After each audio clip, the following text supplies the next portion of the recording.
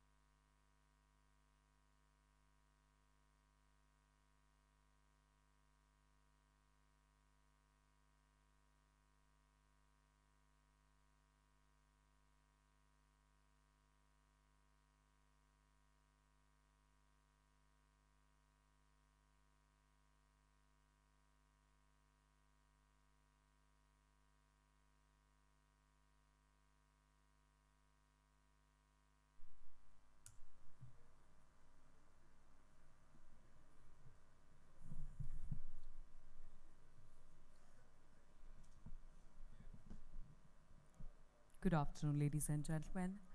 Before we start, could I please request everyone to kindly put their mobile phones on silent or vibrate only mode?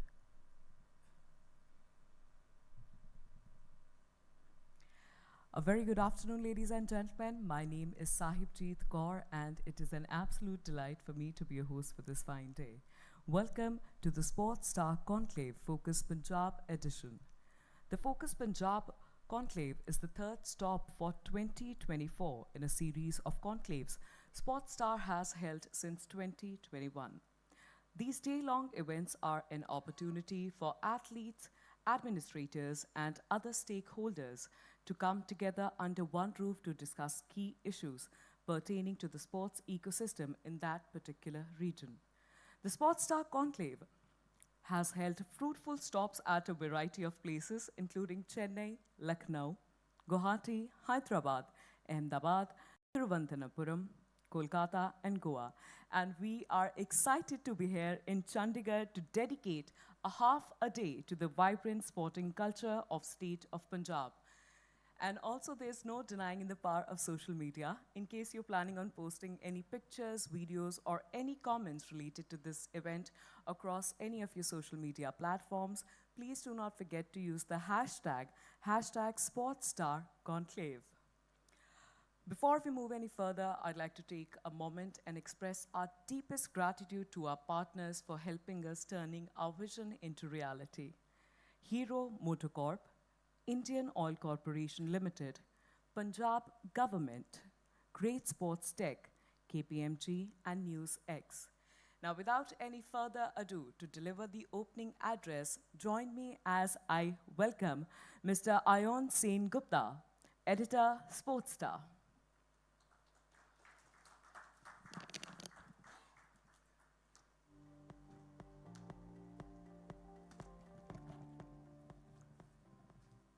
Friends, it's wonderful to be in the land of sports Punjab. On behalf of Sportstar and the Hindu Group, I welcome all of you to the first ever Sportstar Sports Conclave, Focus Punjab.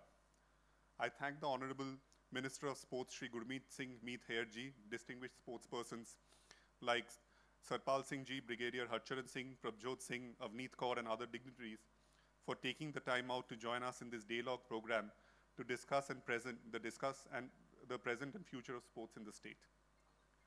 Sportstar, India's oldest sports magazine, celebrated its 45th birthday in June 2023, and for these 45 years, we have been a constant companion of Indian sports, sharing the joys and heartbreaks of our athletes. Excellence is not a singular act but a habit. You are what you do repeatedly. Legendary American basketball star Shaquille O'Neal had once said. And Indian athletes today have made that maxim their life goal, consistently beating the best in the world at the global stage. After winning 107 medals at last year's Asian Games, 19 of those medals were actually won by athletes from Punjab. India now is aiming for a record haul from the Paris Games later in the year.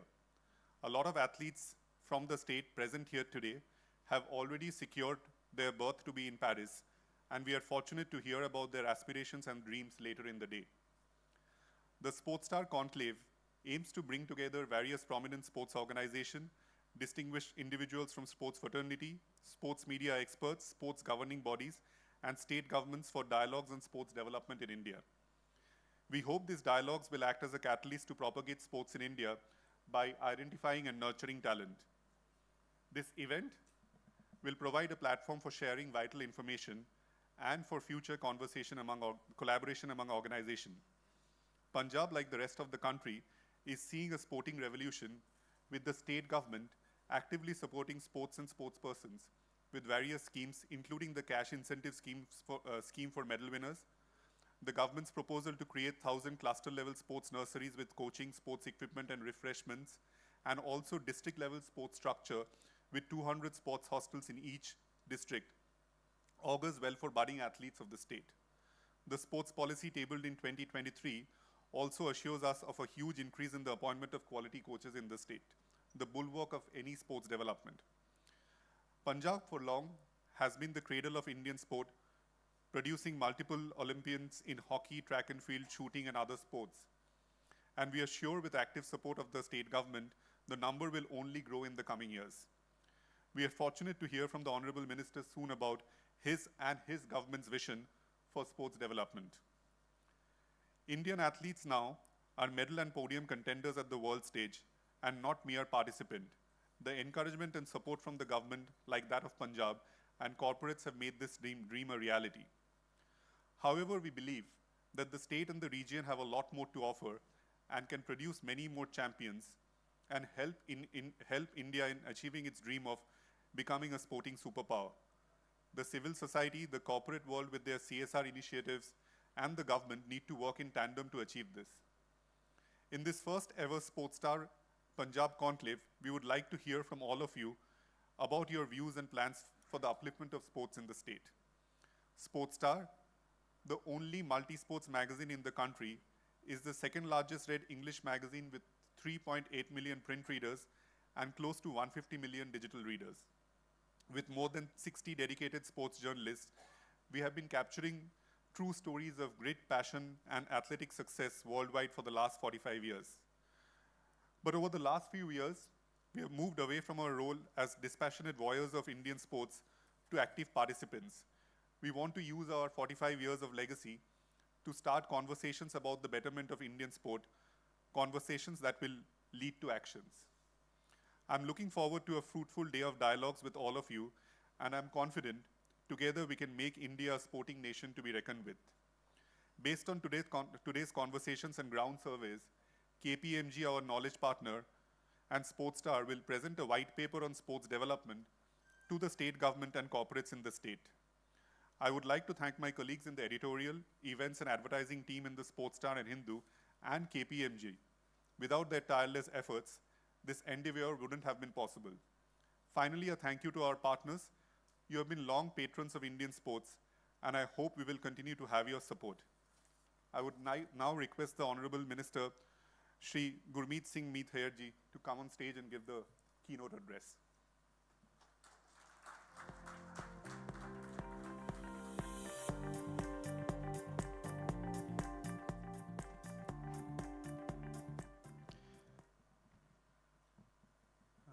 ਸਤਿ ਸ਼੍ਰੀ ਅਕਾਲ ਜੀ ਸਾਰਿਆਂ ਨੂੰ। ਮੈਂ ਦਾ Hindu group ਜਿਨ੍ਹਾਂ ਨੇ sports conclave ਇੱਥੇ organise ਕੀਤਾ ਅਤੇ ਮੈਨੂੰ ਇੱਥੇ ਬੁਲਾਇਆ, ਬੋਲਣ ਦੀ ਓਪਰਚੁਨਿਟੀ ਦਿੱਤੀ, ਮੈਂ ਬਹੁਤ ਧੰਨਵਾਦ ਕਰਦਾ। ਅਤੇ ਇਹਦੇ ਨਾਲ ਨਾਲ ਮੈਂ ਸਰ ਇੱਕ ਕਰੈਕਟ ਕਰੂੰਗਾ that Punjab got 20 medals not 19 in recent Asian games. ਅਤੇ 1951 ਤੋਂ ਬਾਅਦ, ਕਿਉਂਕਿ ਉਸ ਟਾਈਮ 15 ਮੈਡਲ ਸੀਗੇ ਪੰਜਾਬ ਦੇ, ਅਤੇ ਉਦੋਂ ਵੀ ਸਿਰਫ 6 ਕੰਟਰੀ ਪਾਰਟੀਸਪੇਟ ਕਰਦੇ ਸੀ ਏਸ਼ੀਅਨ ਗੇਮਸ ਦੇ ਵਿੱਚ। ਅਤੇ ਇਸ ਵਾਰੀ 50 ਤੋਂ ਜ਼ਿਆਦਾ ਗਿਣਤੀ ਹੈ, ਅਤੇ ਉਹਦੇ ਵਿੱਚ 20 ਮੈਡਲਸ ਅਤੇ 32 ਜਿਹੜੇ ਪਲੇਅਰ ਸੀ ਜਿਹੜੇ ਮੈਡਲ ਲੈ ਕੇ ਆਏ ਆ। ਅਤੇ ਸਾਨੂੰ ਸਾਰੇ ਪੰਜਾਬੀਆਂ ਨੂੰ, ਉਹਨਾਂ ਖਿਡਾਰੀਆਂ 'ਤੇ ਬਹੁਤ ਮਾਣ ਹੈ ਜਿਨ੍ਹਾਂ ਨੇ ਸਾਡੇ ਪੰਜਾਬ ਦਾ, ਸਾਡੇ ਦੇਸ਼ ਦਾ ਨਾਮ ਜਿਹੜਾ ਉਹ ਰੌਸ਼ਨ ਕੀਤਾ। ਅਤੇ ਸਾਡੀ ਜਿਹੜੀ ਸਰਕਾਰ ਹੈ ਕਿ ਆਉਣ ਵਾਲੇ ਸਮੇਂ 'ਚ ਵੀ ਕਿਸ ਤਰ੍ਹਾਂ, ਕਿਉਂਕਿ ਪੰਜਾਬ ਉਹ ਸਟੇਟ ਆ, ਉਹ ਸੂਬਾ ਹੈ ਜਿਹਨੇ ਇਕੱਲੇ ਖੇਡਾਂ ਦੇ ਵਿੱਚ ਵੀ ਨਹੀਂ, ਕਿਉਂਕਿ ਖੇਡਾਂ 'ਚ ਇਸ ਕਰਕੇ ਹੀ ਕਹਿ ਲਓ ਵੀ ਲੰਬੇ ਸਮੇਂ ਤੋਂ ਪੰਜਾਬ ਨੇ ਬਹੁਤ ਵੱਡੇ ਵੱਡੇ ਖਿਡਾਰੀ ਦਿੱਤੇ ਆ। ਉਹਦੇ ਪਿੱਛੇ ਇੱਕ ਹਿਸਟਰੀ ਹੈ, ਕਿਉਂਕਿ ਅਸੀਂ ਗੇਟਵੇ ਆਫ ਇੰਡੀਆ ਜਿਹੜਾ ਫਰੰਟ 'ਤੇ ਬੈਠੇ ਹਾਂ, ਜਿੰਨੇ ਵੀ ਧਾੜਵੀਆਂ ਨੇ ਸਾਡੇ 'ਤੇ ਹਮਲੇ ਕੀਤੇ ਤਾਂ ਪੰਜਾਬੀ ਅੱਗੇ ਹੋ ਕੇ ਜਿਹੜੇ ਆ ਉਹ ਲੜਦੇ ਰਹੇ, ਜਿਹਦੇ ਕਰਕੇ ਇੱਕ ਦਲੇਰੀ ਸਾਡੇ ਉਹ ਖੂਨ 'ਚ ਆ ਗਈ, ਜਿਹਨੂੰ ਅਸੀਂ ਗਰਾਊਂਡ 'ਤੇ ਵਰਤਦੇ ਹਾਂ।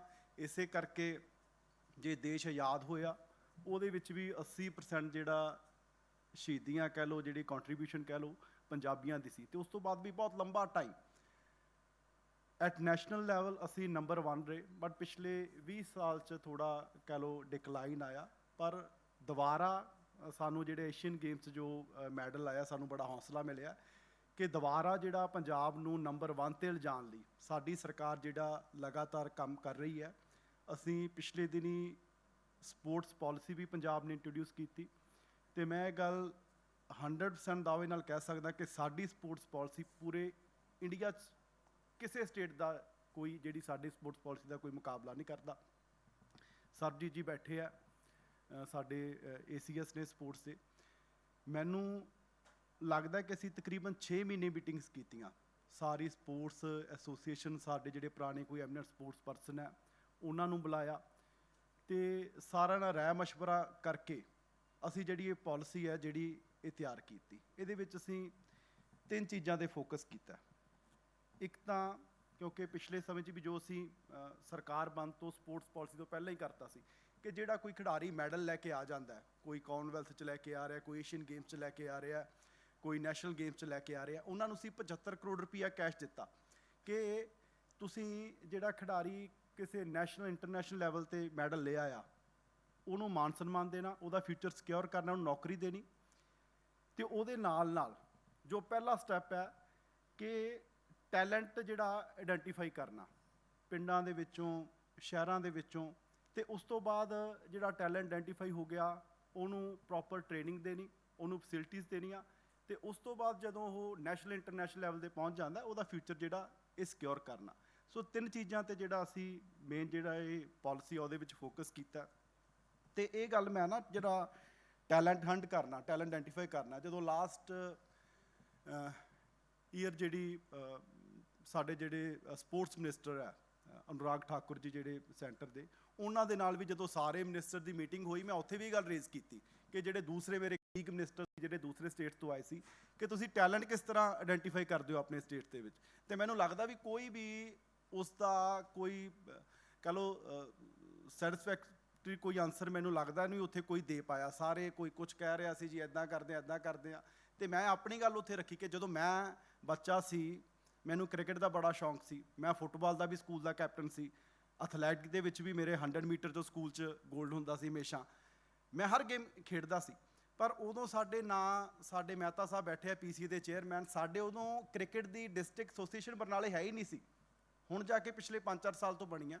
ਮੈਂ ਉਹਨਾਂ ਨੂੰ ਕਿਹਾ, ਮੈਂ ਕਿਹਾ ਜੇ ਮੈਂ ਬੱਚਾ ਜਦੋਂ 7-8 10 ਸਾਲ ਦਾ, ਜੇ ਮੈਨੂੰ ਕੋਈ ਉਦੋਂ ਕਹਿੰਦਾ ਵੀ ਟਰਾਇਲ ਮੋਹਾਲੀ ਹੋ ਰਹੇ ਆ, ਟਰਾਇਲ ਲੁਧਿਆਣੇ ਹੋ ਰਹੇ ਆ, ਤਾਂ ਮੇਰੇ ਪੇਰੈਂਟਸ ਨੇ ਮੈਨੂੰ ਕਦੇ ਨਹੀਂ ਸੀ ਲੈ ਕੇ ਜਾਣਾ ਉੱਥੇ ਟਰਾਇਲ ਜਿਹੜਾ ਕਰਵਾਉਣ ਦੇ ਲਈ। ਹਾਂ ਮੇਰੇ ਕਿਤੇ ਬਰਨਾਲੇ ਸ਼ਹਿਰ 'ਚ ਹੁੰਦੇ ਤਾਂ ਮੈਂ ਜ਼ਰੂਰ ਆਪ ਦਾ ਸਾਈਕਲ ਚੱਕ ਕੇ ਉੱਥੇ ਟਰਾਇਲ ਦੇ ਆਉਂਦਾ, ਕਿਉਂਕਿ ਇਹ ਗੱਲ ਮੇਰੇ ਦਿਮਾਗ 'ਚ ਕਿੱਥੋਂ ਆਈ, ਜਦੋਂ ਮੈਂ ਸਾਡੇ ਜਿਹੜੇ PIs ਦੇ ਸੈਂਟਰ ਚੱਲਦੇ ਆ, ਮੈਂ ਸਾਡੇ ਕੋਚਸ ਨੂੰ ਬੁਲਾਇਆ, ਉਹਨਾਂ ਤੋਂ ਪੁੱਛਿਆ ਵੀ ਤੁਸੀਂ ਕਿਸ ਤਰ੍ਹਾਂ ਜਿਹੜੇ ਇੱਥੇ ਬੱਚੇ ਲੈ ਕੇ ਆਉਣੇ ਹੋ। ਮੈਂ ਦੇਖਿਆ ਕਿ ਜੇ ਵਾਲੀਬਾਲ ਦੇ ਬੱਚੇ ਆ ਤਾਂ ਅੰਮ੍ਰਿਤਸਰ ਦੀ ਕਿਸੇ ਇੱਕ ਪਿੰਡ ਤੋਂ ਲਿਆਂਦੇ ਜਾ ਰਹੇ ਆ, ਜੇ ਫੁੱਟਬਾਲ ਦੇ ਬੱਚੇ ਆ ਤਾਂ ਹੁਸ਼ਿਆਰਪੁਰ ਦੇ ਕਿਸੇ ਇੱਕ ਜ਼ਿਲ੍ਹੇ ਤੋਂ ਲਿਆਂਦੇ ਜਾ ਰਹੇ ਆ। ਪੂਰੇ ਪੰਜਾਬ 'ਚ ਜਿਹੜੇ ਟਰਾਇਲ ਹੀ ਨਹੀਂ ਕਰਵਾਏ ਜਾਂਦੇ, ਮਾਨਸਾ, ਬਠਿੰਡਾ, ਬਰਨਾਲਾ ਬਹੁਤ ਏਰੀਆ ਜਿਹੜਾ ਰਹਿ ਹੀ ਜਾਂਦਾ ਸੀ। ਤਾਂ ਅਸੀਂ ਪਿਛਲੇ ਸਾਲ ਵੀ ਇੱਕ ਕੋਸ਼ਿਸ਼ ਕੀਤੀ ਕਿ ਪੂਰੇ ਪੰਜਾਬ ਦੇ ਵਿੱਚੋਂ ਸਾਡੇ ਕੋਚਸ ਨੇ ਜਿਹੜੇ ਟਰਾਇਲ ਇੱਕ ਦਿਨ 'ਚ ਹੋ ਜਾਂਦੇ ਸੀ, 1.5 ਮਹੀਨੇ ਤੱਕ ਟਰਾਇਲ ਚੱਲੇ, ਅਤੇ ਅਸੀਂ ਸਾਰੇ ਪੰਜਾਬ 'ਚੋਂ ਜਿਹੜੇ ਜਾ ਕੇ ਆ ਉਹ ਟਰਾਇਲ ਜਿਹੜੇ ਉਹ ਲਏ। ਪਰ ਫਿਰ ਵੀ ਮੈਨੂੰ ਲੱਗਿਆ ਕਿ ਇਹਦੇ ਨਾਲ ਵੀ ਜਿਹੜਾ ਮੈਨੂੰ ਵੀ ਸਹੀ ਜਿਹੜਾ ਟੈਲੈਂਟ, ਕਿਉਂਕਿ ਜਿਹੜੇ ਦਿਨ ਟਰਾਇਲ ਹੈ ਹੋ ਸਕਦਾ ਉਹ ਬੱਚੇ ਦਾ ਦਿਨ ਅੱਛਾ ਨਾ ਹੋਵੇ, ਕਿਉਂਕਿ ਕ੍ਰਿਕਟ ਦੇ ਵਿੱਚ ਤਾਂ ਕਈ ਇੱਦਾਂ ਦੇ ਕੋਈ ਵੀ ਗੇਮ ਹੈ, ਉਸ ਦਿਨ ਬਿਮਾਰ ਹੋ ਸਕਦਾ ਬੱਚਾ, ਜਾਂ ਉਹਨੂੰ ਕਿਤੇ ਕੋਈ ਹੋਰ ਕੰਮ ਹੋ ਸਕਦਾ, ਕੋਈ ਉਹਦੇ ਘਰੇ ਕੋਈ ਇੱਦਾਂ ਦੀ ਕੋਈ ਦਿੱਕਤ ਆ ਸਕਦੀ, ਉਹ ਟਰਾਇਲ ਦੇ ਨਹੀਂ ਨਾ ਪਾਵੇ। ਸੋ ਇਹਦੇ ਲਈ ਅਸੀਂ ਫੈਸਲਾ ਕੀਤਾ ਕਿ ਜਿਹੜੀ ਸਪੋਰਟਸ ਨਰਸਰੀਜ਼ ਜਿਹੜੀਆਂ ਨੇ ਉਹ ਪੂਰੇ ਪੰਜਾਬ ਦੇ ਵਿੱਚ ਬਣਾਈਆਂ ਜਾਣ, ਜਿੱਥੇ ਆਲੇ ਦੁਆਲੇ ਦੇ 8, 10, 15 ਪਿੰਡਾਂ ਤੋਂ ਜਿਹੜੇ ਸਾਡੇ ਕੋਚਸ ਹੋਣਗੇ ਉੱਥੋਂ ਬੱਚੇ ਲੈ ਕੇ ਆਉਣਗੇ, 60 ਬੱਚਿਆਂ ਨੂੰ ਉੱਥੇ ਰੱਖਾਂਗੇ, ਉਹਨਾਂ ਨੂੰ ਟ੍ਰੇਨ ਕਰਾਂਗੇ, ਜਿਹੜੇ ਉਹਨਾਂ 'ਚੋਂ ਕਰੀਮ ਹੋਊਗੀ ਫਿਰ ਉਹਨਾਂ ਨੂੰ ਡਿਸਟ੍ਰਿਕਟ ਹੈੱਡਕੁਆਟਰ 'ਤੇ ਜਿਹੜਾ ਲੈ ਕੇ ਆਵਾਂਗੇ, ਫਿਰ ਉਹਨਾਂ ਨੂੰ ਪ੍ਰੋਫੈਸ਼ਨਲੀ ਟ੍ਰੇਨ ਕਰਾਂਗੇ, ਉਹਦੇ ਨਾਲ ਜਿਹੜਾ ਟੈਲੈਂਟ ਹੈ ਉਹ ਨਿਕਲ ਕੇ ਆਊਗਾ। ਉਹ ਵੀ ਅਸੀਂ ਜਿਹੜੀ ਨਰਸਰੀਜ਼ ਐਵੇਂ ਨਹੀਂ ਵੀ ਕੋਈ ਕਿਸੇ MLA ਦਾ ਫੋਨ ਆ ਗਿਆ ਜੀ ਸਾਡੇ ਇੱਥੇ ਬਣਾ ਦਿਓ, ਕਿਸੇ ਹੋਰ ਮੰਤਰੀ ਦਾ ਫੋਨ ਆ ਗਿਆ ਸਾਡੇ ਇੱਥੇ ਬਾਕਸਿੰਗ ਦੀ ਬਣਾ ਦਿਓ, ਉਹ ਵੀ ਇਸ ਤਰ੍ਹਾਂ ਨਹੀਂ। ਉਹ ਵੀ ਬ੍ਰਿਗੇਡੀਅਰ ਸਾਹਿਬ ਜਿਹੜੇ ਏਰੀਏ 'ਚ ਜਿਹੜੀ ਗੇਮ ਪੋਪੂਲਰ ਹੈ, ਜੇ ਸੰਸਾਰਪੁਰ ਹਾਕੀ ਚੱਲਦੀ ਹੈ ਤਾਂ ਉਸੇ ਅਸੀਂ ਹਾਕੀ ਦੀ ਨਰਸਰੀ ਦੇਣੀ ਹੈ, ਜੇ ਚੱਕਰਪਿੰਡ ਬਾਕਸਿੰਗ ਚੱਲਦੀ ਹੈ ਤਾਂ ਅਸੀਂ ਬਾਕਸਿੰਗ ਦੀ ਨਰਸਰੀ ਉੱਥੇ ਦੇਣੀ ਹੈ, ਜੇ ਕਿਸੇ ਏਰੀਏ ਦੇ ਵਿੱਚ ਟੇਬਲ ਟੈਨਿਸ ਕਿਸੇ ਏਰੀਏ 'ਚ ਬੈਡਮਿੰਟਨ ਪੋਪੂਲਰ ਹੈ ਤਾਂ ਉੱਥੇ ਅਸੀਂ ਉਹਦੀ ਨਰਸਰੀ ਦੇਣੀ ਹੈ। ਅਤੇ ਇਹਦਾ ਸਾਨੂੰ ਡਾਟਾ ਜਿਹੜੀਆਂ ਅਸੀਂ ਖੇਡਾਂ ਵਤਨ ਪੰਜਾਬ ਦੀਆਂ ਕਰਵਾਈਆਂ ਉਹਦੇ ਤੋਂ ਮਿਲਿਆ, ਕਿਉਂਕਿ ਉਹਦੇ 'ਚ ਜੋ ਵੀ ਪਾਰਟੀਸਪੇਟ ਬੱਚੇ ਕਰਦੇ ਆ ਔਨਲਾਈਨ ਰਜਿਸਟਰ ਜਿਹੜਾ ਉਹ ਕਰਦੇ ਆ, ਸਾਡੇ ਕੋਲੇ ਪੂਰਾ ਡਾਟਾ ਆ ਗਿਆ ਕਿ ਬਾਕਸਿੰਗ ਦੀ ਸਭ ਤੋਂ ਜ਼ਿਆਦਾ ਜਿਹੜੀ ਪਾਰਟੀਸਪੇਸ਼ਨ ਕਿੱਥੋਂ ਹੋ ਰਹੀ ਹੈ, ਬੈਡਮਿੰਟਨ ਦੀ ਕਿੱਥੋਂ ਹੋ ਰਹੀ ਹੈ, ਰੈਸਲਿੰਗ ਦੀ ਕਿੱਥੋਂ ਹੋ ਰਹੀ ਹੈ।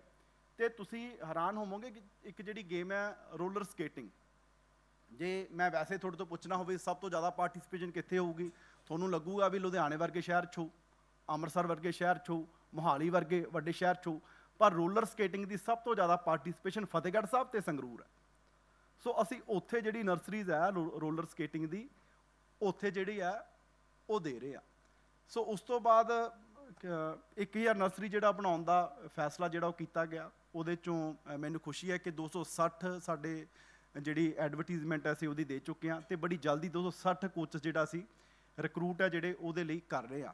ਉਸ ਤੋਂ ਬਾਅਦ ਤੁਸੀਂ ਵੀ ਜ਼ਿਕਰ ਕੀਤਾ ਕਿ ਡਿਸਟ੍ਰਿਕਟ ਹੈੱਡਕੁਆਟਰ 'ਤੇ ਅਸੀਂ ਹੋਸਟਲਸ ਵੀ ਬਣਾਵਾਂਗੇ, ਪ੍ਰੋਪਰ ਜਿਹੜੀ ਟ੍ਰੇਨਿੰਗ ਹੈ ਜਿਹੜੇ ਬੱਚੇ ਹੈ ਉਹਨਾਂ ਨੂੰ ਦੇਣੀ ਹੈ। ਅਤੇ ਉਸ ਤੋਂ ਬਾਅਦ ਜਿਹੜਾ ਪਾਲਿਸੀ ਦਾ ਬੜਾ ਇੰਪੋਰਟੈਂਟ ਪਾਰਟ ਹੈ, ਕਿਉਂਕਿ ਪਹਿਲਾਂ ਇਹ ਹੁੰਦਾ ਸੀ ਪਿਛਲੀਆਂ ਸਰਕਾਰਾਂ ਦੇ ਵਿੱਚ ਜੇ ਤਾਂ ਕੋਈ ਇਲੈਕਸ਼ਨ ਈਅਰ 'ਚ ਕਾਮਨਵੈਲਥ ਆ ਗਈ, ਕੋਈ ਏਸ਼ੀਅਨ ਗੇਮਸ ਆ ਗਈਆਂ, ਜਿਹਦਾ ਤਾਂ ਉਦੋਂ ਮੈਡਲ ਆ ਗਿਆ ਵੀ ਇਲੈਕਸ਼ਨ 'ਚ ਹੈਗਾ 6 ਮਹੀਨੇ, ਤਾਂ ਉਹਨੂੰ DSP ਵੀ ਲਾ ਦੇਣਾ, ਉਹਨੂੰ 2 ਕਰੋੜ ਰੁਪਇਆ ਵੀ ਦੇ ਦੇਣਾ। ਜੇ ਇਲੈਕਸ਼ਨ ਈਅਰ ਨਹੀਂ ਹੈਗਾ ਤਾਂ ਨਾ ਨੌਕਰੀ ਨਾ ਕੈਸ਼ ਅਵਾਰਡ। ਅਤੇ ਪਹਿਲੀ ਵਾਰ ਹੈ ਕਿ ਇਹਨੂੰ ਪਾਲਿਸੀ ਦੇ ਵਿੱਚ ਲਿਆਂਦਾ ਗਿਆ ਕਿ ਅੱਜ ਦੇ ਟਾਈਮ ਹੀ ਜੋ ਏਸ਼ੀਅਨ ਗੇਮਸ ਦੀ ਚਲੋ ਲੰਘ ਗਈਆਂ, ਜੋ ਓਲੰਪਿਕ ਦੀ ਤਿਆਰੀ ਕਰ ਰਿਹਾ, ਉਹਨਾਂ ਨੂੰ ਅੱਜ ਹੀ ਪਤਾ ਜੇ ਮੈਂ ਗੋਲਡ ਲੈ ਕੇ ਆਊਂਗਾ ਤਾਂ ਮੈਨੂੰ ਪੰਜਾਬ ਆ ਕੇ ਆ ਨੌਕਰੀ ਮਿਲੂ।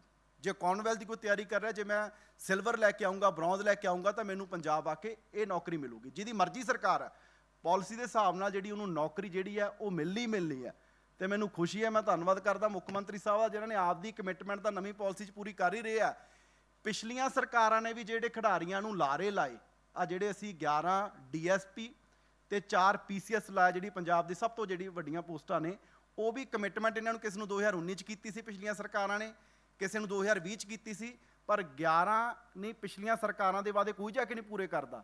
ਇਹ ਸਾਡੀ ਸਰਕਾਰ ਹੈ, ਮਾਨ ਸਾਹਿਬ ਨੇ ਜਿਹਨੇ ਪਿਛਲੀਆਂ ਸਰਕਾਰਾਂ ਦੀ ਕਮਿਟਮੈਂਟ ਪੂਰੀ ਕਰਕੇ 11 ਜਿਹੜੇ ਸਾਡੇ ਪਲੇਅਰ ਹੈ ਉਹਨਾਂ ਨੂੰ DSP ਅਤੇ ਜਿਹੜੇ PCS ਹੈ ਉਹ ਅਪੁਆਇੰਟ ਕੀਤਾ ਜਿਹੜਾ ਰੀਸੈਂਟਲੀ। ਸੋ ਅਸੀਂ ਬੜੇ ਧਿਆਨ ਨਾਲ, ਮੈਂ ਨਹੀਂ ਕਹਿੰਦਾ ਕਿ ਸਾਨੂੰ ਸਾਰਾ ਕੁਝ ਪਤਾ ਹੈ, ਜੋ ਨਹੀਂ ਪਤਾ ਤਾਂ ਤੁਸੀਂ ਸਿੱਖ ਲਓ।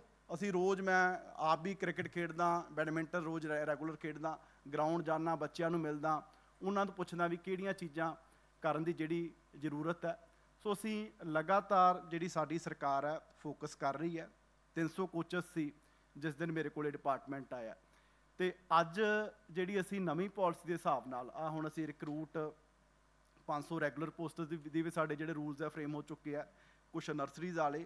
ਅਤੇ ਮੈਂ ਇਹ ਗੱਲ ਦਾਅਵੇ ਨਾਲ ਕਹਿਣਾ ਕਿ 2024 ਦੇ ਵਿੱਚ ਪੰਜਾਬ ਜਿਹੜੀ ਕੋਚਸ ਦੀ ਗਿਣਤੀ ਆ ਉਹ 1000 ਕ੍ਰੋਸ ਕਰ ਜੂਗੀ, ਅਤੇ ਨੈਕਸਟ ਈਅਰ ਤੱਕ 2300 ਕੋਚ ਪੰਜਾਬ ਦੇ ਵਿੱਚ ਜਿਹੜੇ ਆ ਉਹ ਹੋ ਜਾਣਗੇ।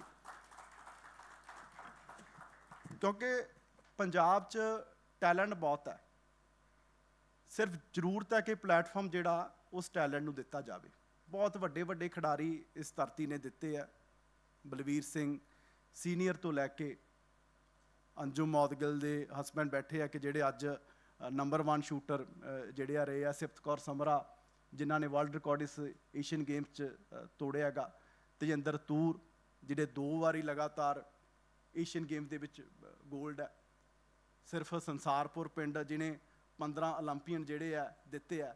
ਕਿਉਂਕਿ ਟੈਲੈਂਟ ਦੀ ਪੰਜਾਬ 'ਚ ਕੋਈ ਕਮੀ ਨਹੀਂ, ਸਿਰਫ ਜਿਹੜਾ ਪਲੇਟਫਾਰਮ ਹੈ ਉਸ ਟੈਲੈਂਟ ਨੂੰ ਆਇਡੈਂਟੀਫਾਈ ਕਰਨਾ ਅਤੇ ਉਹਨੂੰ ਪਲੇਟਫਾਰਮ ਦੇਣਾ, ਇਹਦੀ ਜ਼ਰੂਰਤ ਹੈ, ਜਿਹਦੇ 'ਤੇ ਮੈਂ ਸਮਝਦਾ ਸਾਡੀ ਸਰਕਾਰ ਹੈ ਜਿਹੜੀ ਲਗਾਤਾਰ ਜਿਹੜਾ ਉਹ ਕੰਮ ਹੈ ਉਹ ਕਰ ਰਹੀ ਹੈ। ਡੈਡੀਕੇਸ਼ਨ ਦੀ ਜਿਹੜੀ ਬੱਚਿਆਂ 'ਚ ਕੋਈ ਕਮੀ ਨਹੀਂ, ਮਿਹਨਤ ਦੀ ਜਿਹੜੀ ਹੈ ਕੋਈ ਕਮੀ ਨਹੀਂ, ਅਤੇ ਸਾਡਾ ਇਹ ਸੁਪਨਾ ਕਿ ਦੁਬਾਰਾ ਜਿਹੜਾ ਪੰਜਾਬ ਹੈ ਉਹ ਪਹਿਲੇ ਨੰਬਰ 'ਤੇ ਆਊਗਾ, ਅਤੇ ਦੁਬਾਰਾ ਬਲਵੀਰ ਸਿੰਘ ਸੀਨੀਅਰ ਵਰਗੇ ਖਿਡਾਰੀ ਜਿਹੜੇ ਆ ਇੱਥੇ ਪੈਦਾ ਹੋਣਗੇ ਜਿਨ੍ਹਾਂ ਦੇ ਰਿਕਾਰਡ ਦੁਨੀਆ ਤੋਂ ਨਹੀਂ ਟੁੱਟਣੇ। ਕਿਉਂਕਿ ਬਲਵੀਰ ਸਿੰਘ ਸੀਨੀਅਰ ਉਹ ਖਿਡਾਰੀ ਨੇ ਜਦੋਂ 2012 ਦੇ ਓਲੰਪਿਕ ਦੇ ਵਿੱਚ ਜਦੋਂ 116 ਸਾਲ ਦਾ ਰਿਕਾਰਡ ਜਿਹੜਾ ਦੇਖਿਆ ਗਿਆ, ਉਹਨਾਂ ਨੇ 8 ਮੇਲ ਅਤੇ 8 ਫੀਮੇਲ ਜਿਹੜੇ ਹੁਣ ਤੱਕ ਦੇ ਬੈਸਟ ਖਿਡਾਰੀ ਆ ਉਹਨਾਂ ਨੂੰ ਜਿਹੜਾ ਨਾਮ ਉਹਨਾਂ ਦੇ ਕੱਢੇ, ਉਹਨਾਂ ਨੂੰ ਬੁਲਾਇਆ।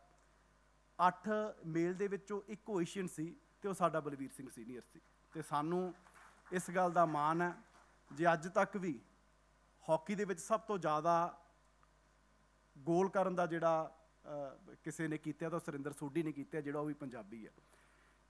ਹਰਚਰਨ ਸਿੰਘ ਜੀ ਸਾਡੇ ਵਿੱਚ ਮੌਜੂਦ ਨੇ, ਵਰਲਡ ਕੱਪ ਦੇ ਵਿੱਚ ਜਿਨ੍ਹਾਂ ਕੋਲੇ ਗੋਲਡ, ਬ੍ਰੌਂਜ਼ ਅਤੇ ਸਿਲਵਰ, ਇਹ ਵੀ ਇਕੱਲੇ ਪੰਜਾਬੀ ਖਿਡਾਰੀ ਆ ਜਿਨ੍ਹਾਂ ਕੋਲੇ ਇਹ ਮਾਣ ਹੈ।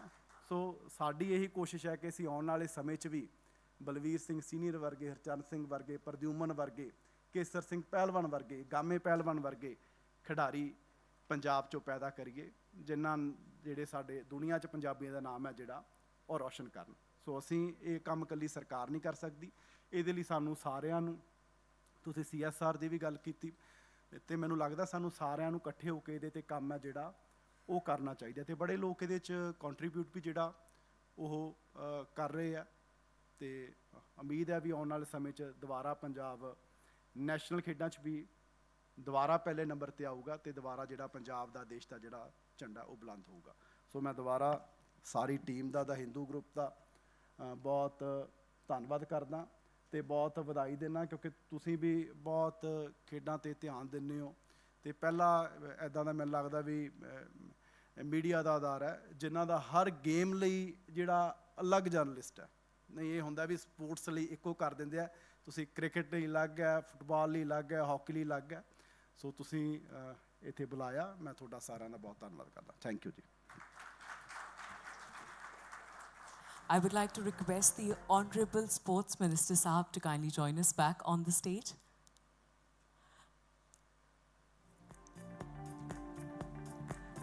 I believe as I say this on everybody's behalf when I thank you for taking out time from your busy schedule and gracing the occasion. And to present a small token of appreciation on our behalf, I would like to now invite Mr. L.V. Navneet, CEO, The Hindu Group, and Mr. Ayon Sengupta, Editor, Sportstar, to kindly join us on the stage.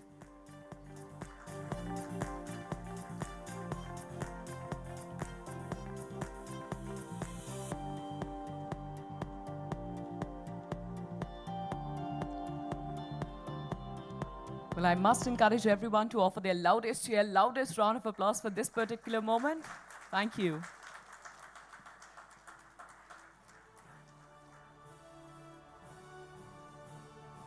Apart from this, I would like to request all you three gentlemen to kindly stay back with us for a highly anticipated segment.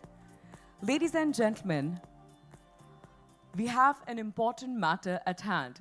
It is Sportstar Conclave tradition to felicitate sporting talents from the states the Conclave caravan travels to.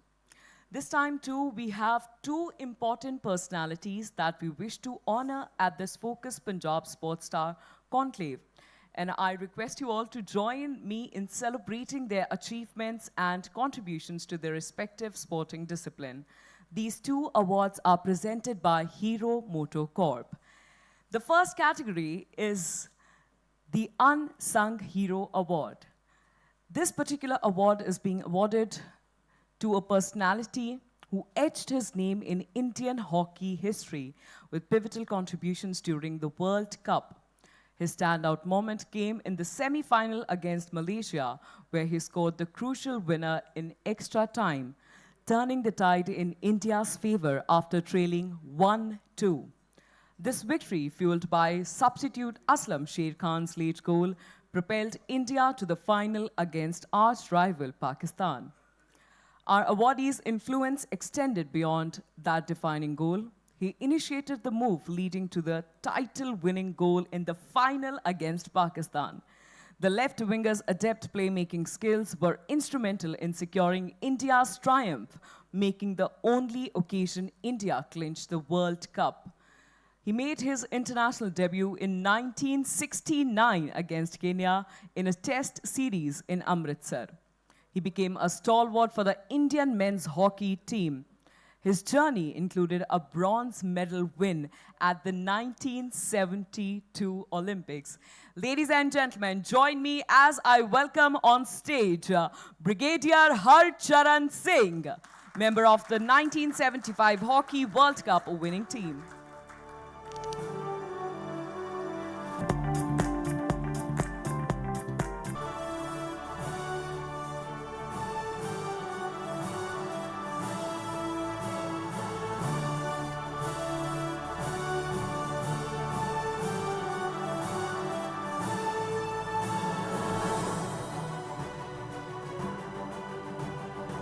Well, I must request Mr. Singh to kindly say a few words.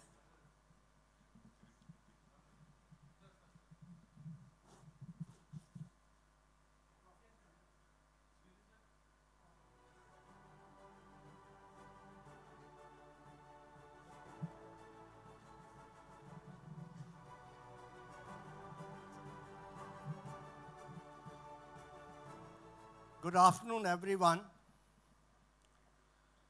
I think month of February has been very lucky for me. Last 25 days, this is the third honor I'm lucky to have bestowed upon with. 2nd February, from Guru Nanak Dev University, I got the most prominent alumnus award in Amritsar. 22nd of this month, one was part of the iconic Indian hockey team. We were conferred with as Hockey Legends Award. And now, making the hat trick, like my medals in the World Cup, this is the third one that I am being honored with, for which I am grateful to our young Sports Minister Punjab, Shri Gurmeet Singh Meet Hair ji, and the Hindu group who are kind enough to have considered me and given this award to me. So for which I am grateful to all of you. Ladies and gentlemen, I always say that a sports person is a blessed person, because being a sportsman, one unknowingly learns so much in life, like teamwork, cooperation, how to remain rooted with the victories, how not to get disappointed with the failures, and how to develop the positive attitude in life, become a forward-looking citizen of the country, and all these factors put together provide a sports person a platform for the furtherance of one's career. I can recall that starting with sports at a very young age, this has been a long journey, and how much one has learned from sports, and one is proud to say that I am a combination of sports and a soldier, and I've tried to maintain balance in both. Gurmeet Meet here, sir. Before I joined the army, I played 4 years for Punjab in the national championships. That was 1969 to 1972. And all the 4 years, we were the national champions. That was kind of a record. And when I played my 5th national for services, that time the services became the national champion.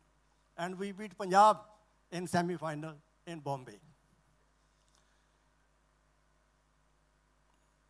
Punjab, I am privy to the policies being made, because I still am on the Governing Council of PIS as one of the 5 advisory members.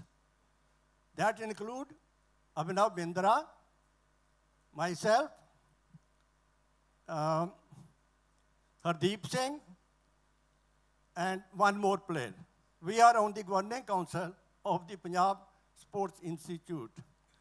So we are grateful to Punjab government, especially to you, sir, for giving a pension to the veteran sportsmen, as well as to the cash award to various categories of sports persons of Punjab. So in the end, not taking much time, I once again am grateful to all of you for having chosen me for Lifetime Achievement Award. Thank you very much, ladies and gentlemen.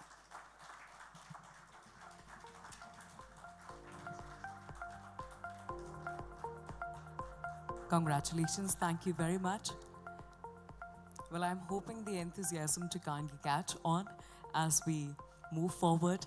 Well, one more award for this category, and to present that award once again, I would like to request the Honorable Sports Minister, Shri Gurmeet Singh Meet Hayarji, to kindly join us. Requesting Mr. L.V. Navneet to kindly join us, and Mr. Ayon Sen Gupta.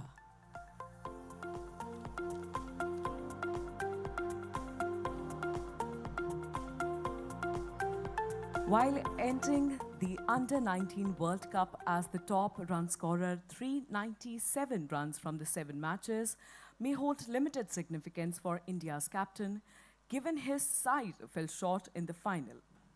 Our next awardee's pivotal role in India's group stage and Super Six's dominance remains undeniable. He has also captained India at the Under-19 Asia Cup in Dubai before the World Cup, where he led the team to the semi-final. He had caught the attention of the selectors after emerging as the highest scorer at the Under-19 Challenger Trophy held in Guwahati in November last year. He made 297 runs in 4 innings and 4 half-centuries and a best of 93 not out. Ladies and gentlemen, the award is being awarded to Mr. Uday Saharan, but unfortunately, he deserves an applause nonetheless. Let's give it up for him. Unfortunately, he couldn't be here with us, but to accept this award on his behalf, please welcome Mr. Amarjeet Singh Mehta.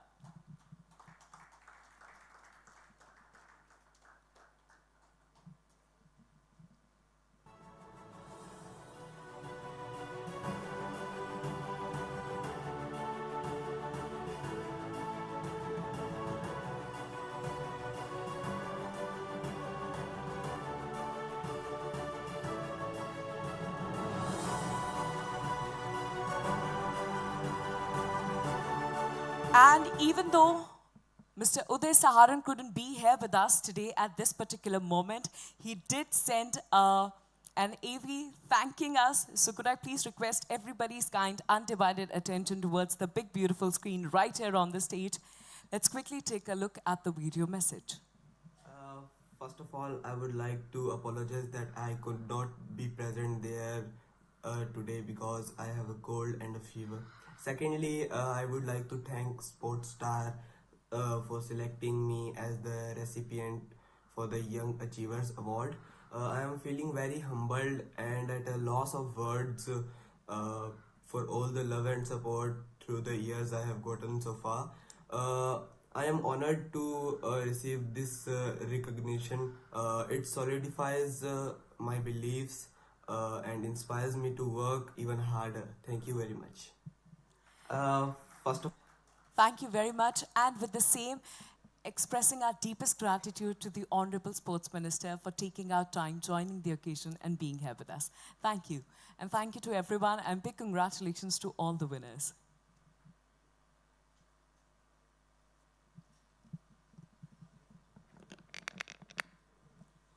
Well, what a fantastic start to a fantastic day. In the next 120 seconds, ladies and gentlemen, we shall begin with the first panel discussion of the day, requesting everyone to kindly remain seated.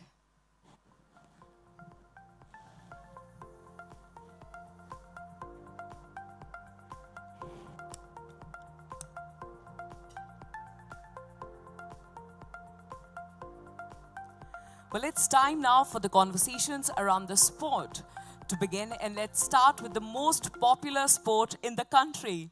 Any wild guesses? Cricket, of course. Punjab has produced a number of gifted talents who have helped change India's personality internationally, from promising underdogs to world beaters. From a healthy contribution to the 1983 World Cup winning team to more recent stars like Harbhajan Singh, Yuvraj Singh and Harmanpreet Kaur, Punjab has been valuable to Indian cricket. What is the future of this legacy looking like? Join us in the conversation as we welcome our first panel. And to welcome the panel, first and foremost, I'd like to welcome the moderator. Please give it up for Mr. Shayan Acharya, Senior Assistant Editor, Sportstar.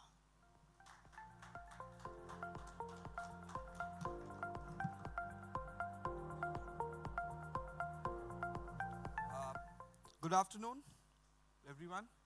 It's so good to be in Chandigarh and talk about cricket in Punjab.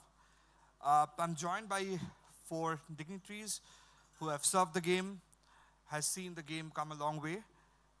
And without any further ado, I would like to have them on stage. I'll start with Mr. Amarjit Mehta, the President of Punjab Cricket Association.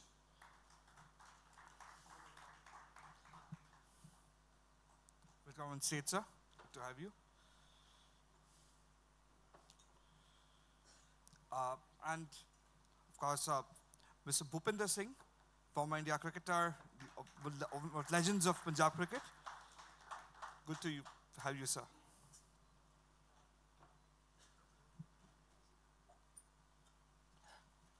And Mr. Gursharan Singh, another former India cricketer, Punjab captain, and needs no introduction, one of the legends of the game. Welcome, sir.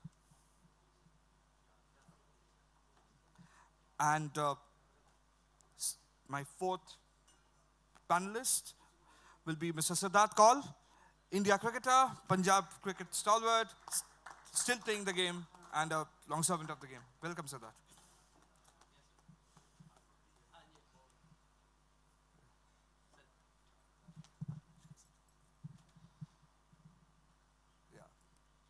And with that, we'll get going. It's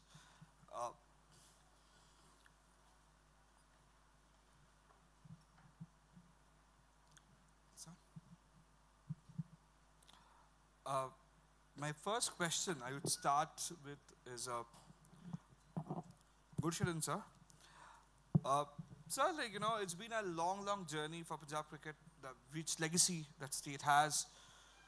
But over the last few years, we have seen that there has been a dearth in red ball cricket, while obviously the team has had success in the white ball cricket for sure. What do you think is the way ahead for Punjab cricket? Being a former captain, what do you feel? Hello. Good afternoon, everyone. Yeah, thanks for inviting me for this conclave.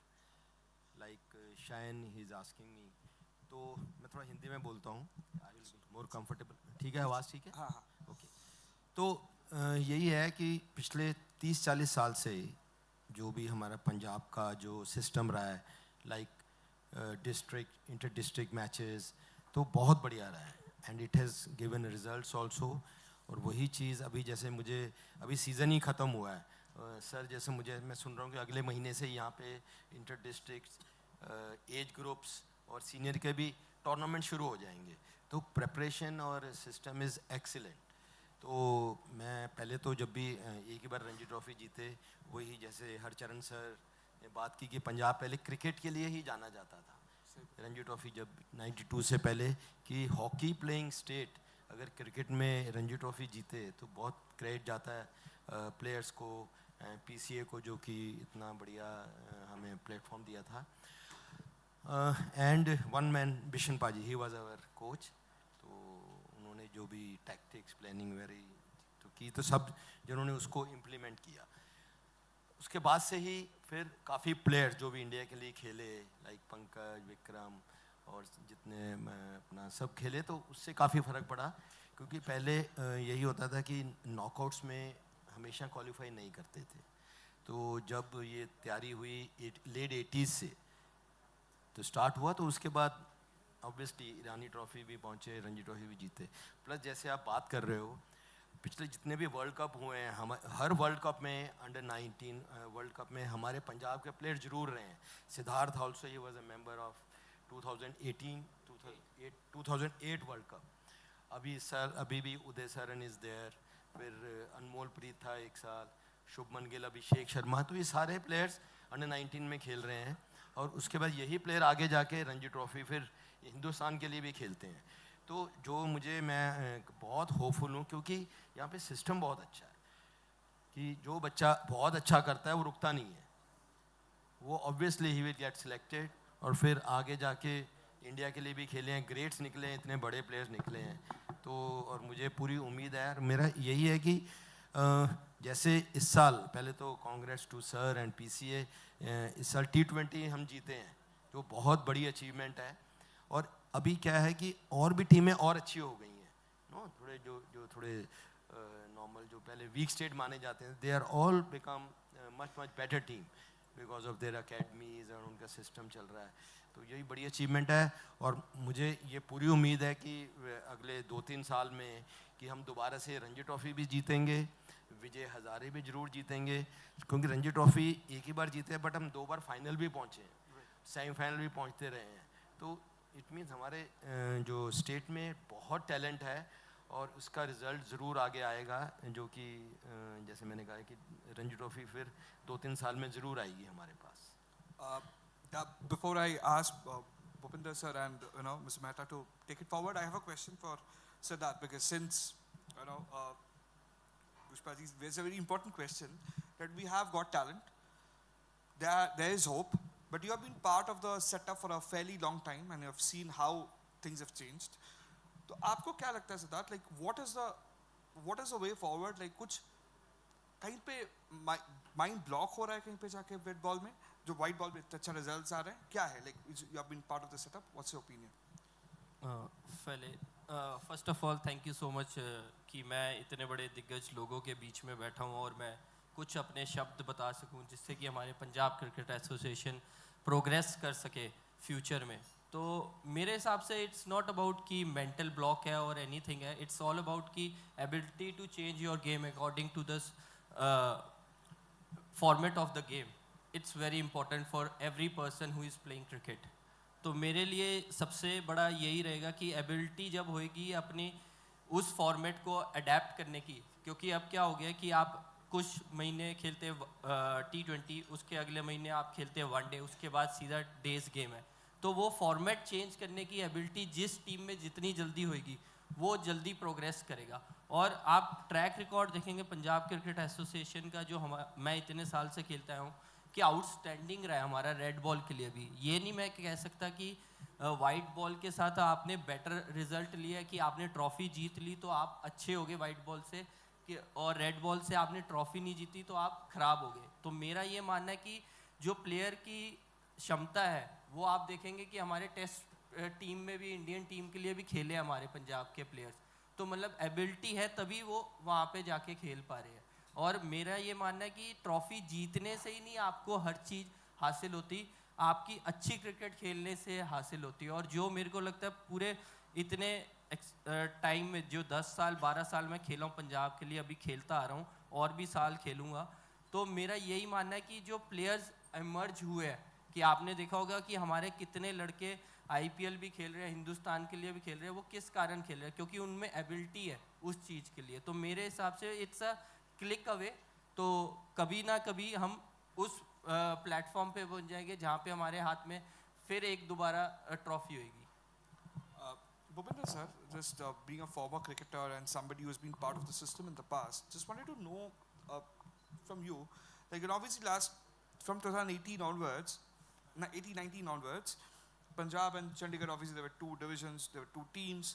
Whether that has got an impact on the game, or do you think that's perfectly all right?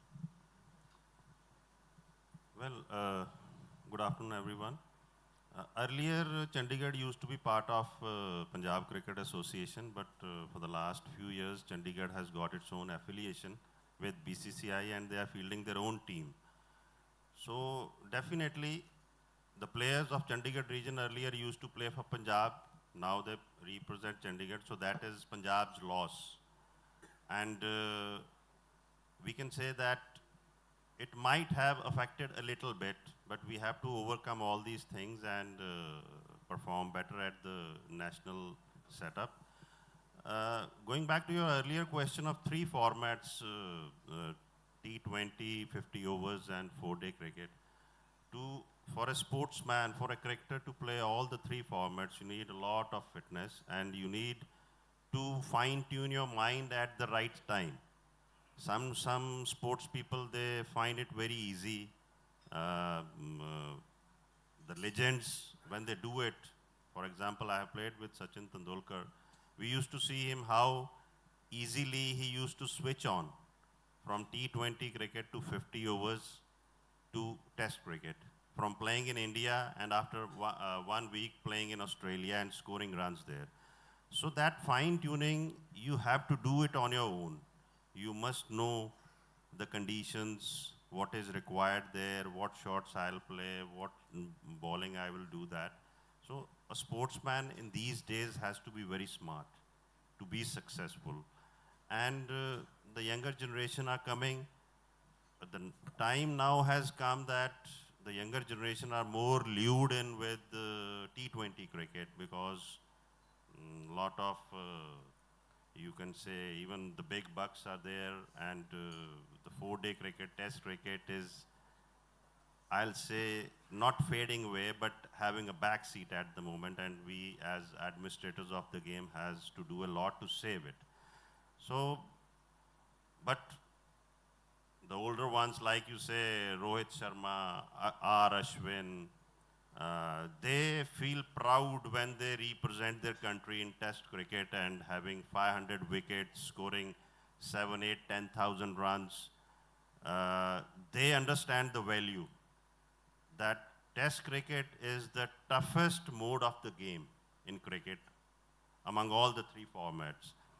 And maybe the young generation may not agree with me on this, but we also find that that is to play 5-day crickets in various circumstances and overcoming the opposition time and again, and keeping yourself fit for that duration of the game is very challenging, and you need a good, strong mindset and your body to overcome all that. Mr. Mehta, being the head of the illustrious Punjab Cricket Association now, what is the vision that you have, like taking cue from all, you know, what Goshpaji or Pupi sir said? What is the vision that you have? आपको क्या लगता है कि आगे जाके क्या आपको करना है? Because obviously, you know, आप मेरे को उस दिन बोल रहे थे कि, you know, divisions आप करना चाहते हैं एक अलग centers में, so that the game grows. अगर आप थोड़ा vision share कर सकते हैं.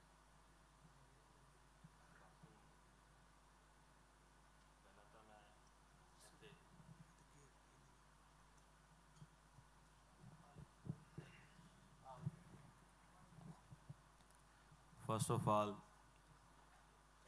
मैं इत्थे जितने भी एक्सपीरियंस साढ़े क्रिकेटर्स या स्पोर्ट्स स्टार्स तो एडिटर्स उन्होंने इन्ना अच्छा प्रोग्राम अरेंज किया तो मैनू इस स्टेज साझा करने का अज मौका मिलिया, मैं तह दिलों इन्हां दा धन्नवाद करदा. I really blessed and honour be to be here. दूसरा जिवें इन्होंने विजन पूछा, ਜਦੋਂ मैं ज्वाइन किया सी PCA तो साढ़े कोल सब तो पहला सवाल जिहड़ा एडिटर्स ने, प्रैस ने 2-3 सवाल इहो जिहे सी जिहड़े पूछे सी, जिहड़े रैगूलर सवाल कई सालों तो चलते आ रहे सी. पहला सी नवा स्टेडियम कदों आएगा, क्योंकि वो 2011 दे विच असी उस प्रॉपर्टी नूं लिता सी ते पिछले कई सालों तो वो डंप पिया सी. ते दूसरा सवाल सी भी पंजाब दा आपदा कप कदों आएगा, क्योंकि असी बहुत सारी ट्रॉफीज़ देखते आ रहे हैं जो इंडिया लेवल पे करते हैं, पर पंजाब ने जो मैं मीटिंग्स देखियां, पुरानियां बुक्स देखियां, तो हमेशा ही उहदे विच जिक्र सी भी पंजाब दा कोई PPL या पंजाब दा सी कप कराउणा है, पर कई कारणों करके कोई मे बी कोई हर्डल्स दैट टाइम रहियां होणगियां, वो भी नहीं हो रहा सी. ये दो साढ़े तो मेन सी, क्योंकि जे पंजाब दा कप होगा तो पंजाब दे बच्चे, देखो पंजाब ने हमेशा ही बहुत अच्छा, जिवें साडे स्पोर्ट्स मिनिस्टर साहब दस के गए ने भी पंजाब दे विचों कले क्रिकेट च नहीं हर फील्ड दे विच लोकां ने बड़ा अच्छा नाम रोशन किया. और बाई चांस हुण तां बहुत ही यंग टीम, जिवें साडे मिनिस्टर साहब सिर्फ 34 साल दे और उन्होंने स्पोर्ट्स देखा, उन्होंने नाल जिवें उन्होंने भी दस्सिया साडे ECA साहब सरबजीत सर, मतलब मैं इन्हां दा ਆਪਾਂ ਸਾਰੇ ਇਹਨਾਂ ਨੇ ਇੰਨੀ ਮਿਹਨਤ ਕਰਕੇ ਸਪੋਰਟਸ ਪਾਲਿਸੀ ਨੂੰ ਇੰਨੀ ਅੱਛੀ ਸਪੋਰਟਸ ਪਾਲਿਸੀ ਤੱਕ ਲੈ ਕੇ ਗਏ, ਇਹਨਾਂ ਦਾ ਐਕਸਪੀਰੀਅੰਸ ਅੱਜ ਉਹ ਬੋਲ ਰਿਹਾ ਸਪੋਰਟਸ ਦੇ ਵਿੱਚ. ਇਸੇ ਤਰੀਕੇ ਨਾਲ ਜਦੋਂ ਅਸੀਂ ਆਪਣੀ ਟੀਮ ਨਾਲ ਬੈਠੇ, ਇਹ ਬਹੁਤ ਜ਼ਰੂਰੀ ਸੀਗਾ ਵੀ ਅਸੀਂ ਟੀਮ ਨੂੰ ਨਾਲ ਲੈ ਕੇ ਵੀ ਇਹਨੂੰ ਅਸੀਂ ਪੁੱਛਿਆ ਵੀ ਕੀ ਅਸੀਂ ਇੰਨੀਆਂ ਮੀਟਿੰਗਸ ਕੀਤੀਆਂ, ਇੰਨੀਆਂ ਜ਼ਿਆਦਾ ਮੀਟਿੰਗਸ ਕੀਤੀਆਂ ਵੀ ਅਸੀਂ ਇੱਕ ਤਾਂ ਡੈਡਲਾਈਨ ਰੱਖਣੀ ਹੈ ਵੀ ਨਵਾਂ ਸਟੇਡੀਅਮ ਅਸੀਂ ਕਦੋਂ ਸਟਾਰਟ करना है. और मैं 4 महीने पहला इस तरह कंकलेव होया सी, वो मीटिंग जिहड़ियां साडियां होईयां सी, वो टीम दी एश्योरेंस दे बिहाफ ते मैं एश्योरेंस दित्ती सी भी साडा नैक्सट IPL असीं नवें स्टेडियम च करावांगे. देखो नवें स्टेडियम दे विच नवीं मॉडर्न टैक्नोलॉजी नाल बहुत सारी चीज़ां बनियां होईयां, ये स्टेडियम भी बहुत अच्छा है और वो स्टेडियम भी असीं होना. और ਦੇਖੋ ਇਹ ਸਾਡੇ ਸਾਰਿਆਂ ਲਈ ਬੜੇ ਗਰਵ ਦੀ ਗੱਲ ਹੈ ਵੀ ਸਾਡੀ ਟੀਮ ਦੀ ਬਦੌਲਤ ਸਾਡੀ ਸਾਰਿਆਂ ਮਤਲਬ ਸਾਡੀ ਸੈਕਟਰੀ ਸਾਹਿਬ, ਜੁਆਇੰਟ ਸੈਕਟਰੀ ਸਾਹਿਬ, ਈਵਨ ਵਾਈਸ ਪ੍ਰੈਜ਼ੀਡੈਂਟ ਸਾਹਿਬ, ਇਹਨਾਂ ਨੇ ਇੰਨੀ ਜ਼ਿਆਦਾ ਉਸ 'ਤੇ ਮਿਹਨਤ ਕੀਤੀ ਹੈ ਵੀ ਅੱਜ ਸਾਨੂੰ 23 ਮਾਰਚ ਨੂੰ ਜਿਹੜਾ ਪਹਿਲਾ ਮੈਚ IPL ਦਾ ਪੰਜਾਬ ਦਾ ਉਹ ਨਵੇਂ ਮੁੱਲਾਪੁਰ ਸਟੇਡੀਅਮ 'ਚ ਹੋ ਰਿਹਾ ਹੈ। ਇਸੇ ਤਰ੍ਹਾਂ ਅਗਰ ਆਪਾਂ ਉਹਨੂੰ ਅੱਗੇ ਵਿਜ਼ਨ ਦੀ ਗੱਲ ਕਰੀਏ, ਅਸੀਂ ਉਸ ਵੱਡੇ ਸਟੇਡੀਅਮ ਦੇ ਵਿੱਚ ਤਕਰੀਬਨ 27 ਪਿਚ ਦਿੱਤੀਆਂ, 7 main pitch, then B ground pitch, then practice pitch nets ਦੇ ਨਾਲ। ਇੰਨੇ ਵੱਡੀ ਬਲੈਕ ਤੇ ਰੈੱਡ ਸੋਲ ਦੇ ਨਾਲ ਇਸ ਲੈਵਲ ਦੀ ਪਿਚਿਸ ਮੈਨੂੰ ਨਹੀਂ ਲੱਗਦਾ ਵੀ ਕਿਸੇ ਸਟੇਡੀਅਮ ਦੇ ਵਿੱਚ ਹੋ ਰਿਹਾ। ਵਿਜ਼ਨ ਜੇ ਮੈਂ ਦੱਸਣ ਲੱਗ ਜਾ ਤਾਂ ਮੈਨੂੰ ਲੱਗਦਾ ਵੀ ਸੈਸ਼ਨ ਸਾਡਾ ਮੈਂ ਹੀ ਖਾ ਜਾਊਂਗਾ, ਕਿਉਂਕਿ ਸਾਡਾ PCA ਦੀ ਮੈਂ ਦੱਸ ਰਿਹਾ ਅੱਜ ਦੀ ਜਿਹੜੀ ਅਚੀਵਮੈਂਟਸ ਹੈ ਉਹ ਇੰਨੀਆਂ ਅੱਛੀਆਂ ਜਾ ਰਹੀਆਂ। ਜੇ ਅਸੀਂ IPL ਦੀ ਗੱਲ ਕਰੀਏ ਤਾਂ 2008 ਤੋਂ ਲੈ ਕੇ ਹੁਣ ਤੱਕ IPL ਦੇ ਵਿੱਚ ਥੋੜ੍ਹਾ ਬਹੁਤ ਟਿੱਕੀ ਚੱਲਦਾ ਰਹਿੰਦਾ ਸੀ, ਕਦੇ ਪਾਸ ਦੀ ਪ੍ਰੋਬਲਮ, ਕਦੇ ਸਾਡੀ ਪਹਿਲੀ ਮੀਟਿੰਗ ਹੋਈ ਤਾਂ ਸਾਨੂੰ IPL ਦੇ ਜਿਹੜੇ ਆਰਗੇਨਾਈਜੇਸ਼ਨਸ ਹੈ, ਜਿਹੜੇ ਫਰੈਂਚਾਈਜ਼ ਹੈ, ਪਲੱਸ ਰਾਜੀਵ ਸ਼ੁਕਲਾ ਜੀ ਨੇ ਕਿਹਾ ਵੀ ਪੰਜਾਬ ਦੀ ਸਭ ਤੋਂ ਵੱਡੀ ਪ੍ਰੋਬਲਮ ਹੈ ਵੀ ਇੱਥੇ ਕਲੈਕਸ਼ਨ ਨਹੀਂ ਹੁੰਦੀ, ਬਾਕੀ ਸਭ ਜਗ੍ਹਾ ਕਲੈਕਸ਼ਨ ਹੁੰਦੀ ਹੈ, ਇਹ ਤੁਹਾਡਾ ਸਟੇਡੀਅਮ ਪਾਸਿਸ 'ਤੇ ਚੱਲਦਾ ਹੈ। ਮੈਂ ਕਿਹਾ ਇਹ ਦਾਗ ਗਲਤ ਹੈ, ਕਿਤੇ ਨਾ ਕਿਤੇ ਕੋਈ ਕਮੀ ਹੈ। ਅਸੀਂ ਉਸ 'ਤੇ ਵੀ ਇੱਕ ਮੀਟਿੰਗ ਬਿਠਾਈ। ਸਰ ਤੁਹਾਨੂੰ ਸਾਰਿਆਂ ਨੂੰ ਦੱਸ ਕੇ ਜੀ 2008 ਤੋਂ ਲੈ ਕੇ ਟਿਲ ਡੇਟ ਸਭ ਤੋਂ ਵੱਧ ਕਲੈਕਸ਼ਨ IPL ਦੀ ਸਾਡੀ ਪਿਛਲੇ ਸਾਲ ਹੋਈ ਹੈ, ਔਰ ਸੇਮ ਚੀਜ਼ ਅਸੀਂ ਅੱਗੇ ਇਸ ਵਾਰੀ ਵੀ ਜਿਹੜੇ ਨਵੇਂ ਸਟੇਡੀਅਮ 'ਚ ਹੈ ਲੈ ਕੇ ਜਾ। ਜਿਵੇਂ ਟਿਕਟਿੰਗ ਦੀ ਗੱਲ ਆਈ ਤਾਂ ਸਾਨੂੰ 2 ਬਾਈ ਚਾਂਸ ਬਹੁਤ ਅੱਛੇ ਮੈਚ ਮਿਲੇ, ਇੰਡੀਆ ਆਸਟ੍ਰੇਲੀਆ ਅਤੇ ਇੰਡੀਆ ਅਫਗਾਨਿਸਤਾਨ।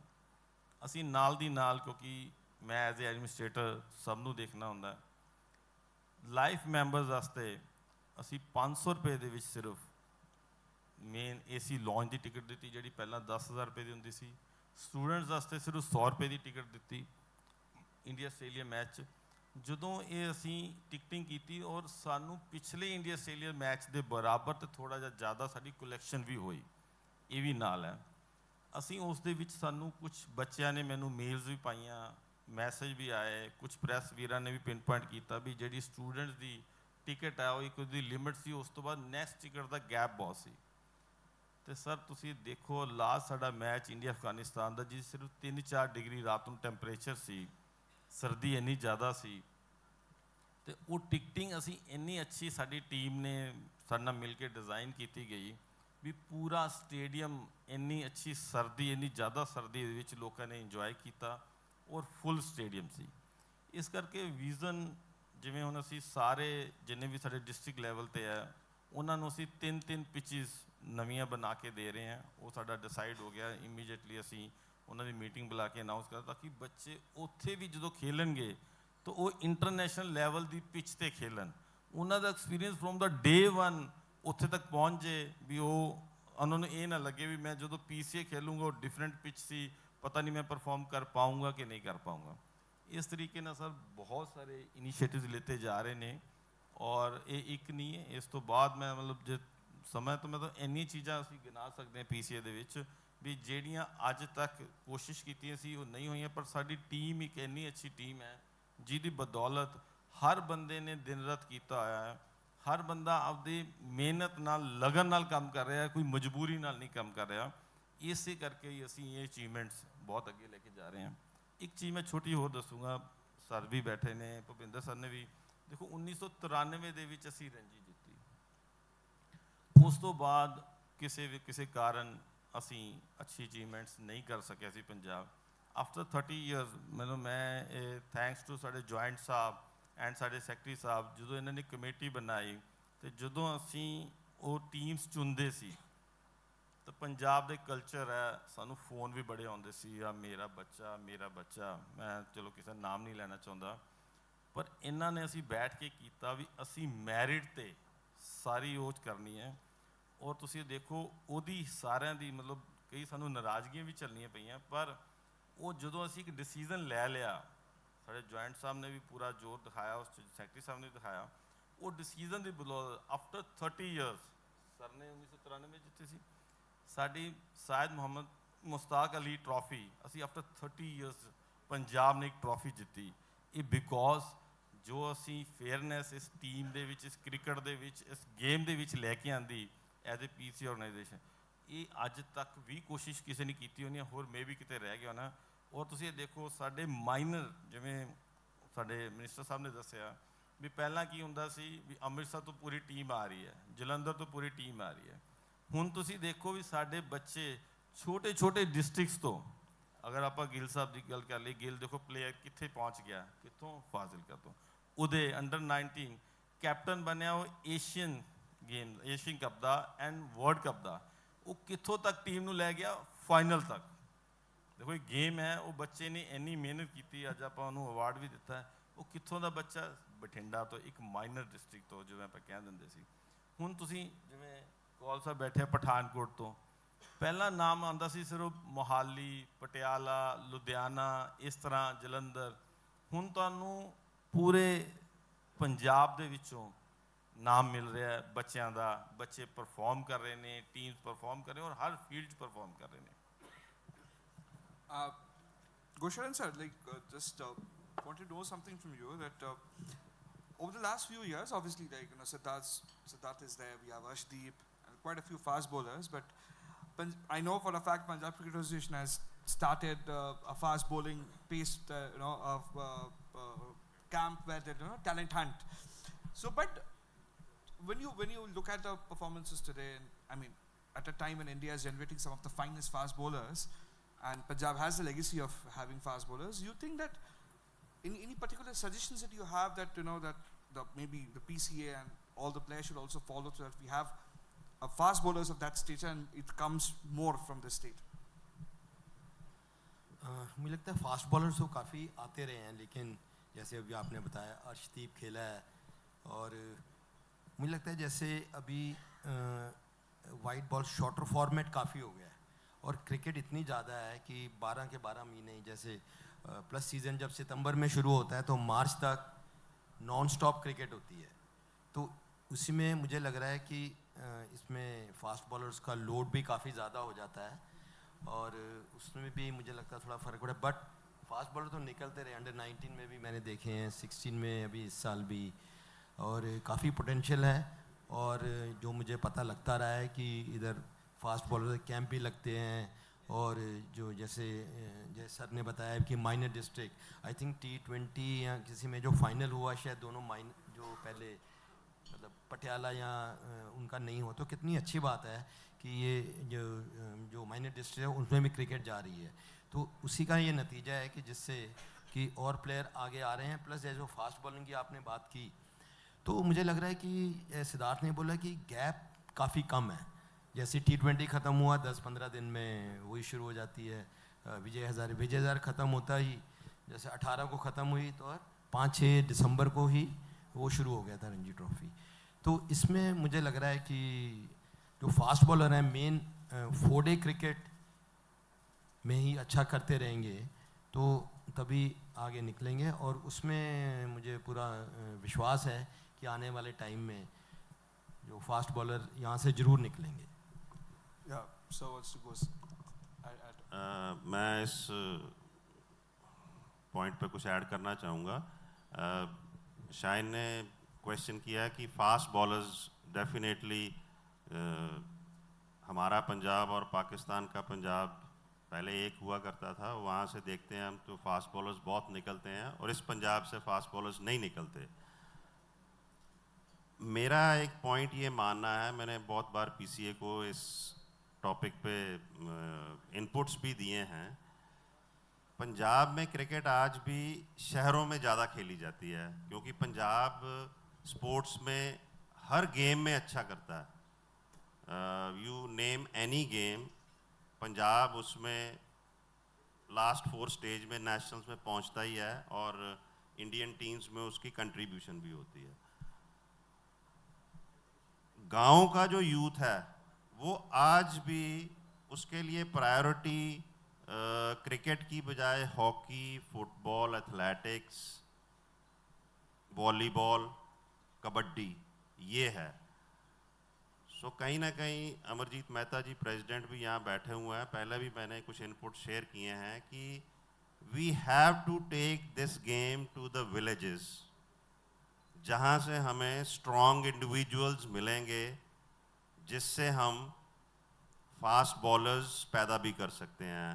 आज NBA लीग के टैलेंट स्काउट जो हैं वो पंजाब में आके बैठे हुए हैं। लुधियाना के पास गांव हैं, वहाँ से 6.5 फुट, 6.25-7 फुट टैलेंट आइडेंटिफाई करते हैं, उनको लुधियाना में रख के ट्रेनिंग देते हैं। अगर वो अच्छे निकलते हैं तो उनको NBA लीग्स में लेके जाते हैं।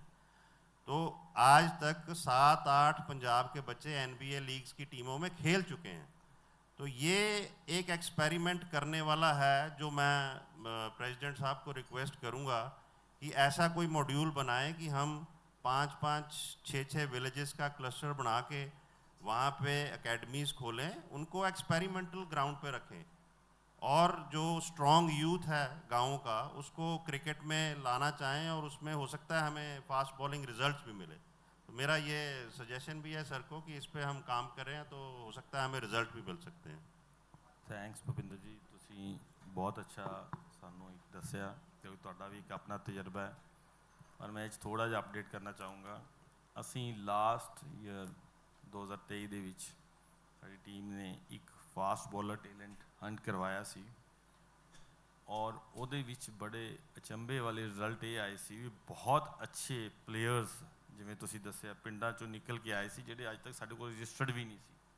ਬਹੁਤ ਨਵੇਂ ਬੱਚੇ ਆਏ ਸੀ, ਉਹਨਾਂ ਦੀ ਟ੍ਰੇਨਿੰਗਸ ਰੈਗੂਲਰਲੀ ਚੱਲ ਰਹੀਆਂ, ਔਰ PCA ਰੈਗੂਲਰਲੀ ਜ਼ਿਲ੍ਹੇ ਲੈਵਲ 'ਤੇ, ਉਹਨਾਂ ਦੇ ਡਿਸਟ੍ਰਿਕਟ ਲੈਵਲ 'ਤੇ ਉਹਨਾਂ ਨਾਲ ਟੱਚ 'ਚ ਹੈਗਾ।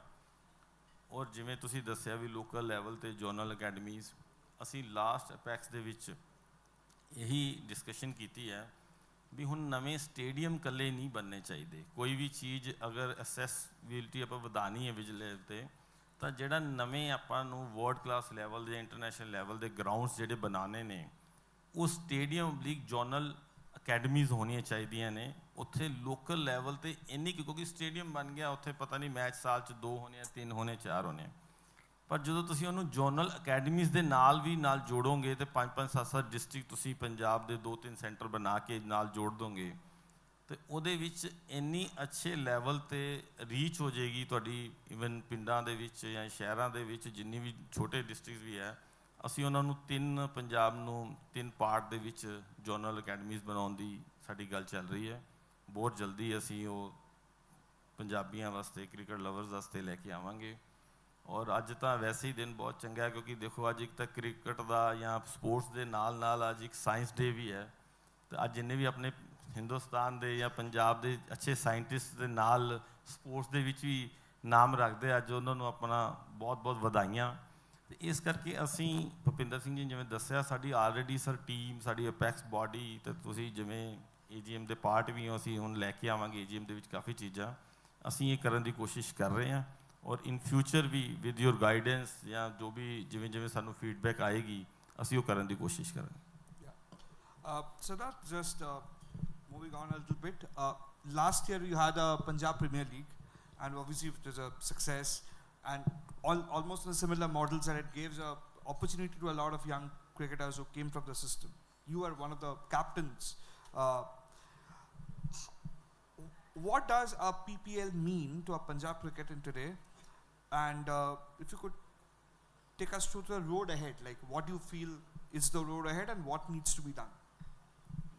काफ़ी इम्पोर्टेंट लीग थी, क्योंकि मेरा ये मानना है कि जो सबसे बड़ी बात, आपने क्वेश्चन भी 2-3 बारी पूछा कि जो छोटे छोटे हमारे पिंड के प्लेयर्स हैं और जो प्लेयर्स हैं वहाँ पे जो खेलते हैं, जैसे भटिंडा हो गया, कपूरथला हो गया, ये सारी जगहें जो है जो पहले मेजर डिस्ट्रिक्ट नहीं कहलाती थी, तो वो नहीं खेल पाती थी। तो इस लीग के कारण वो लड़के रेक्टिफाइड हुए, कई अच्छे प्लेयर आए, और उसमें से भी कई प्लेयर हमारे IPL में भी सिलेक्ट हुए अभी रिसेंटली।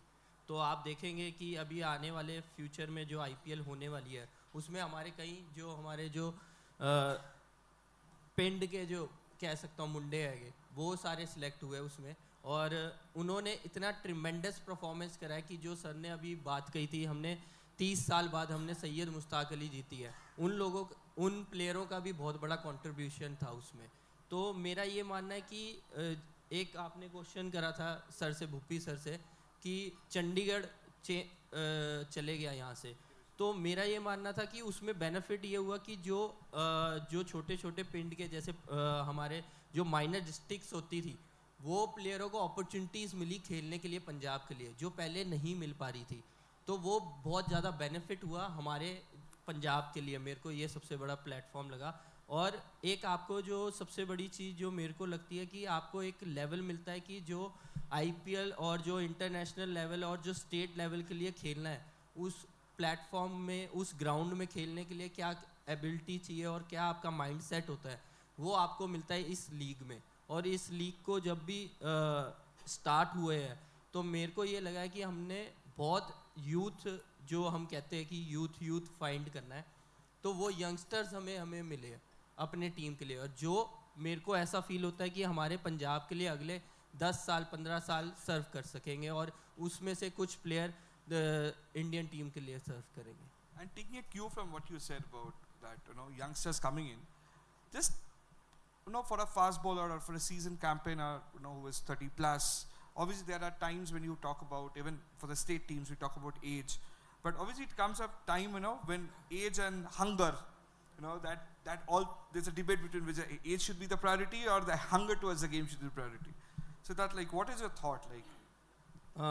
जोकोविच ने सबसे बहुत बड़ी बात कही थी कि नाउ डेज 35 इज़ न्यू 25, तो I don't think age matters, hunger should be always there. When you are hungry you can go ahead in your life.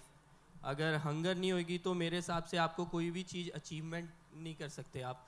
और एज मेरे ख्याल से कोई इतना बड़ी चीज़ होती नहीं है, क्योंकि इट्स ऑल माइंडसेट होता है कि अगर आप सोच लेंगे कि मैं 20 साल में अगर मैं कुछ नहीं कर सकता, तो चाहे आप 40 के हो जाओ चाहे 60 के हो जाओ, तो आप बिल्कुल नहीं कुछ कर सकते। और अगर आप 40 के हो तो आप ये सोच सकते हैं you can achieve anything in this world, तो डेफिनेटली यू विल। तो मेरा ये हमेशा पॉइंट ऑफ व्यू रहा है कि age doesn't matter in life, it's only matters कि आपका हंगर कितना है और आप कितने विलिंग हो कि अपने ड्रीम्स को फुलफिल करने के लिए। जो मेरे जितने भी इस पोडियम में बैठे हुए दिग्गज हैं, इनके साथ मैं ग्रोथ करी है।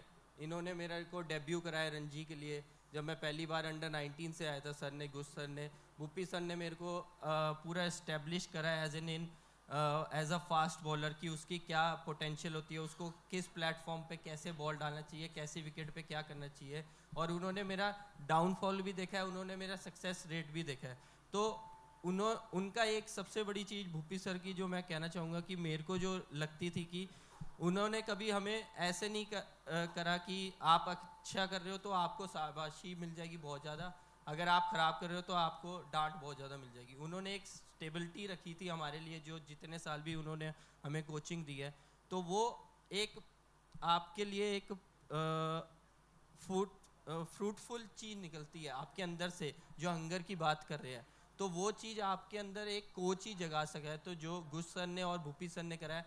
और पंजाब क्रिकेट एसोसिएशन के लिए तो मैं तो कभी भी मतलब मेरे लिए वर्ड्स कम होंगे, तो मेरा यही मानना रहा है कि अगर पंजाब क्रिकेट एसोसिएशन होती तो सिद्धार्थ कौल यहाँ नहीं बैठा होता, क्योंकि पंजाब क्रिकेट एसोसिएशन ने जो मेरे को दिया है किसी भी प्लेयर को मेरे हिसाब से नहीं दिया होगा। क्योंकि अगर हम अंडर 14 से लेकर अभी तक जो भी हम खेलते आ रहे हैं उनके बदौलत है, क्योंकि उन्होंने हमें एक प्लेटफॉर्म दिया, हमें नाम दिया, हमें शोहरत दी, हमें पैसा दिया, हर चीज़ के लिए उनका हक रहता है। तो मैं उनके लिए इस प्लेटफॉर्म पे थैंक यू सो मच कहूँगा। Yeah, obviously, the institution plays a very important role. But Bhupendra sir, just a question to you. I mean, there's a trend in the last few years, and most of the domestic sides is that, a state team always has most of the state teams have coaches from outside. Okay, I mean, do you think that's important to have your local, former cricketers from the state to actually be part of the setup, at least, so that they understand the players, they've seen how the structure is. What are your thoughts on that, sir? Well, इस point पे different individuals के different views हो सकते हैं। मैं हमेशा अपने state, अपने क्रिकेटर्स को प्रमोट करने के हक में रहा हूँ।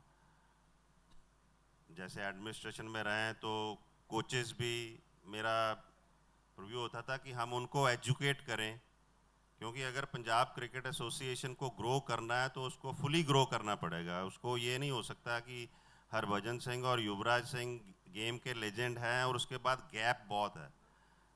उनको एडमिनिस्ट्रेशन में भी ग्रो करना पड़ेगा। इफ़ द एसोसिएशन ग्रोज तो जो लास्ट लाइन में एक माली खड़ा है वो भी ग्रो करता है, ठीक है। तो इस हिसाब से मैं सोचता हूँ कि हमें अपने बच्चों को ही ग्रो करना पड़ेगा। अभी रिसेंटली कई बार रिजल्ट मिलते हैं। If we talk about this season, the senior team with the foreign coaches, they have won the Saeed Mushtaq Ali Trophy T20, but they have done very badly in Ranji Trophy. अब अगर उस coach के साथ ये continue करेंगे तो अच्छा रहेगा इनको। अगर नया कोच लाएंगे तो फिर उसको टाइम लगेगा। तो ये समस्याएं आती हैं कि आप जो फॉरेन कोचेस लेके आते हो, या तो उसको लंबा स्टेंट दें, उसको एक श्योरिटी दें कि आप 3-4 साल में एक सिस्टम, एक प्रोसेस बनाएं, इस प्रोसेस से बच्चे निकलेंगे। अगर आप सिर्फ रिजल्ट के लिए लेके आ रहे हैं कि 1 साल देंगे भाई रणजी ट्रॉफी जीतो, सईद मुश्ताक अली ट्रॉफी जीतो, नहीं तो छुट्टी, तो फिर जो नया कोच आएगा उसको प्रोसेस शुरू करना पड़ेगा। The game is all about process. If we have a strong process, players will automatically come in the system and the teams will win. Just from what sir said, Kusharan sir, just in your time, obviously you played with some of the big names, some of the, every team has a, stars in it. When a team doesn't do well, I mean, especially in Punjab in your time, how do you handle pressure? How do you ensure as a coach that, the team bounces back? And maybe if you could take us through with the last few years for Punjab, that a team like Punjab qualifying for the knockouts is obviously, it's like one expects that. But when you don't do that, maybe a couple of seasons, and then how do you bounce back? What should be the road ahead?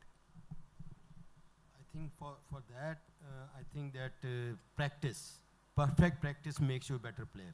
If there's pressure like 1 or 2 matches you have not won, then go back to the good days. What your thought process was at that time, then and go back to the basics. Like I was in during the 87 World Cup, Brian Lara was, their team was practicing at National Stadium. So our coach, Dronacharya Mr. Gurcharan sir, he just asked him, when you are out of form, how you come back? He just said simple. He said, I go back to the basics. I see my grip, I see my back lift, I see whether my head is falling or not. Okay, then I work on that, and then results will definitely follow. And the pressure is always there, and there should be a little bit of pressure when you are going to the ground, because if you are overconfident, then you overconfident, then you will make mistakes. But if there is a little bit of pressure is there, like butterflies in the stomach, like I have to get off the mark, 0. So once you get set, and then the process has to be followed, then the pressure should not be there. When you enjoy the game, आपको अगर मज़ा आता है game में, किसी भी चीज़ में मज़ा आ रहा है, तो प्रेशर मेरे हिसाब से नहीं होना चाहिए. And before we ask the audience to have a question, my last question to maybe Mr. Mehta can answer, since obviously being the head of the PCA, is that what are the thoughts that you're doing to ensure, like last few years ago there was a talk that Punjab will introduce a contract system for the players. Obviously it didn't work out, and then there were talks that there'll be a pay parity for the women cricketers as well. अगर वो आप थोड़ा बता पाएंगे क्या, what is a vision now? देखो, मैं एक हमारे पंजाब पुलिस में DGP साहब हैं, IPS ऑफिसर हैं, उनका मैं बुक पढ़ रहा था. मैं नॉर्मली, क्योंकि वो ज़्यादा बठिंडा रहते हैं, तो मैं उनकी बुक्स ले लेता पढ़ लेता हूँ. तो हमारी टीम ने ना, उनमें एक शेर था नशे के ऊपर, क्योंकि पंजाब में नशा, उन्होंने शेर में लिखा था भी, नशा करना है तो मोहब्बत का कर.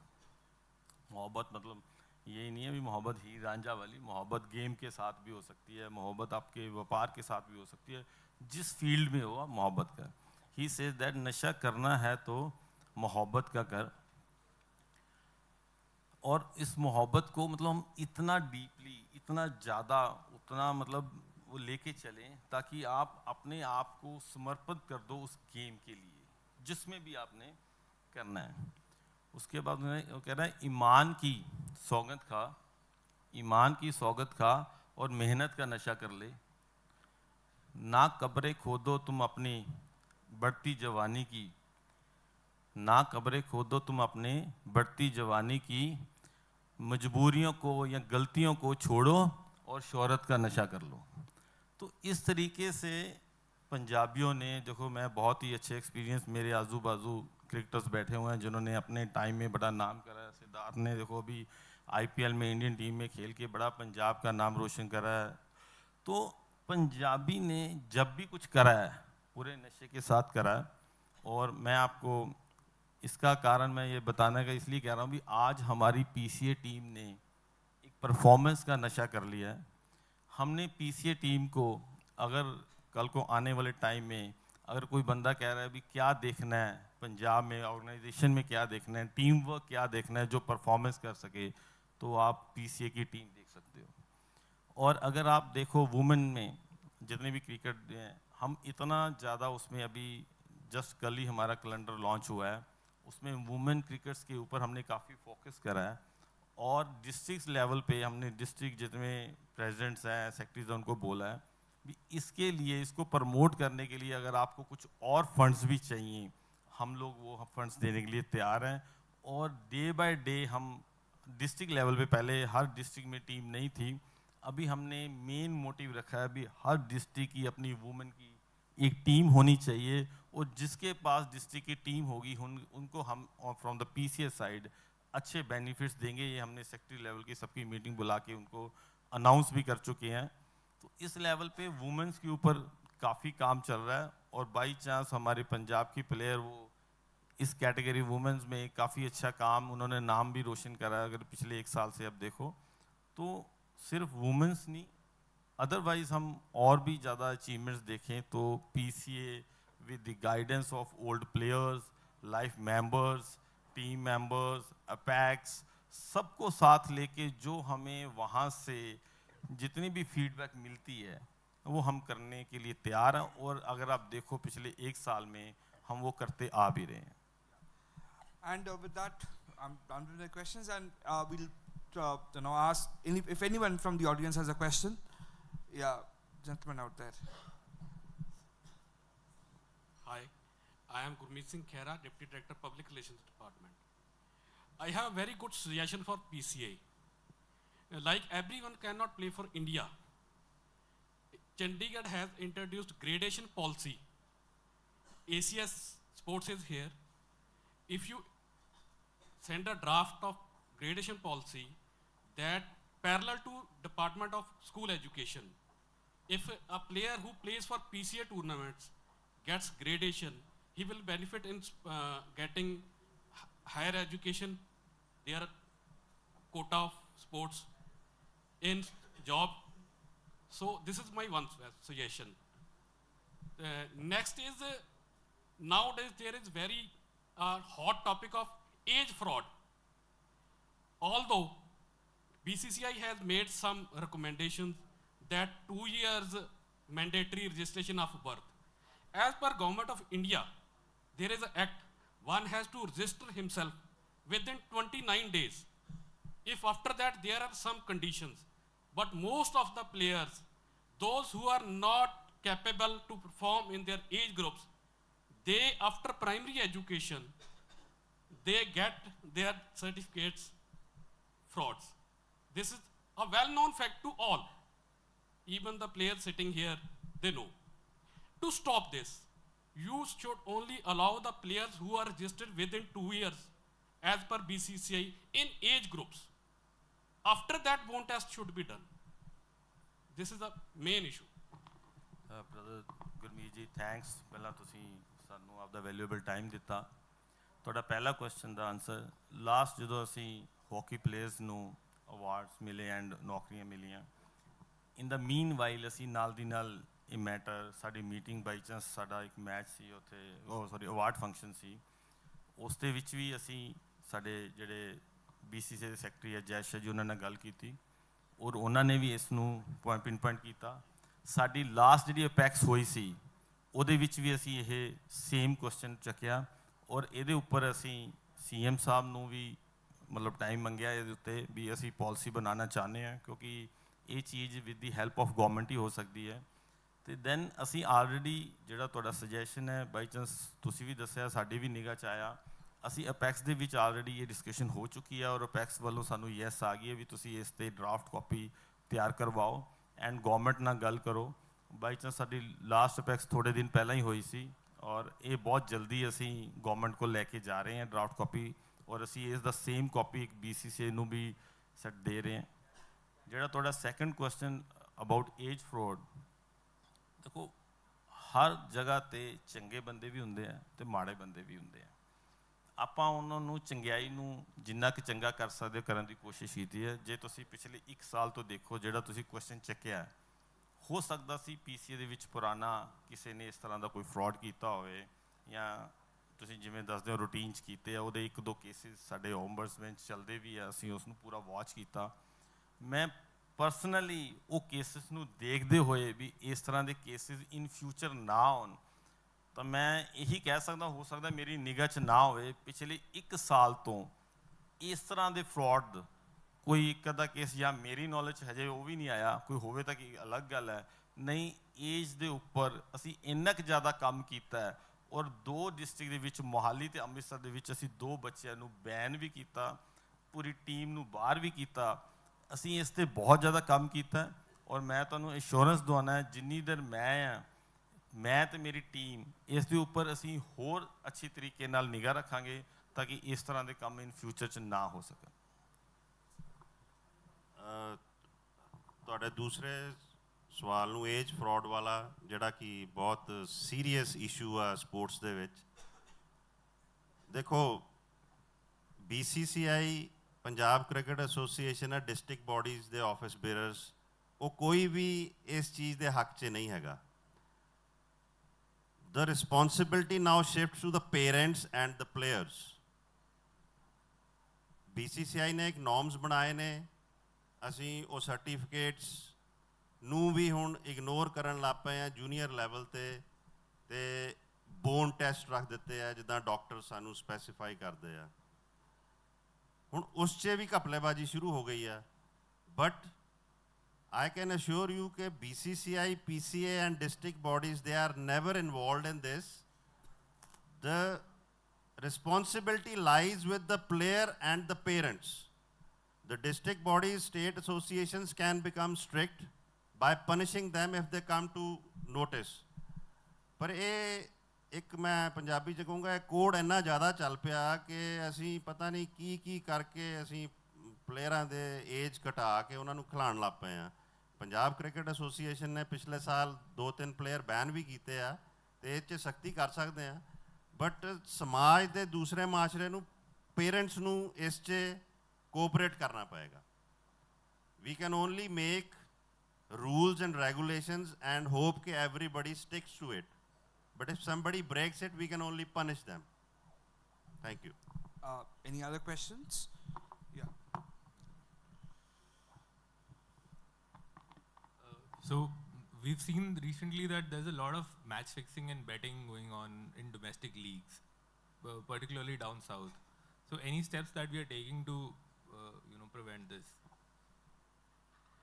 जैसे हमारा पंजाब का शेरे कप हुआ था, इसमें हमने जैसे लास्ट टाइम मैंने बताया था, हमने सारे वेंडर्स IPL लेवल के करे थे और उसको बड़े अच्छे लेवल पे करा था। ये भी एक बहुत बड़ा चैलेंज है, सिर्फ मेरे लिए नहीं, हम सब के लिए चैलेंज है। इस कैटेगरी के लोग भी कोशिश करते हैं बच्चों को आगे कुछ ना कुछ ऐसा उनको साथ लेने की, बट हमने इसके ऊपर काफ़ी काम करा है। इवन हमने जब शेर पंजाब कप करा था, प्रॉपर उसका एक एंटी करप्शन सेल बनाया था, जिसको कोई भी बंदा, इवन हमारे PCA से मैं भी या कोई और हमारे टीम मेंबर उसको अप्रोच नहीं कर सकता था। इस लेवल का हमने बनाया था और हम लोग इस पे जितना कोशिश कर सकते हैं और जो हमें फीडबैक्स मिलती हैं, जैसे हमने शेर पंजाब में कराया, आप देखो पंजाब का, मतलब पंजाब का नहीं, मैं कह रहा हूँ इंडिया में जितने भी ऑर्गेनाइजेशंस हैं उसमें हमारा पंजाब का ये कप बहुत ज़्यादा अच्छे लेवल पे गया था। बल्कि तब एट दैट टाइम इतने ज़्यादा फ्लड्स आए हुए थे, फिर भी लोग जो नहीं आ पा रहे थे, क्योंकि लास्ट सेमीफाइनल और फाइनल में काफ़ी अच्छे लोग आ पाए थे, क्योंकि तब माहौल ही ऐसा हो गया था, कई जगह से लोग आ भी नहीं, और कई तो ऐसे थे घर से बाहर बाजार तक नहीं जा पा रहे थे, इतने लेवल पे फ्लड्स आ गए थे। फिर हमने स्टार स्पोर्ट्स ने हमारे साथ कुछ भी शेयर करे।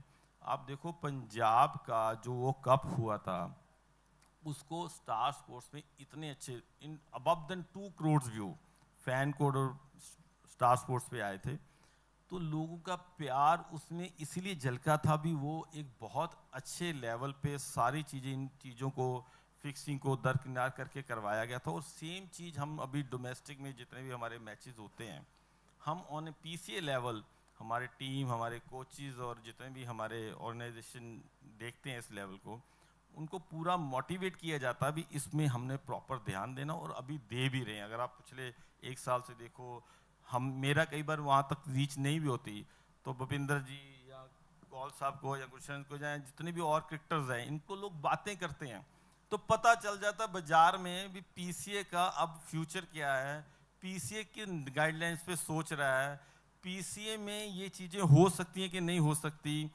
इन चीज़ों से आज की डेट पीसीए बहुत दूर है और बड़े मेरिट के साथ बहुत अच्छे प्लेयर्स को जोश के साथ हम लोग आगे लेके जा रहे हैं और ये चीज़ दिख भी रही है।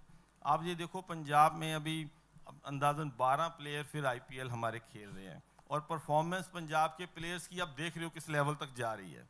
वो इसीलिए जा रही है भी जब उन्होंने क्रिकेट स्टार्ट करा था उनके जहन में उनके खून में उनके माइंड में इन चीज़ों से वो पहले दूर थे, तो इसीलिए वो परफॉर्मेंस आज दिख रही है, अदरवाइज वो दिखती ना। तो हमने काफ़ी मेहनत हम लोग कर रहे हैं और आगे भी जो भी हमें इस पे फीडबैक लोग जो हमें बताएंगे हम वो काम करने की कोशिश करते रहेंगे। And just one last question we'll take because obviously we are running away out of time. If anyone has a question?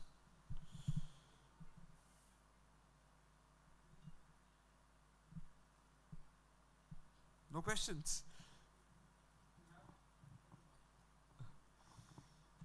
So, this question is for the PCA president. You talk about the Sher-e Punjab trophy, which was very successful. Are there any thoughts of actually even starting a T20 league format trophy for women also in the state?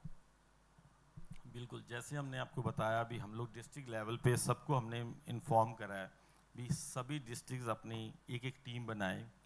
जैसे हम लोग इस हमारे जो हमारा session आ रहा है हम लोग वो कंप्लीट कर लेंगे क्योंकि वो तभी कंप्लीट हो सकती है जब हमारे पास हर डिस्ट्रिक्ट में टीम हो।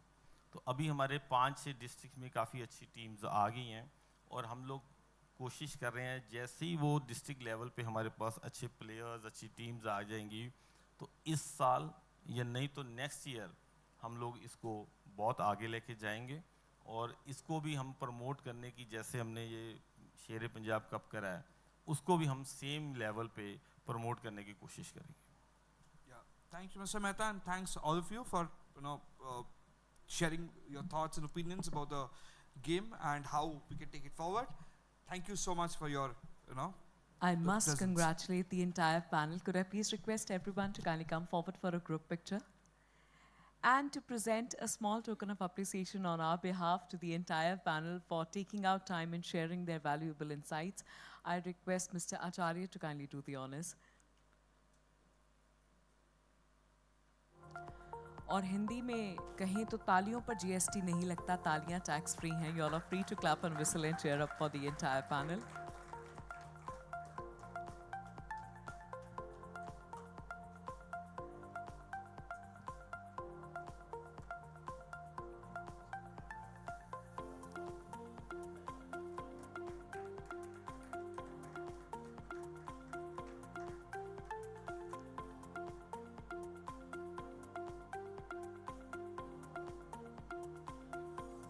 Thank you very much. Thank you, gentlemen. Thank you.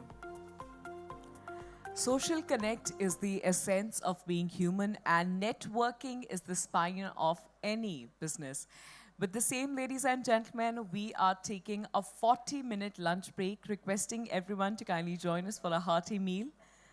Kindly be mindful of the time, requesting everyone to kindly join us back in the hall as the next session commences at 2:20.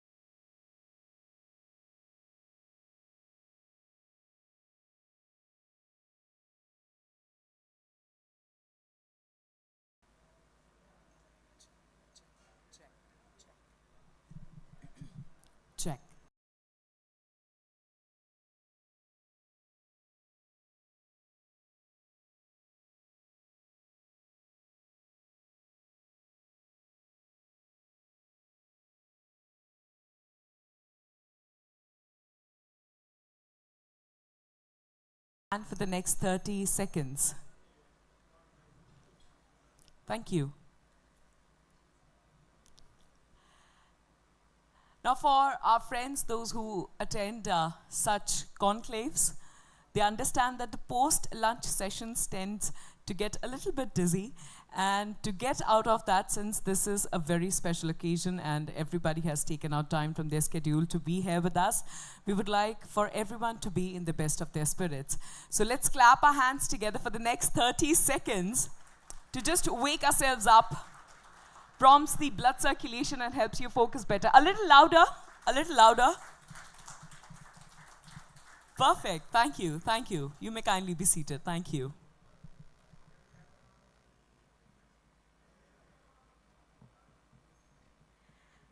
And also encouraging everyone to join the conversation online in case you're planning to post pictures, videos, or any comments related to this event across any of your social media platform.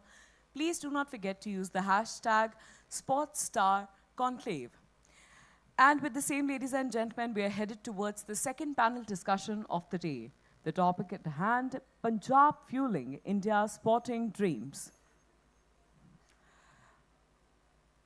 We begin the second session of the day with an important conversation on sustaining the sporting culture in the state and by consequence, its contribution to India's success on the world stage. Joining us on stage is the moderator for this particular session. Please put your hands together as I welcome Mr. Rakesh Rao, Deputy Editor, Sports, The Hindu.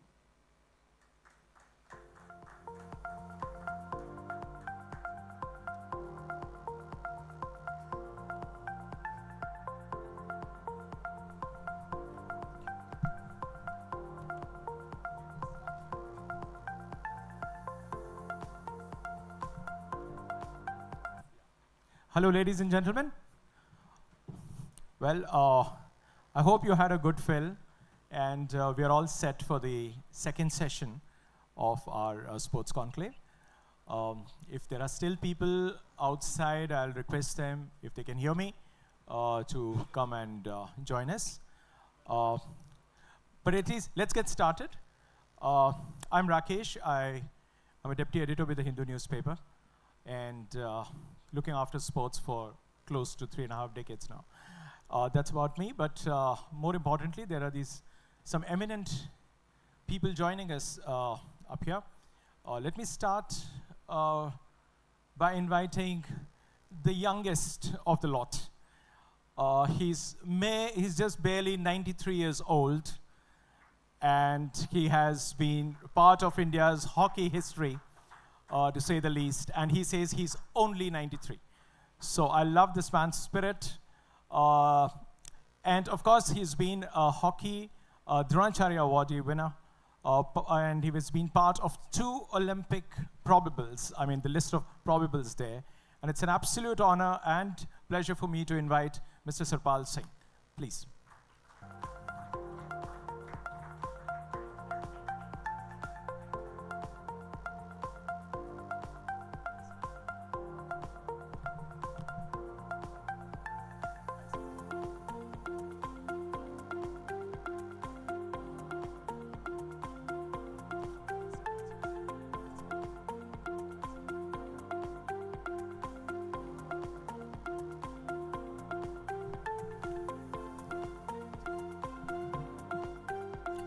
Up next, I'd like to have the 2 ladies by turns here. Both shooters, both have done India immensely proud. Both Arjuna awardees, they've done this country. I mean, they have won good number of medals. One of them, more than 100 international medals for India, obviously. Please put your hands together for Avneet Sidhu. And up next, another shooter, another Arjuna awardee. Let me have the pleasure of inviting Anju Mudgal.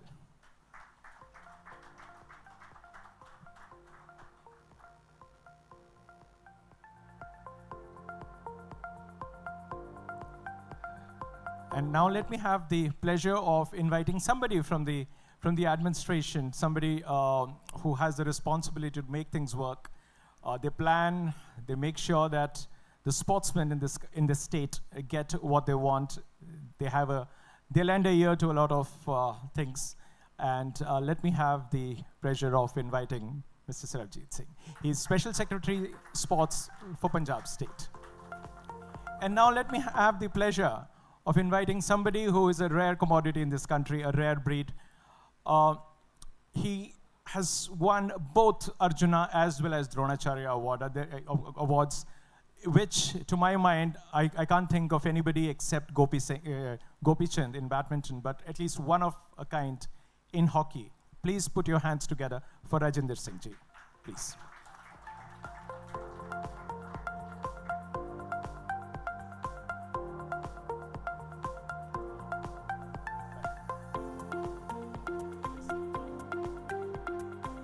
Thank you.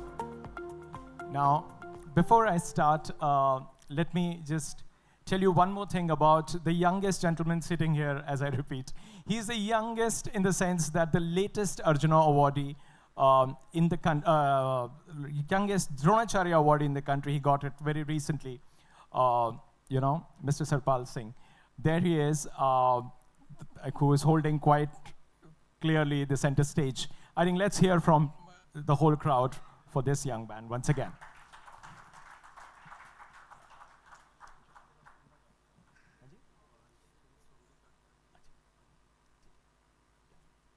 All right, so let's get started. First of all, this idea about Punjab, and of course we all are aware that the kind of contribution that Punjab has made to sports in this country. A lot of the kind of spirit that they have induced in the veins of Indian sportsmen by what they did. Because we all know that Punjab has had a very different kind of a history as compared to several other states. It's the state of warriors, as we all know. The kind of blood that this state has seen, the kind of sacrifices they've made, the kind of spirit with which they live, be it in the field of entertainment, be it in the field of sports, their contribution to the army. I mean, I can just go on and on.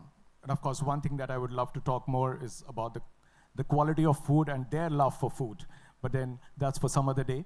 But excellent hosts, large-hearted people. Now here we have in our midst some exceptional sportspersons from this state. So let's get started from this. First of all, let me start with Avni.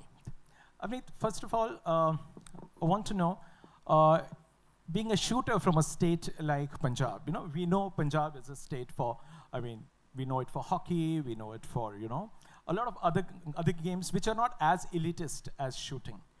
But then, of course, as I said, the warrior class in you, that warrior blood, that, of course, but, it's not surprising that people pick up the guns in the right spirit, of course. So how did you take up this sport to start with? And what kind of challenges did you face? Good afternoon, everyone. First of all, I would completely agree with you that shooting is very popular, and because it's of the warrior genes inside our blood, that's why everyone takes to shooting so naturally. As for me, I started shooting from a very small village called Badal, where I was studying. I was pursuing my graduation over there. So it was a very fortunate coincidence that I happened to study there because of my mother being there. And the same thing attracted me towards the sport, the challenge of shooting with the guns. So that's how I started, and that's how my journey began, from a very small village to the Olympic Games. And the kind of challenges which you faced then, and now when you look back and see how the sport is, do you think it has evolved as you had expected once? As far as performance goes and the facilities go, yes, it has evolved a lot. But being a sports person, I feel that with the little help of administration, a lot more could be done also. All right, so perfect. Now let's jump from one shooter to the other. Anju, welcome. मुझे आपसे ये जानना है कि how do you actually look at your stream, because आपके इसमें it is such a precision sport where even half a point, half a point is a lot. That's 0.5 I'm talking about. It's all about getting those small margins right. And you have been there, up there, so close to winning, the big one, but you've probably fallen just short. How do you deal with this kind of disappointment? Because the people from your state obviously give that robust kind of an impression that, look, okay, even when we are sad, we put up a very brave face. And if we look at your entire graph, you missed it by a whisker a few times. How have you dealt with all that? Good afternoon, everyone. So आपने बिल्कुल ठीक कहा कि मेरा career में मैंने बहुत सारे सिल्वर मेडल जीते हैं. I've missed out gold by point something or the other. But I think जब हम sports शुरू करते हैं and हमारी expectations होती है हमसे, हमारे parents की कुछ. So I think that love and the joy we get from playing a sport, I think वही है जो हमें खींच के रखता है कि कोई बात नहीं, इस बार रह गया है, but let's do it the next time, let's work ourselves to get better. That 0.1 or, by a point margin. So, मेरे लिए इतने सालों में, मतलब मुझे 16 years हो गए हैं shooting में. अवनीत दीदी हमारे senior थे जब हमने शुरू किया था. So I think looking at the seniors, learning from what they did well and what they did not do well, how we can learn and, get better each day. I think that is something that has pushed us, and now हमसे भी younger generation has started shooting, and there's so many good shooters from Punjab itself because of what Abhinav Bindra sir has done for India and Punjab. I think now everyone wants to win that medal at the Olympics. तो उसकी वजह से just seeing that you can't really win anything in one night. It's not a journey that should end that soon. So just that keeps us going, and I think at the end of the day, it's just getting better, enjoying what you do, and obviously fulfilling the happiness and the wishes of all the Indians is our dream too. So very well said. I mean, you are actually, I should say that it's a kind of spirit that Punjab embodies and the kind of spirit that you personify. Well done. Now from shooting, let's just take a quick look at, let's hear something about hockey. I mean, from a very elitist kind of a sport to something very earthy, something that we all, relate to. When we talk about Punjab, we talk about hockey, and the contribution of this state cannot ever be overstated. So let's hear from two gentlemen here. Let me, first go to, as I said, sir here. Like when I asked him about his age and something, he said, I'm only 93, which I just mentioned.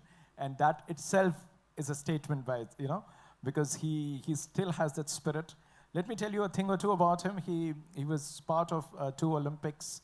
I mean, he almost made it. Then he and then he coached the Indian team as well. He has been decorated with this year's, or rather, presented this year, which was last year's sports award, and he got the much awaited and a much deserved Dronacharya at this age. And probably he's the oldest Dronacharya awardee winner in this country in all these years. Now, I just want to know from you, sir, how has been your journey and the kind of stuff that you've done? He is a director with Round Glass, like worldwide, this thing, and of course he wears too many hats. He's a very, he keeps himself extremely busy, but in the midst of all this, he still pursues his love for sport. Remember, he's 93, all right? So please, so I want to know from you your journey. Just if you were to look at the rear view mirror of your life, what do you see? I didn't catch the much question, but I cannot resist to say a certain thing very frankly. So bear me out, I was never a good student throughout my college, though I didn't attend any college, but I did my graduation. Secondly, after my joining the Mindal College, where I played a lot of hockey during that period for the state, for the college, won all the tournament. At the same time, I joined Railways in 54, and take it easily, 30 years of my service, I didn't go to office 15 years. I was given the GM award for my not attending the office. Similarly, I am very grateful to the government India thought this sweet 93 must get something. And this award is a very befitting inspiration. I tell you one very simple question. Life is not what you think of it. There is much more in life. If you think positive for the well-being and sharing, This is a nature gift and a commendable job. Many Kerman, India #1 tennis players, we are sponsoring him. And at the same time, our hockey, we have a full-fledged academy where under 50 children from different age group are being positioned of all are staying together. Education system is taking care of their diet. Doctor is there. And on the top of it, this is different age group of children in soccer and hockey and tennis, where if need be, we have many foreign coaches also, which is taking care of the proper training. See, of our hockey team. I'm very proud that Rajinder, my student also. Luckily, I had the great pleasure of producing many Olympic players.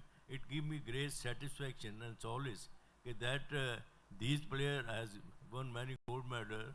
Even Brigadier Harchan is in front of me. So I feel so all these, they were playing together. It is life, whatever any child make his body initially, it is his something very special throughout the life. What we require at this stage, we should catch the boys young on the grassroots level, and the way the round class with his, my son, who is in USA probably, I'm glad they don't know, because he has a great wish with the coordination with the Punjab government, we can do a commendable job, because recently I gave you one simple example. There is a talent in villages and all places, only they have to catch it. Until we don't reach to them, we will not be able to bring the result. And one example, just you will be of me, one chap, hockey player, he was attending our coaching camp. He was skipping the coaching camp. Then we came to know that he goes to help his father who was doing the labor. Then this thing came to my light. Then we got their parents together in my office, then told what is the problem. They say we are under debt, and this boy out of affection helping his parents for the labor also. So you can imagine how sportsmen are dedicated and sincere. And this boy, I say whatever the debt you have, we will clear it, but don't allow this boy to do the labor. Eventually what is we give him the scholarship, then center gave him the scholarship 10,000, and recently he has been picked up for the Junior World Cup team. And this boy, I can tell you, my observation, his physical fitness is more than Kohli and more than Nadal of tennis. And my observation was that this boy will be the top player in the India and also in the world. This is what my giving the example only depict the feeling that we have the talent in our country. We can do a commendable job if we work together. Because the new infrastructure, lot of as we are trying to build Punjab, many academies we have opened, and many coaches we are putting, we are taking care of the diet kit, all small things we are doing it. And I told very politely and affectionately to my son, Maka, you are gifted a son, because nature has given you some responsibility to take care of the youth of the country. And until we don't reach to them, do practical, it's a big thing for the fundraising also. And my son run different places and different part of the world to collect the fund. And we are having a modern infrastructure which is coming up. And I'm very happy with my vision, I physically go to villages, find out the talent. Because we have a very good soccer potential, we have very good tennis and hockey, because I'm very hopeful that we'll be achieve some very good result, both in boys and girls.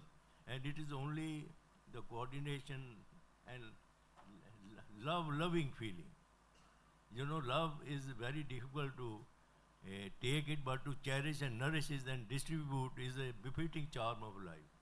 Life is not, if anybody contributes something good, but this is a real juncture. So we have to all, Uganda was a very great personality, great sportsman are here. I'm very lucky and thankful to all of them to give me opportunity. I assure you that with my age, I only few stop playing golf, you know. I have played golf on the high level. I have won many tournaments, and the only specimen I have played a lot of hockey for the country, Government of India deputation. I went deputation abroad and all that, but I learned a lot. So learning curves in life is something very special. Those who catch this and distribute and catch hold of the youngster, I do a small contribution, and joint efforts can do a miracle. You know, we have to catch the youth of the country at the maximum of the sports side. This is the only salvation. Parents should also come out, institutions should also come out. Even on the top of it, I'll say, okay, what maximum everybody can contribute. It will be a great laudable to uplift any sports, you know, as we see these girls doing so much, even our great record is there. So I hope with my little more feeling I'm able to express, you will always feel young. You will, when you have the feeling of charity, doing something laudable, you will get a very sound sleep, which I am getting it. Thank you. Brilliant one, sir. Absolutely. See, let's hear from sir, because this is wisdom of someone who's 90 plus, and I mean, he's still young. He's getting younger by the day, and his thoughts are so pure.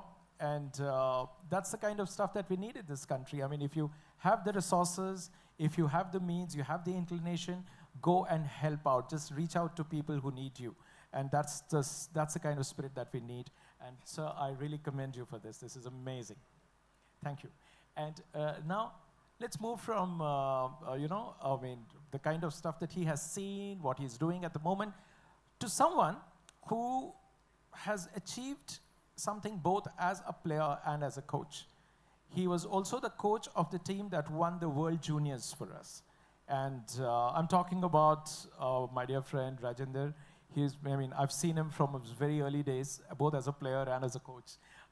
तो मैं सबसे पहले मैं आपसे ये पूछना चाहूँगा sir कि आपकी जर्नी में आपने जब देखा कि मतलब आपको पंजाब से जो सपोर्ट मिला उस टाइम, हॉकी एक ऐसा खेल है जहाँ पे कि हमने देखा है कि पंजाब में हमेशा एक इंफ्रास्ट्रक्चर रहा है, उस खेल के प्रति प्यार रहा है.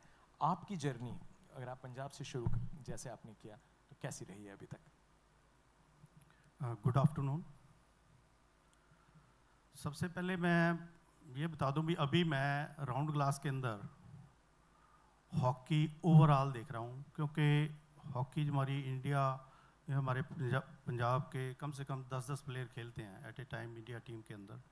तो मेरा जो स्पोर्ट्स कैरियर है वो तो उसके बारे में बताऊंगा, लेकिन अभी जो मेरा मेन फोकस रहा है कोचिंग के ऊपर, 2001 से शुरू होके अब तक अब मैं कोचिंग कर रहा हूँ. और राउंड ग्लास के मैं आपको बता देता हूँ भी इसमें हमारे पास 18 डेवलपमेंट सेंटर हैं in various district in Punjab, और उसके अंदर कम से कम 3-4 हज़ार बच्चे खेलते हैं.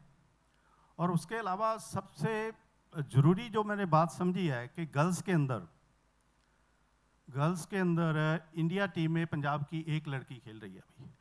उसमें मेरे को ये लगा भी उसमें फोकस करना चाहिए. तो उसमें राउंड ग्लास ने 2 जो सेंटर्स हैं वो बोर्डिंग स्कीम के, एक तरन तारण में, एक जलंधर में लायलपुर खालसा कॉलेज में खोल रखा है, जिसमें हमने जो बच्चों को उनका रेजिडेंशियल स्कीम के अंदर उनका रहना खाना, ट्रेनिंग, इक्विपमेंट, इवन एजुकेशन, ये सारी चीज़ें हम लोग उनको दे रहे हैं. और बाकी जो 16 सेंटर हैं वो बॉयज़ के, वो उसमें हम लोगों ने एक कोच दिया है, जो कि पंजाब का मैं समझता हूँ एक फीडर सेंटर बन चुका है पंजाब. हम सभी एकेडमी जो अच्छी एकेडमी है पंजाब की, जैसे सुरजीत एकेडमी है, PIS मोहाली है, लुधियाना है, इनको हमारे बच्चे जो है आके वहाँ फीड करते हैं, वो ट्रेनिंग लेते हैं. और अभी रिसेंटली पिछले साल हम लोगों ने हमारी यूथ एकेडमी शुरू की, जिसमें हमने 26 प्लेयर लिए और उनको हम लोग करके आए हैं, जो कि हाई परफॉर्मेंस होगा, पंजाब का बेस्ट और इंडिया का बेस्ट, और मैं समझता हूँ वर्ल्ड क्लास फैसिलिटी होगी उसमें. उसमें मल्टीपल स्पोर्ट्स हैं, जैसे कि हॉकी, टेनिस और फुटबॉल. और तीनों गेमों को लेके, जैसे हमारे पास फुटबॉल के 10 फील्ड होंगे, हॉकी के 4 एस्ट्रोटर्फ फील्ड होंगे और टेनिस के अंदर टेनिस कोर्ट है जो वो अराउंड 16 होंगे। इससे शुरुआत होगी, हमारा हाई परफॉर्मेंस सेंटर होगा, क्योंकि अभी जो फैसिलिटी मैं देख रहा हूँ पंजाब के अंदर इंफ्रा के अंदर, उसमें पंजाब गवर्नमेंट ने कोशिश की है काफ़ी कुछ करने की, इम्प्रूव करने की। अभी बहुत सी चीज़ें हैं जो करनी बाकी हैं, क्योंकि जो प्लेइंग इंफ्रा है वो उसका यूटिलाइजेशन जो है प्रॉपर हो रहा है या नहीं हो रहा। देखो, मैं पिछले 3 साल से काम कर रहा हूँ, we have face so many challenges.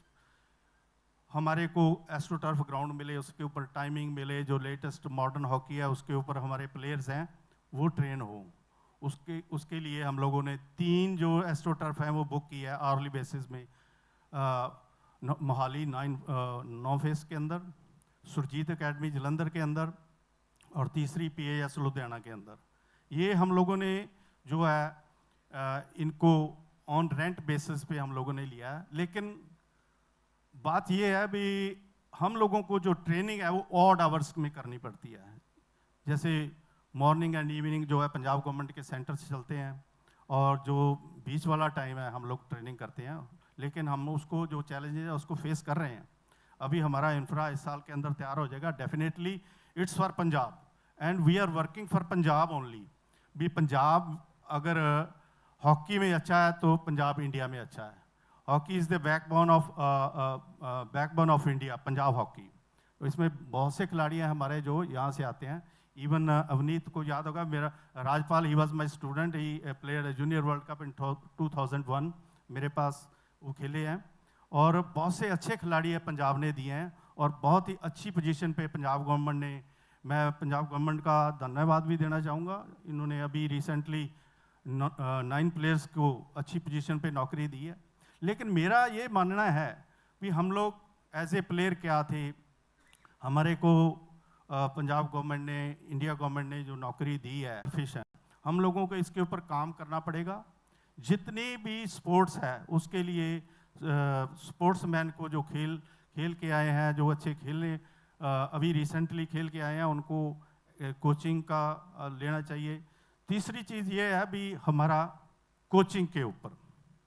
अब मैं रिसेंटली देखता हूँ भी कितने कोचेस हैं हमारे पंजाब के अंदर और कितने हैं जो क्वालिफाइड हैं। जो सबसे मेन इशू है, हमारे पास कोच किस कैलिबर का होना चाहिए। कोचिंग जो एजुकेशन है उसके ऊपर मैं समझता हूँ भी हम लोगों ने कोई काम नहीं किया, और उसके ऊपर जब तक काम नहीं करेंगे तो डेफिनेटली बाकी काम करना उसके फजूल है। तो इसके ऊपर मेरा ये मानना है भी जब तक हमारी कोचिंग एजुकेशन को इम्प्रूवमेंट नहीं मिलती, उनको ट्रेनिंग नहीं मिलती, बाहर जाते हैं या FIH कोर्सेज करते हैं या एडवांस ट्रेनिंग करते हैं, उनके लिए होना चाहिए ताकि हम पंजाब और इंडिया की हॉकी को सर्वाइव करें। बहुत बहुत शुक्रिया। देखिए, राजेंद्र जी ने अभी जो पॉइंट उठाया है कि हम शायद ऑप्टिमाइज नहीं कर रहे हैं जो फैसिलिटीज़ हैं या जो टैलेंट है या जो अपॉर्चुनिटीज़ हम अपने बच्चों को दे सकते हैं वो हम नहीं दे पा रहे हैं। And of course he also spoke about the kind of quality of coaching that we have and how we can improve upon it. And I think Sarvjit, you are a wonderful, just the right person at the right time to address that issue and that concern of Mr. Rajender. So I want you to say a few words about that. Good afternoon, everybody. I fully agree that the feeder system, the base of the pyramid, that should be well nourished, because we somehow look with enigma at the pyramids for this very reason that they're very stable. And that stability comes from a wide base. Right now, I think, pardon my saying so, we are generally focusing on the glamour part of the sport even today. Nobody wants to do the donkey labor, the legwork at the very base. That is where the stars are produced. As you rightly said that the Punjab had this culture of sports, or they were considered stars in sports in the country. The reason was that earlier the borders were open, there were no international laws really enforced, and fighting was the need of the hour. people had to fight for their survival. So fencing became a sport later, but earlier it was basically mode or the means of survival. So I would say there are two parts of a sport. One is the skill and other is the fighting spirit. So Punjab was blessed with the fighting spirit out of compulsion, I would say. And after independence, perhaps that need was perhaps not that prominent. It was there, but perhaps that's why the people started losing that edge. Still, but I would say that is there in the genes. I was a gold medalist in my electronics and communication, but something always triggered me to do well in sports also. So I started swimming, I picked up a couple of medals.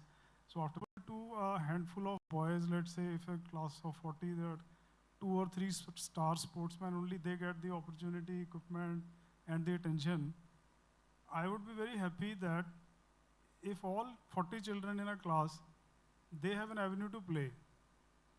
Some will do very well, some may be mediocres, but even the last child in the class, as much opportunity he has to educate himself, he should have a place to stay active, to move his legs, to arms. He will have got some improvement, some adrenaline will get pumped into his blood. So with this perspective, when we framed the sports policy recently, all these thoughts were working behind the scenes. So what we proposed, the minister, I think, very clearly said about the whole thing. So we plan to open 1,000 nurseries so that there is one good sports facility available within 4 kilometers of every household. So that will see that at least any child who is interested, he can go to that place within 5 minutes on a bicycle or 10 minutes at best. And there will be a decent grounds. There will be a track, there will be a jogging track, there will be a football ground, a kabaddi, basketball, whatever is the popular game there, all those facilities will be provided.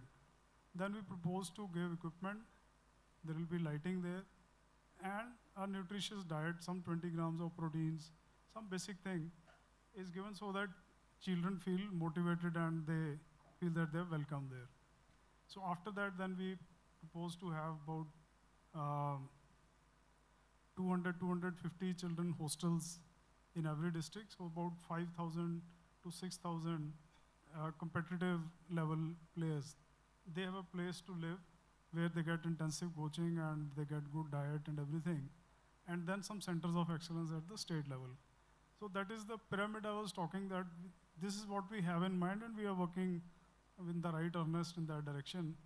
And I think government is very much alive to the whole need as well as the nitty-gritty of it, which is evident from this thing that right now we had just about 300, 350 coaches in place. So straightway the number was made 8 times, let's say, so 2,300 coaches. 500 posts were kept for the outstanding sports persons who win medals at the international and national levels. And these nurseries, they will absorb almost 1,000 state level winners, national level winners. So they will all get employment. They will also get an opportunity to train their youngsters. So this is broadly the framework in which we are working, and we are open to any suggestions or other things which come in the way. Thank you. Thank you so much for all the info. See, we do talk about infrastructure. We do, speak about the coaching staff. Like you said, coaches from hundreds, now they are in, say the number has risen a few folds. But what about the quality of it? I mean, what is the quality of coaching available? Like I know, if I just look back a few decades back, the kind of coaches produced by the NIS, Pachala again, from your own state, the quality of it left a lot to be desired. And I also recall that one of the coaches whose wife was transferred to Baroda, he wanted to get a transfer from here. He was a basketball coach. He was transferred and he used to go and sign there as a judo coach because the judo coach ki jagah khali thi. That is the kind of governance that we have. So, I mean, that is the, what should I say, the downside of our coaching thing, though, I mean, how lightly we take it. And as Rajendra very rightly said, I think we need to make sure that our coaches are of quality. And is there any step that, I mean, do you have any plans to ensure that the quality of coaches, that's not compromised? So, of course, two things I would just like to say at this point. Whatever you are talking, I'm not commenting on that. In past, maybe malpractices might have been there. Yeah. Our effort will be to correct all those wrong practices. The selections will be in merit. Yeah. For example, all these nursery coaches, we have made a very simple 5-step process of how they're going to be selected, in which physical fitness is a core part. So written exam is a very secondary thing. The first thing is their coaching skills, their own physical fitness, so that they inspire children on the ground. So we came up with the advertisement. So after reading the requirements, many of those players, they have started thinking that, okay, we have started practicing, our timing is improving now. That is one part. About the trainings, of course, we are alive to this. Recently, swimming association, they had called up professional coach from USA for giving training. So all those things we will build into the system as we go by. Super. Yeah. Now, from, again, because when we talk about like hockey and other games, they're all, of course, team events. Now, Anjum, you pursue a sport which is purely individual. And the kind of, the kind of changes which you would perceive, I mean, because Punjab is talking big about the kind of future that we can hope to have. You've been around for a bit, more than, close to 15 years, as you said.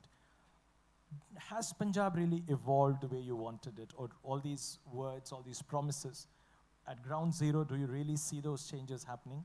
And if so, how much of it still needs to be done? Of course, I have been representing Punjab from 2017, since 2017, and I have seen quite a bit of positive change here.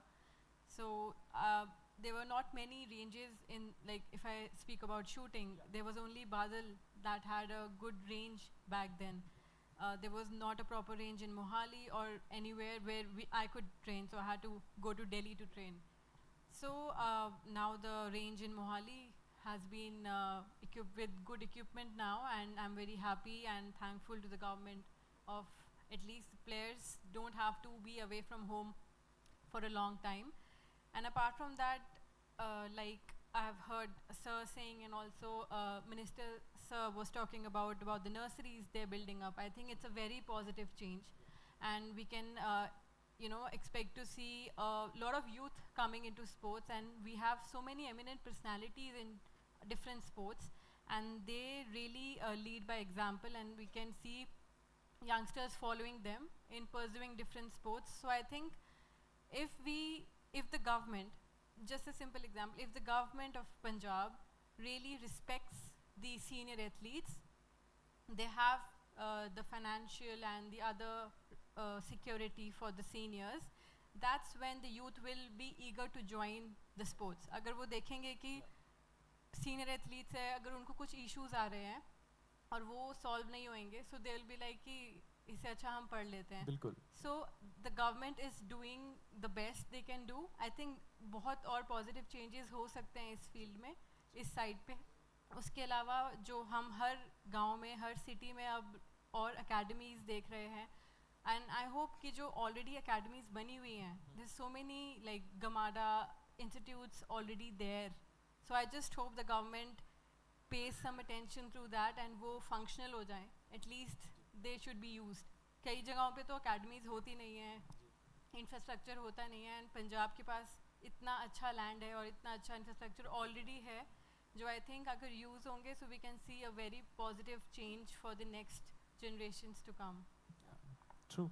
And now, only to take that point forward, Avneet, because you've been also around, and of course you have been in a position of authority, how well do you see that, all these gaps which are found, how that can be either avoided or filled up at some point? So if you were given that position, like she said, if the seniors, your experience can be used or your inputs can be used, what would you be suggesting to people from the government? See, I have been into the sport since 24 years now, even though I'm not actively shooting now, but I'm in touch with everything. So I agree with Anjum that we have seen a lot of positive change. But just for giving an example, now my daughter is 10 years old and she wants to start up shooting this year. So as a sports person, I still feel the same challenges are there which I faced 24 years ago. There you are. So that's a big gap. So either I gave her coaching, and because I have seen everything, so if I had to struggle at that time, I wouldn't want that for my child after 24 years. So that gives us an answer where we stand. Every government has tried its best, but they need to push it really harder. And I also personally believe, because of being a police officer, it will also help to tackle many issues, other issues like crime and drugs. Because once we have that sports culture, where after coming back from work, children are going to the parks, children are going to the stadiums. I think that is a culture which we need to develop. Absolutely. We need to channelize the energy of the youth towards sports, and most of the problems we'll be able to handle. So I think this is one big gap that, giving my own example of 24 years, I'm worried how should I go for my daughter. So either I have to invest my energy, whole energy onto her, but I don't have any center of excellence in Punjab. So that is a big lack. Everyone has been talking about it. I can't resist from saying the truth, because everyone has been talking about it since 20 years, that we need this, we want this, and we are going to do this. But I wish I could see it on the ground, because center of excellence is very important. For some, like we can identify 10 to 15 sports where we know that Punjabis are doing well, Punjab sports persons are doing well, and we should identify the talent. If I ask, I don't think we have a list of 100 sports persons in the state. We can say that these will be the best tennis players, or these will be best badminton players. We don't have the talent pool. So we need to have the talent pool. We need to have a center of excellence where these sports persons of these 10 to 15 picked up sports can be trained well. It's not just about infrastructure, it's about biomechanics, sciences coming into the sport, a mental training aspect. So all that should be in one center of excellence, so that the child, the sports person, doesn't need to travel here and there. So I think this is one big gap which we need to cover. So. Yeah, I mean, see, you're talking about a very holistic approach to your sport. And of course, it can be, like we can add a lot of sports to this same kind of a framework. But realistically speaking, in your state, because you've been around for so many years, I wish to know from you, does a shooter encourage their children to take up shooting, or a hockey player takes up, he encourages the child to pursue what the parents had done? It's like that, Has it been happening? I mean, with cricket, of course, we know that happens. With golf, I know that it is happening. But what about shooting? I mean, in your particular sport, given a choice, you would like your child to pursue shooting? Yeah, definitely. Because yours is a family of sports person. Yeah. Rajpal in spite and you, of knowing and being well aware of all the challenges, I would still encourage her to take up the sport, because apart from sport, as Sir said, it adds a lot of value to our life. So I think that's one important aspect, and I would love my child to shoot or take up any sport she wants. Yeah, but as you said, a lot needs to be done. And yes, I have seen the progress in the last 20 years. Parents are more keen for the children to take up shooting, and it's a very positive interest. And I think we need to have really good infrastructure here in Punjab, and I think we can rule the world. Yeah. Wonderfully said. Rajendra जी, मैं आपसे पूछना चाह रहा हूँ कि हम बात करते हैं, देखिए आपको ऐसे फोरम्स में लोग आके आपको बड़ा एक पॉजिटिव व्यू देते हैं, जो कि अच्छी बात है, आप अपनी बात रखते हैं. आपने भी चैलेंजेस देखे हैं, बहुत देखे हैं, और आपके पास काफ़ी सवाल थे जो मुझे काफ़ी सही लगे, क्योंकि बिल्कुल ज़मीनी सवाल हैं ये. आपको लगता है कि मतलब मैं बड़े संक्षिप्त में चाहूँगा इसका आंसर, क्योंकि हमारे पास टाइम थोड़ा कम है. मैं चाहूँगा कि सब एक क्लोजिंग कमेंट दें. आपके क्लोजिंग कमेंट से अगर मैं शुरू करूँ, तो क्या आप कहना चाहेंगे पंजाब का जो एक रुतबा है पैन इंडिया, अगर मैं उसको पंजाब को देखूँ और पंजाब पूरे देश की तरफ अगर देख रही है, तो पंजाब क्या स्टेटमेंट देती है पूरे बाकी भारतवर्ष को? देखो, आपका जो क्वेश्चन है बड़ा इट्स वेरी इम्पोर्टेंट.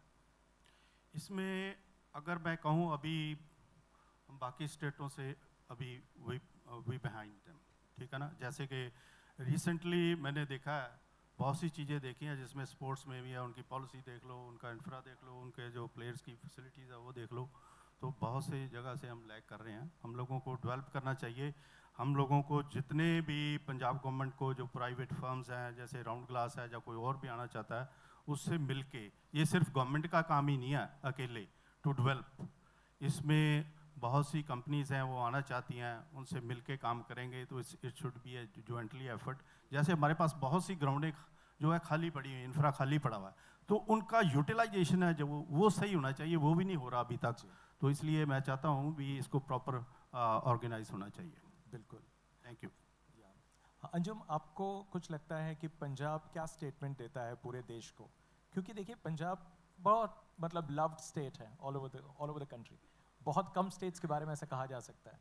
आपका खाना, आपका म्यूज़िक, आपकी जिंदा दिली, आपका परफॉर्मेंस, हर चीज़। आजकल इंडिया में शायद कोई शादी नहीं होती जिसमें पंजाबी गाना ना बजता हो। तो पंजाब एज अ स्टेट, अगर पंजाब के आप एक as an ambassador, if you were to make a statement कि भाई why you should, I mean, what they can learn from Punjab and Punjabiyat, तो आप क्या कहेंगे?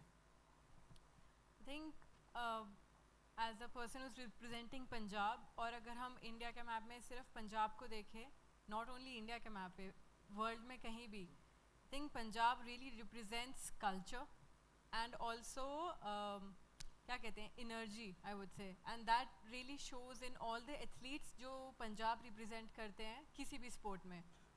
अगर हम हॉकी देखें या कहीं भी देखें, हम गेम्स में जाते हैं, वहाँ पे हर स्टेट वाले इकट्ठे हो जाते हैं, चाहे वो अलग अलग गेम के हैं। जो एनर्जी, जो पॉजिटिविटी और जो इकट्ठे रहने का जो भाव है वो पंजाब के एथलीट्स में देखा जा सकता है। सो आई थिंक ये बहुत अच्छी यूनिटी दिखाता है पंजाब स्टेट।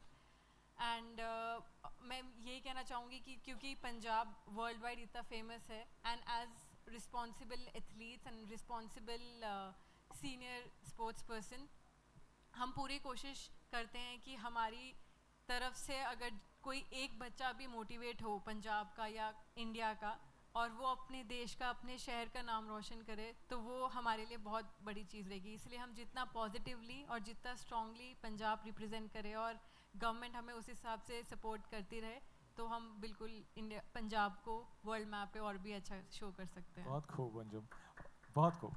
और अब मैं चाहूँगा कि अवनी कुछ इसके बारे में कहे, just be a bit brief. I would just say a very short sentence, as you said, to represent Punjab, ki Sherandi Kaum Punjabi. So I think all the qualities the Punjabis possess, so that fighting spirit, never give up spirit, and I think we can utilize those qualities very well. And as regarding sports, I think there are two very important stages in a sports person's life. One is before representing the country, and another is after representing the country and winning medals. So the best step Punjab government has taken now is to give funds for preparation for in the upcoming tournament. So I think that's a very positive change. We have been asking for this since 15-20 years. So it's a very positive change that they have added value. They have given funds for the preparation to the athletes who are going to the Olympic Games, who were going to the Asian Games. So very positive step, but then comes the recognition. As you have seen, all sports persons, we really want to speak so much, because that is, we want to be heard. We have so much to offer. So that is the recognition a sports person wants. So after winning medals, apart from the cash awards, that respect, that recognition, that importance should be given to them, and appropriate and suited, well-suited jobs should be given to them. So I think if we are able to do this, we can really motivate a lot of youth to join sports. Very well said again. Thank you so much. Now that, Sarabjit, now you've heard them all, so that's why I left that part for you, the last part, before I go back to Sir. A lot of things have been said. A lot of things need to be done. You know, I mean, it needs to be done at different levels.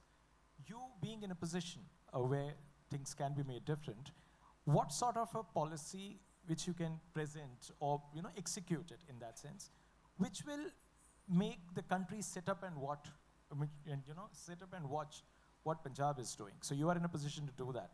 So if you were given an opportunity, free hand, and what would you be planning to do?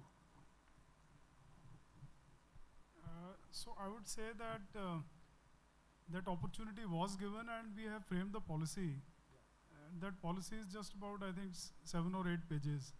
But it covers most of the things we have discussed here, right from the nurseries at the very base level to district level infrastructure to state, giving jobs to the players. I think now it is time to execute in the right earnest. And it does appear government is serious about this. And as we get funds, we'll create the good infrastructure. And I think there are no demystification further required. There is absolute clarity. We also understand that the Punjabi genes, they need the right environment and they'll bounce back. So we do hope and look forward to working on this dimension, and I'm sure results will come. I'm sure about that. Thank you. And so, one last word from you, as to, because you've been you've been in the country, you've stayed away from the country, and you've still made India proud. So what I wish to know from you is, what is your vision for India? If you were given a choice, what would you be doing more than what you are already doing? मेरा जी करता है मैं पंजाबी च बोला ये सब तो वड्डी चीज़ पता है कि ज़िंदगी दी कि if you contribute something for a laudable cause to uplift the youth of the country, that is a great job, one can do it. अच्छा I just sitting in discussion, let us make a compromise. Be generous on both sides. No round glass, we have lot of environment, 20 lakhs plantation we have done, 20 more we are planning to do that. Lost of waste management. I personally visited recently, I adopted one village, 20 million kilo. I am making full plan with my director who is here, Rupinder. You know, we physically go and see Sarpanch, everything, okay, what money you get from the government, what center give the government, how this money is properly utilized. One thing with the, you permit me to be frank, no, suppose round glass, we are doing so much, and not we are privileged person. My son, I feel proud of him. The way he's planning, way he's spending, organized camp, and with all the kit and all the small things we take, when our team go, look, our senior football team is playing in the Super League, and we have reciprocal matches which Punjab Football Club has to host matches here. I'll suggest the Punjab government, there are a lot of stadium, lot of this give jointly. I think if you permit me, the Punjab government let's make a love together. They invite us, and I can assure you that we can do a commendable job, because Punjab is a very fit state to bring the youth.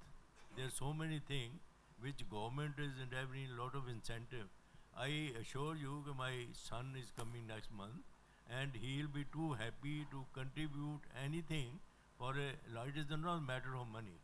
Money, we know how much we are spending, it's no exaggeration.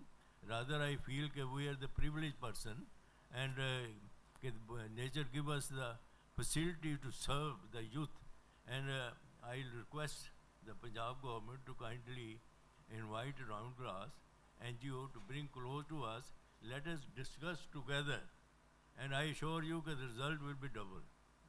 You can see any field, the Punjab can again come under this soccer, hockey, tennis, shooting, with so many things we can take care of.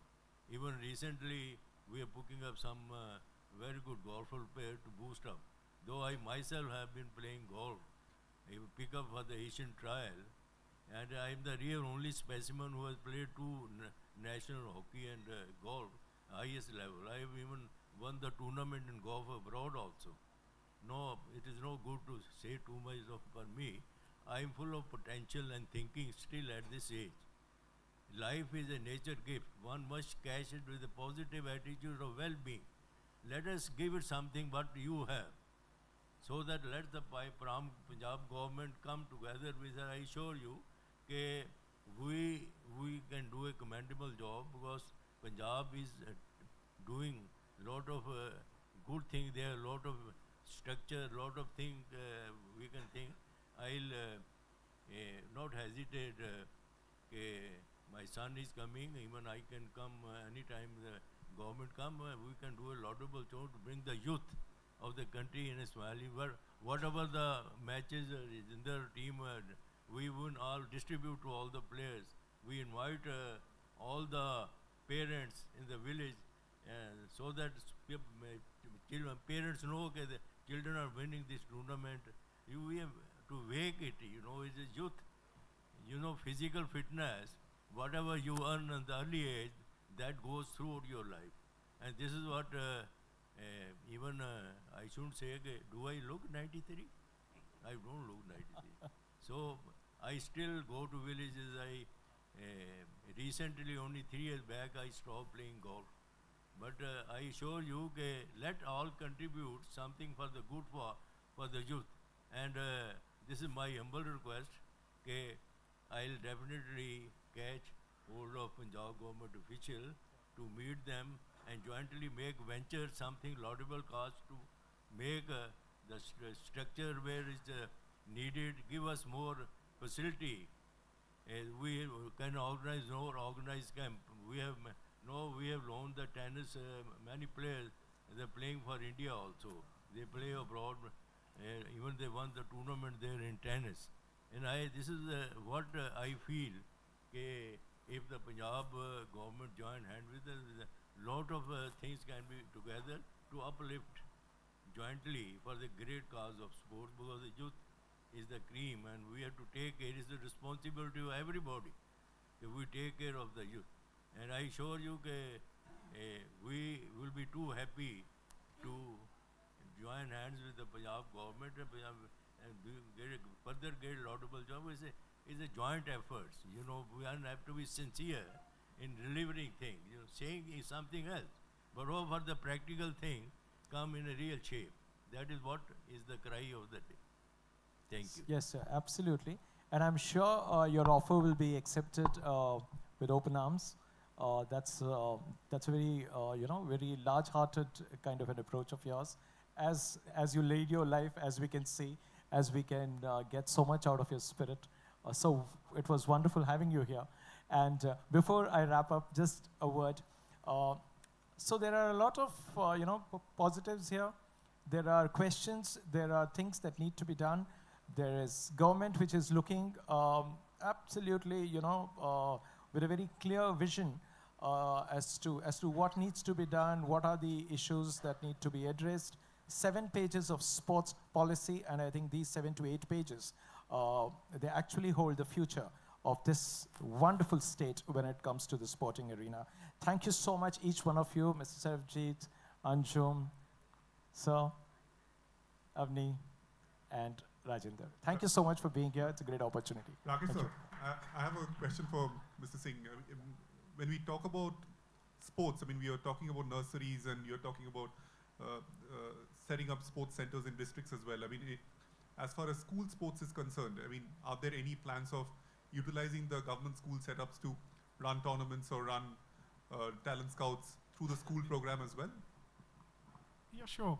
Basically, what we have in mind is that there should be a unification in the efforts of all the players in let's say, sporting activities. So whether it is the school grounds, the DPIs in the schools, or the people we are going to recruit in this thing, there should be no overlapping of effort and we should not be working at cross purposes. So what we do have in mind is that all these nurseries or the school infrastructure, they should act as one big network of the sporting infrastructure as well as of the coaching facilities, so that you get the best out of the things available. Sir एक question है मेरा joint Arjinder sir Avneet ते अंजुम नू Arjinder sir ਤੁਹਾਡਾ Moscow 80 ਚ 골ਡ medal ਆਇਆ ਜੀ ਆਫਟਰ ਮਾਸਕੋ 2008 ਦੇ ਵਿੱਚ ਹਾਕੀ ਤੋਂ ਸ਼ੂਟਿੰਗ ਦੇ ਵਿੱਚ 골ਡ ਮੈਡਲ ਸ਼ਿਫਟ ਹੋਇਆ ਅਵਨੀਤ ਉੱਥੇ ਵਿਟਨੈਸ ਸੀ ਆਫਟਰ ਸ਼ੂਟਿੰਗ ਫਿਰ 2021 ਟੋਕੀਓ ਦੇ ਵਿੱਚ ਐਥਲੈਟਿਕਸ ਚ 골ਡ ਆਇਆ ਅੰਜੁਮ ਉੱਥੇ ਵਿਟਨੈਸ ਸੀ ਨੈਕਸਟ ਪੈਰਿਸ ਚ ਅਸੀਂ ਕੀ ਐਕਸਪੈਕਟ ਕਰ ਰਹੇ ਹਾਂ ਕਿਹੜੀ ਗੇਮ ਚ ਆਏਗਾ ਤਿੰਨਾਂ ਨੂੰ ਜੁਆਇੰਟ ਕੁਐਸਚਨ ਆ ਸਰ तीनों प्लीज आंसर दें।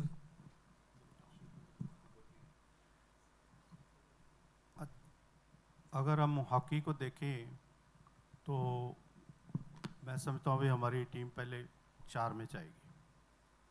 Hockey man team they will qualify for the last round for 4। ਤੁਸੀਂ ਕੀ ਪੁੱਛਿਆ ਕਿ ਕਿਹਦੇ ਆ ਸਕਦੇ ਮੈਡਲ ਜਾਂ ਕਿਹਦਾ ਦਿਲ ਕਰਦਾ ਕਿ ਆਏ because realistic. Because we would want कि everyone should win medals, but realistically speaking, I think shooters बहुत अच्छा कर रहे हैं.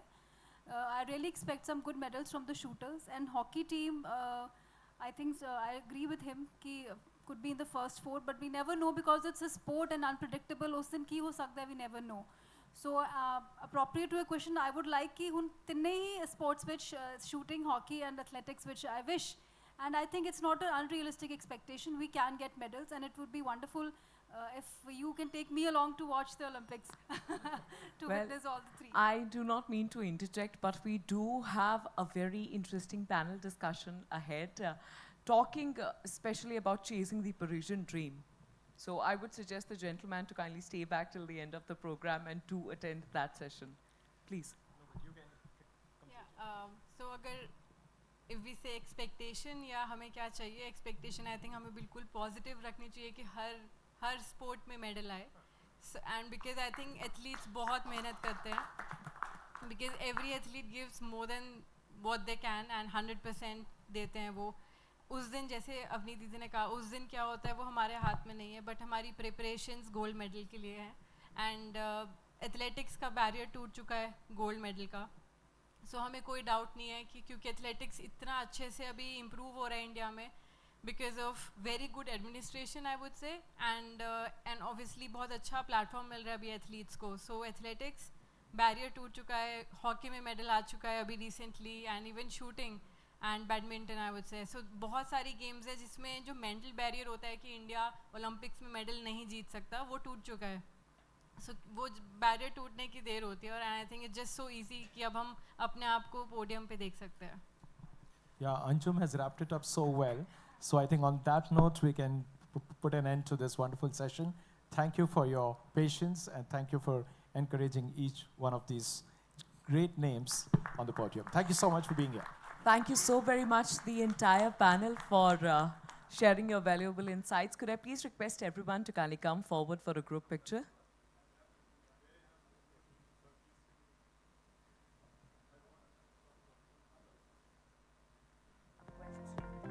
Allow me a couple of minutes. Let me get done with the ceremony. I'll pass on a mic to you. And also requesting Mr. Rao to kindly do the honors of presenting a small token of appreciation on our behalf to the entire panel.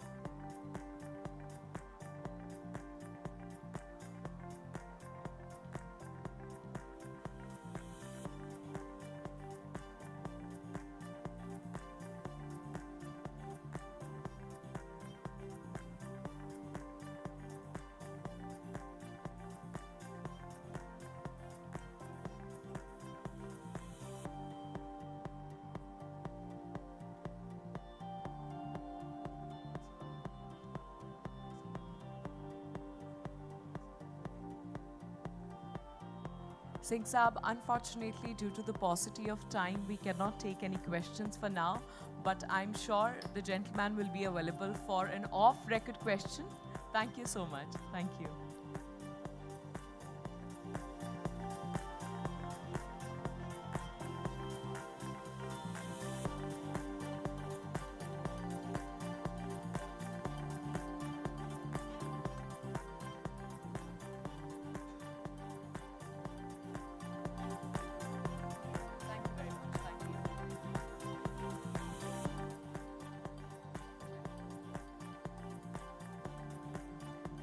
Thank you very much. Thank you.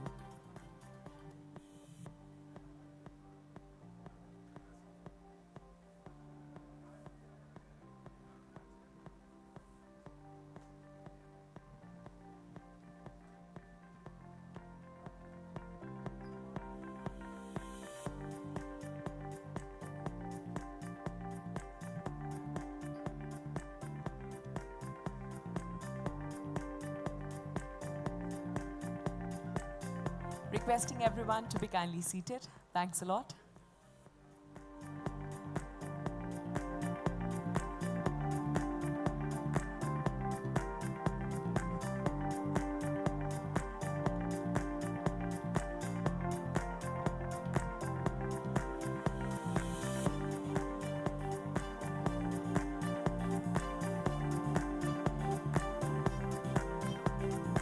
Ladies and gentlemen, requesting everyone to kindly settle down as we are headed towards the next panel discussion.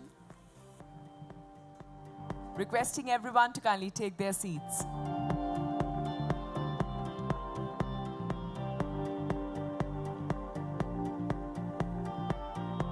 Ladies and gentlemen, the conclave is still on. I must request everyone to kindly return back to their seats. Due to the paucity of time, it's a humble request to everyone to be kindly seated so that we can begin with the next session.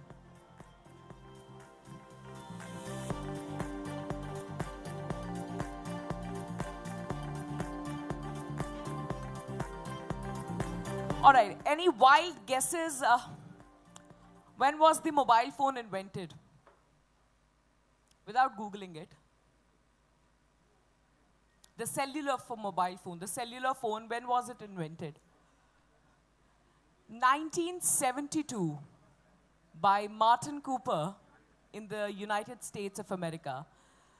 The idea for inventing a mobile phone was to facilitate interaction, right? To facilitate interaction between people.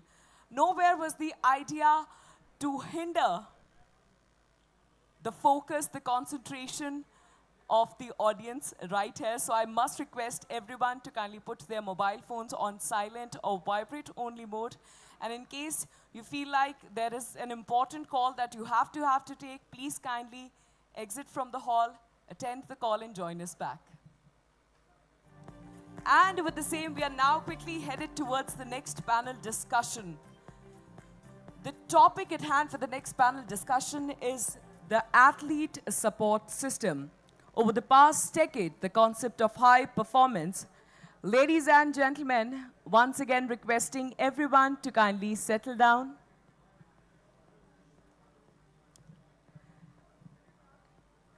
I do understand that conversations are the backbone of networking, but for now, I must encourage everyone to kindly return back to their seats. Over the past decade, the concept of high performance has taken a life of its own. Supporting an athlete is no longer just down to coaches. There's a whole ecosystem of services to help an athlete and coach to get the most out of the potential at hand. Joining us on stage is the moderator. Please give it up for Mr. Prasant Santakumaran, partner KPMG. And please welcome Mr. Vijay Lokapalli, senior editorial consultant, Sportstar.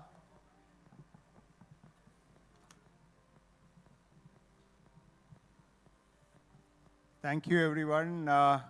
Can we have everybody seated? It'll be really good if everybody can see.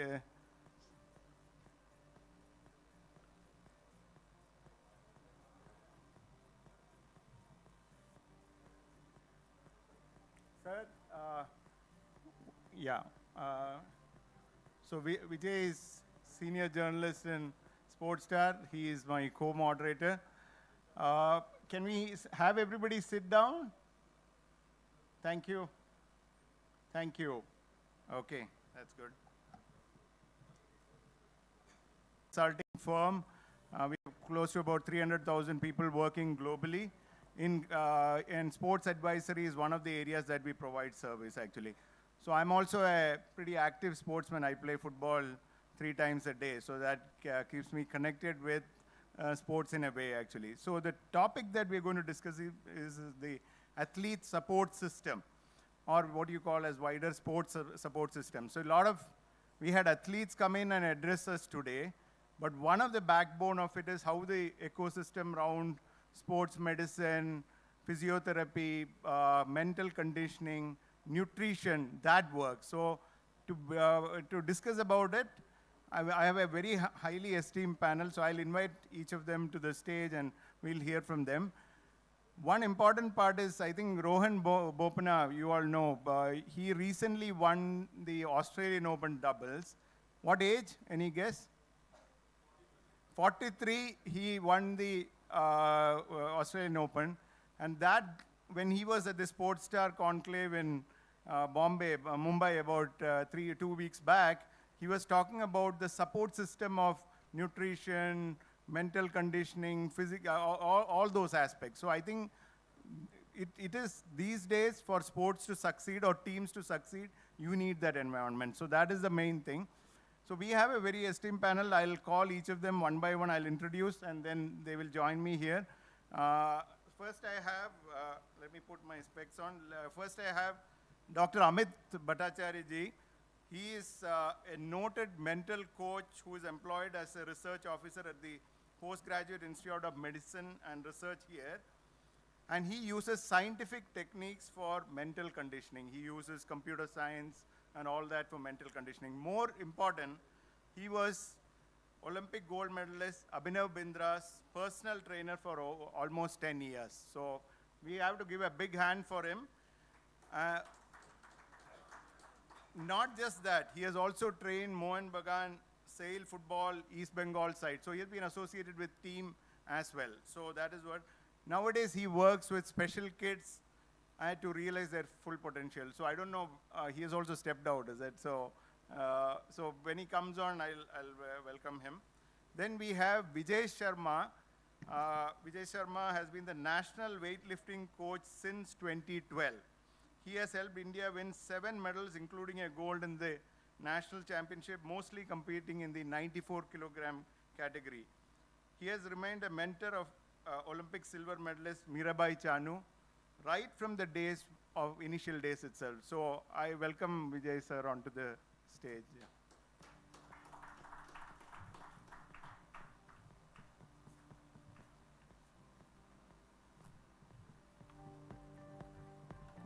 Next, I want to introduce, sir, please come.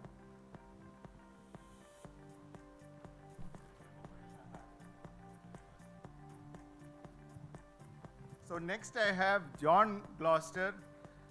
John and we were conversing today. He is from Australia. So one thing I wanted to understand from him is how do we India beat Australia in finals and all that. But at a wider level, he has been, he's in India for last 19 years. He's a resident of India.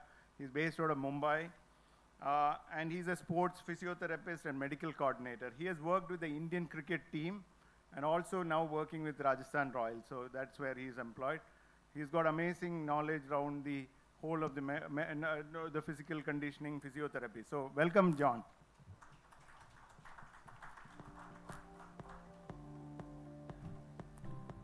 And I also wanted to introduce Tavisa Parikh. Tavisa is a sports and medicine, medical doctor in the medicine department of Reliance Foundation. She completed her MBBS from TN Medical College, Nair Hospital in Mumbai, then completed a master in sports and exercise medicine from the University of Glasgow, a PhD in sports medicine. She's also yoga certified, so she combines both the sports medicine and yoga as an area. She has received multiple sports medicine training at renowned centers in Cape Town, Cleveland, USA, across multiple places. So welcome, Tavisa as well.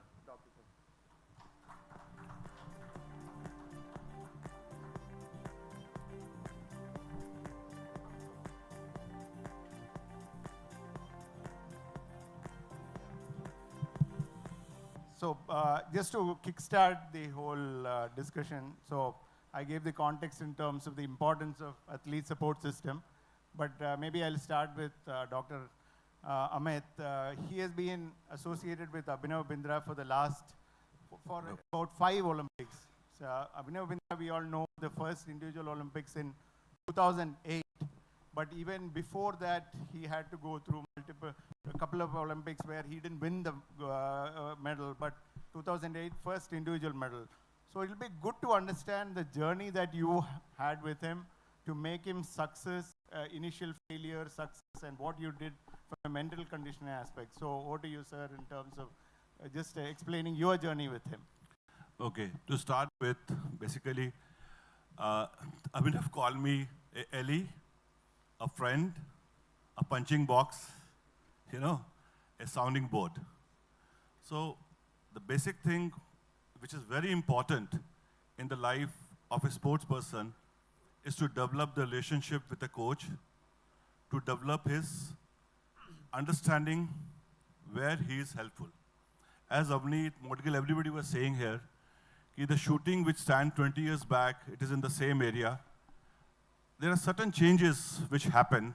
I will speak about it later on. So let's start with the first thing. 2004 was an eye-opener for us. 2004, we reached final in 3rd position, and in the final, we lost, and we went back to the 7th position. And that was the eye-opening for us. So every method, every technology, everything which we used, everything failed. So we start very fresh again. We work on every minute aspect of mental training. We work on every minute aspect of this technical training, every minute aspect of the environmental part. We work on the jacket, we work on the shoes, we work on the darkroom shooting, we work on the samadhi tank and everything. So at that point of time, we developed a therapy which is called dead man therapy. And 2006 was the first when the world championship was there, and we win the world championship. We become the gold medalist. So then again, one challenge came in the front. Everybody say it is the peak which you have attained. So again, we understand the word peak is not actually for the shooters. It is just a start limit. And there we started another part of the journey that is called how to work with the second part of the brain that is called the frontal lobe of the brain. And that part is related to the language section. And I still remember in 2004, there was a complaint that there's something wrong with the pallets, there's something wrong with the floor. So some ghost was haunting us. So we got prepared with what is called hazard management, and which is related to the human frontal lobe part. So this hazard management is something which helped us, in 2008 Olympics. When Abhinav started his final, he shot the first shot, which is 4. Then second shot, 4.2, which is terrible. Even an initial shooter can't shoot like that. But this dead man therapy and the other aspect of the hazard management, it really helped. तो उससे हमने क्या किया कि जब अभिनव के दिमाग में एक बिलीफ सिस्टम डाला गया था, जो एक डेड मैन थेरेपी का पार्ट है, that belief system was कि you will shoot, I won't open the secret now, I will discuss it later on. And the first shot he shot was 10, and the final shot, he shot 10.8. He was in the final with a less score than Athens Olympic. In Athens, he shot 597, and here he was in 596. And 596, he and Moldvino, they were tied up in 3rd and 4th position. And the second position was with Zukanan, former champion, world Olympic champion. And the first position was Henry. So from 596 to go up, it was a very big challenge. But everything worked very good. And I always believe that if there is a good support system by the friend coaches and a mental training system which is with the players who are from the, जो हमारे Indian taste के लिए है, एक foreign coach, एक foreign trainer, बहुत अच्छा है, ठीक है, सब कुछ ठीक है. But जो एक Indian उस चीज को समझ सकता है, because there are people who doesn't understand कि what is neurofeedback, they doesn't understand what is neurotransmitter, they doesn't understand कि what are SSRIs, what is dopamine, ठीक है? So एक ऐसा system चाहिए जो उनको इस चीज के लिए समझा सके, and they can do really very well. Thank you. Thank you. That was wonderful. So Vijay sir, over to you. Hello, Mr. Sharma. You have done a wonderful job with Mirabai Chanu, everybody knows. उसमें coach का importance, coach का role उस दिन, competition के दिन कितना होता है? क्या आप पे भी उतना ही ऑब्वियसली प्रेशर तो होता ही है, तो एक दिन पहले में और कंपटीशन के दिन में क्या फ़र्क होता है? Competition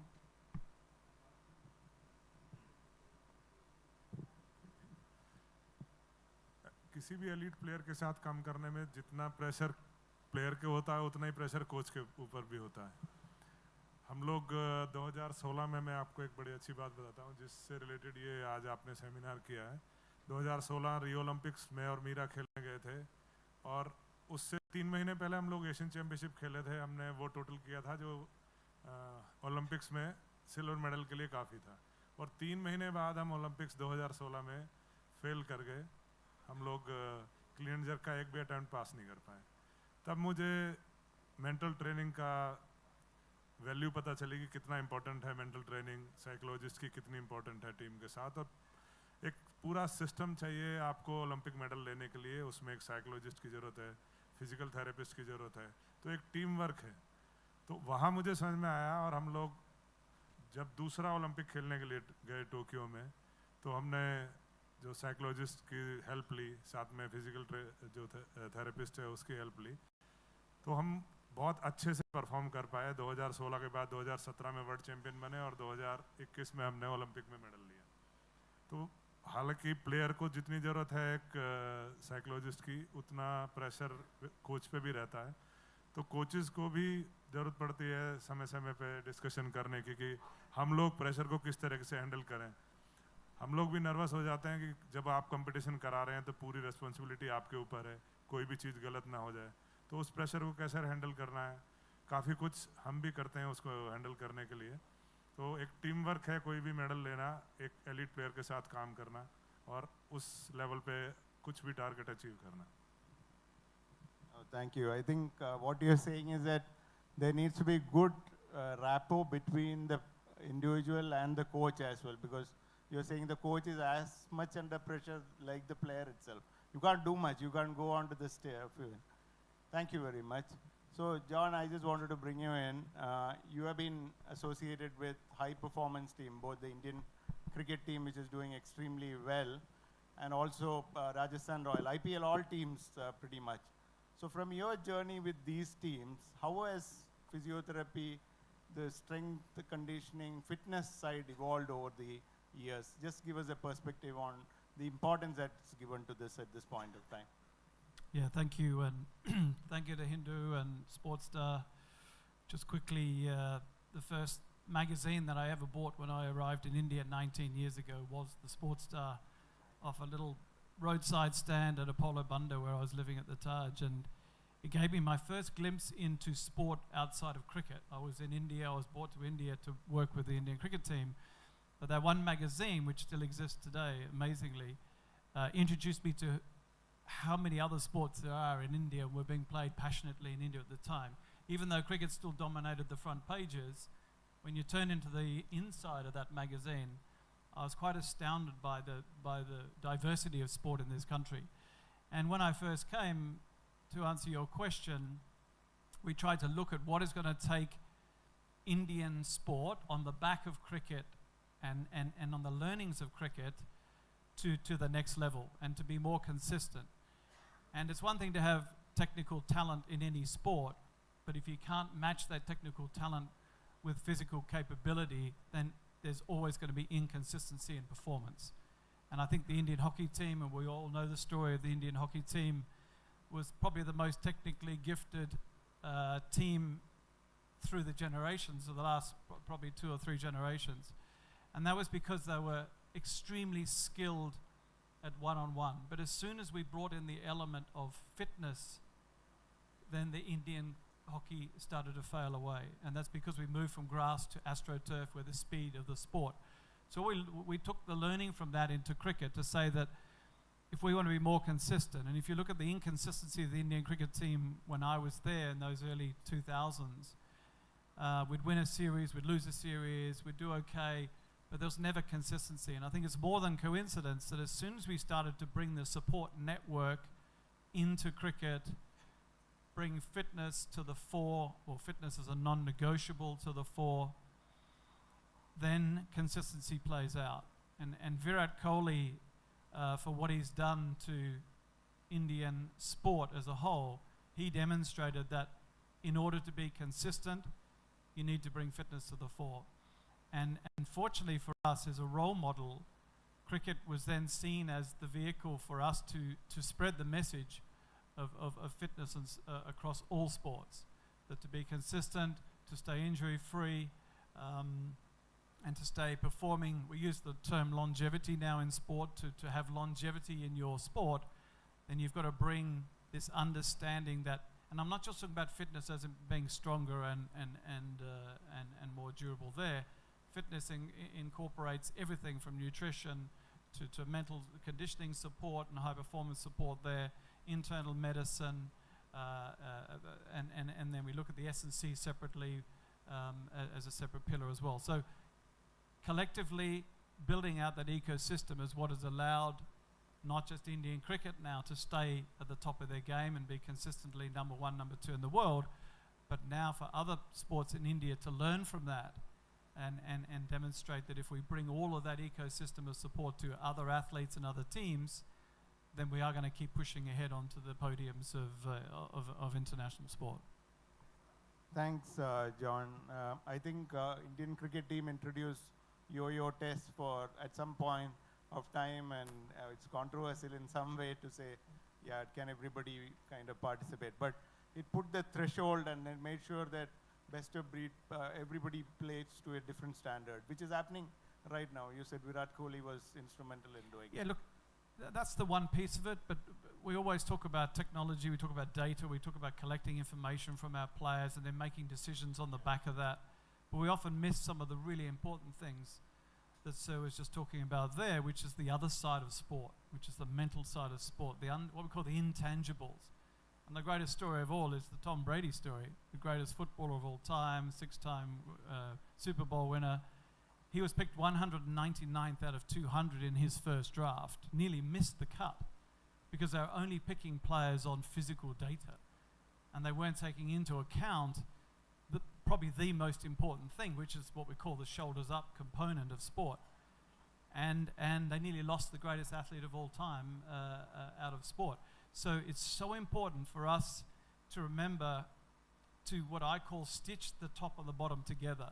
And that's where these gentlemen, this group here are very, very good at. Is it's one thing to consider the physical, and we've talked a lot about physical consistency being a prime mover in success, but it's going nowhere if we don't allow the body to talk to the brain and the brain to talk to the body. So the focus has to come back to delivering on the shoulders up mental conditioning approach to sport as well. Thank you, John. So I'll move over to Teresa. Hope I get your pronunciation. I'm just trying again and again. But see, I had a patella surgery in 2020, and it broke while playing football at the ground itself. And I went to Manipal, had an operation, and the same year I had to do one more operation to take the wire out. And then I saw sports medicine as an area in there. And I met the doctor, and I continued to take support from them. And now, can you demystify sports medicine? Because that is more preventative. Unlike I have gone for a cure, but it is also preventative these days in a wider sports side. So would you just want to explain what is sports medicine? What are the components of it for all of us, actually? Thank you. At the outset, thank you to Hindu for this invitation. So sports medicine, whenever somebody hears the term, the first thing that strikes to them is an injured player on the field and somebody attending to them. So we've always, it's common to associate sports medicine with just an injury which has happened and cure of that. But actually that is, it goes much beyond that. That's sports injury, but medicine means just looking at the whole aspect, everything else, health-wise altogether for the athlete. And that would include everything that has just been discussed, including the mental health, the nutrition, which is very important. And when we talk of health and medicine are again slightly different. So it's also looking at, sports medicine looks at the general health of an athlete, which means we are looking at also prevention. So especially when we're talking of elite sports, once the athlete is going for a competition and he or she falls sick, and then we attend to him or her, we have already lost out some time, which is very crucial when somebody is traveling to an Olympics village or for any championship. So what we need to do with these athletes is ensure that they actually don't fall sick, they don't get hurt, all of these. So that's where the sports medicine gambit is really big, because we look at everything from prevention to treatment. And within both these prevention and treatment aspects, it's attending to preventive nutrition, preventive psychology, preventive medicine, and also treating all of these. So when we talk of prevention, it means, for example, I'm from Reliance Foundation, and what we do is whenever an athlete comes into our system, we actually take them through an entire health check. So again, I'm saying not medical check, but a health check. So they undergo everything from blood tests to scans of, the heart, etc., nutritional scans, analyzing their body fat and body muscle. They also undergo a basic psychometric evaluation to see that, where are they, how can they, what is their coping strategy for stress, are they able to manage stress just now. So all of these things are evaluated as a baseline. Of course, if any complaints are there, they are attended to. But when we look at this as a baseline, and then we are managing this athlete, even before the athlete actually gets injured, we can identify that, okay, this particular blood level was off, so he's likely to feel more tired. He's likely to, susceptible to a fracture. So we can identify that. Of course, we have to put 3-4 things together, and there is a good chance that the athlete will not actually get a fracture, but this is on the basis of science. We can say that he has what we call risk factors. Problem. Medical science has evolved enough that if there is a problem, we can definitely treat it. But like I said, there's time lost, and when we are talking of elite sports, there's no way we can lose time. That's the big thing. If somebody gets an injury, physiotherapists are there of very high quality who can fix them, and they can go back into playing in the next 5 minutes. But why do we even want to probably reach that level? So we're talking prevention. We identify, medicine has identified certain injuries which happen very commonly. So for example, certain type of injuries happen commonly in footballers. So there are preventive programs which are taught to them, which are incorporated as part of their daily routine, so that they strengthen certain muscles, etc., so that this would not happen at all in the future. Thank you. So I just want the audience to be prepared with any question, but before that, I want to just go back to Amit sir. Just one thing, you worked with Abhinav Bindra, but you also worked with teams, like football team. So what is mental conditioning in individual versus a team? What is the broad difference in that? Because you get the team psyche together to win something. So it'll be interesting to hear that. प्रशांत ने ना मुझे एक बड़ा उसमें डाल दिया कि 5 minute में कंपाइल कर दो अपनी 25 साल की जर्नी, तो मुझे पता ही नहीं कहाँ से स्टार्ट करूँ, कहाँ से एंड करूँ. But I must say one thing. Hindu, the most democratic newspaper who was covering the Indian sports, first thing they should start, okay, physio, medicine, everything I understand. It was there, it will be there. Emergency mental training setup. Just think of a person who is working hard for 10 years and something happened to him in the final and he's out. Shooting is a merciless sport. One shot here and there, you are gone. Your 4 years, what you have spent to reach the podium is finished. What happened to that sportsman? How what kind of quality of training you give after that? So this setup should be very important. It should be there everywhere, how to work on those aspects. What type of, the anxiety, depression, stress they go, and how it is carried. Like in 2004, when Abhinav was, we are actually shattered, It was like from 3rd position to 7th position. We lost the medal. But how we really come up very well. We have gone through a policy, we've gone through each and every aspect of mental part, technical part, and we got the first gold in 2008. In between 2006, we become the world champion. So this part is very important. Second, as he was telling about the team event, recently this Minerva win, then Mohun Bagan say the East Bengal has lost 3 times, So their coach, Subhash Bhumi, called me. He said, if we lost this time, we are finished. So the strategy for the team event is entirely different. It is like the method of training is entirely different. The individual training is entirely different. The team training, recently the girl, Ojaswani, I must name, she's 10 years old girl, she win golf, this Asian Championship. Anupama Upadhyay in badminton, if anybody is from badminton, she played with PV Sindhu. They are all trained by me. But the training method for them is entirely different from the training method of team. Team training method uses a consent mechanism system in which every player, like at that time Shuil Khatri, who is now playing with some high football, this thing, then Shubhra Pal, every people were there. So we work with them in a different aspect. Those aspects, those training techniques of mental training should be adopted by the big giants who are coming up into this field. And I think that will help the Indian system, that will help the Indian sportsman, that will help the Indian sports to go very high. Thank you very much. Thank you. And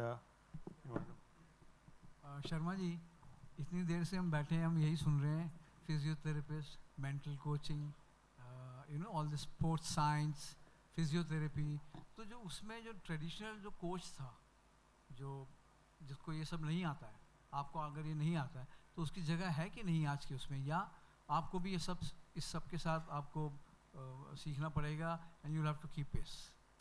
नहीं, definitely जैसे मैंने अभी आपको बताया 2016 में हमारी Indian team में physiotherapist, mental trainer, doctor, तो इस टाइप की कोई चीज़ नहीं थी जिसका खामियाजा हमने भुगता और देश ने भी भुगता मेडल खो के। उसके बाद में हमें पता चला कि ये चीज़ें कितनी इम्पोर्टेंट हैं। 2021-20 टोक्यो ओलंपिक के लिए हम मैडम की हमने पूरी हेल्प ली। ऐसे ही फिजियोथेरेपिस्ट, मतलब एक टीम वर्क है, हर आदमी का एक इम्पोर्टेंट प्लेस है मेडल लेने के लिए। सबकी अपनी अपनी ज़रूरत है, अहमियत है, और एक टीम के साथ ही हम कोई भी गोल अचीव कर सकते हैं। तो आपका रोल क्या रह जाता है एथलीट के साथ? जैसे मैं कह रहा हूँ ना, हर आदमी का एक अपना रोल है, और बीइंग ए कोच उसका अपना एक रोल है। ट्रेनिंग कराना, ट्रेनिंग का लोड कैलकुलेट करना, ट्रेनिंग टेक्निक देखना। लेकिन मैं ये नहीं कहूँगा कि कोच का रोल बहुत इंपॉर्टेंट है और फिजियोथेरेपिस्ट का नहीं है, या डॉक्टर का नहीं है, मेंटल ट्रेनर का नहीं है। एक टीम वर्क है, सबका रोल एक एक उतना इम्पोर्टेंट है जहाँ जहाँ उनकी ज़रूरत है। एक बात बोलना चाहूँगा आपको, कोच बैकबोन है। मेंटल ट्रेनिंग का जो एस्पेक्ट है, अगर आप किसी से पूछो स्पोर्ट्स में, मेरे को लगता 3 से 4% है। You know rest everything comes together. मैं इस चीज़ में क्यों फोकस कर रहा हूँ, हमें जो गोल्ड एक ही मिला है, इंडिविजुअल गोल्ड जो मिला है, उसमें इसका रोल बहुत मेजर रहा है। हम एज ए डॉक्टर पीजीआई में रह करके हम इतना आगे आ नहीं पाते हैं, टाइम नहीं होता है, सो मच। बट जब हम इतने बड़े प्लेटफॉर्म को देख रहे हैं, तो कोच का रोल तो बहुत इंपॉर्टेंट है, फिजियो का रोल बहुत इंपॉर्टेंट है, इनका रोल बहुत इंपॉर्टेंट है।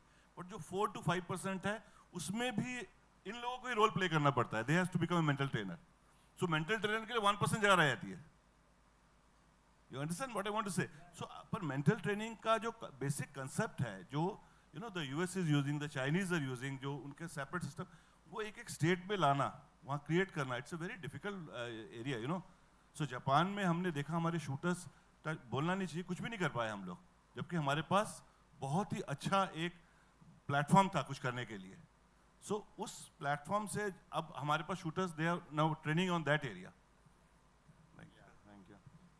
John, just to take up another topic, and Australia is pretty much known as a sporting nation, and you come from there. You initially, what do they emphasize at school and college level, which probably India can do? And I know you're trying to replicate in high performance team, but what can India do from that? What have you kind of learned from that? And I think we'll take a step back, and it was really interesting. The sports minister who was here earlier, my Punjab is really poor, but one thing I did pick up from him was he mentioned bacha. He was talking about kids the whole time, and consistently, and it was a consistent theme through the previous panel as well, around children.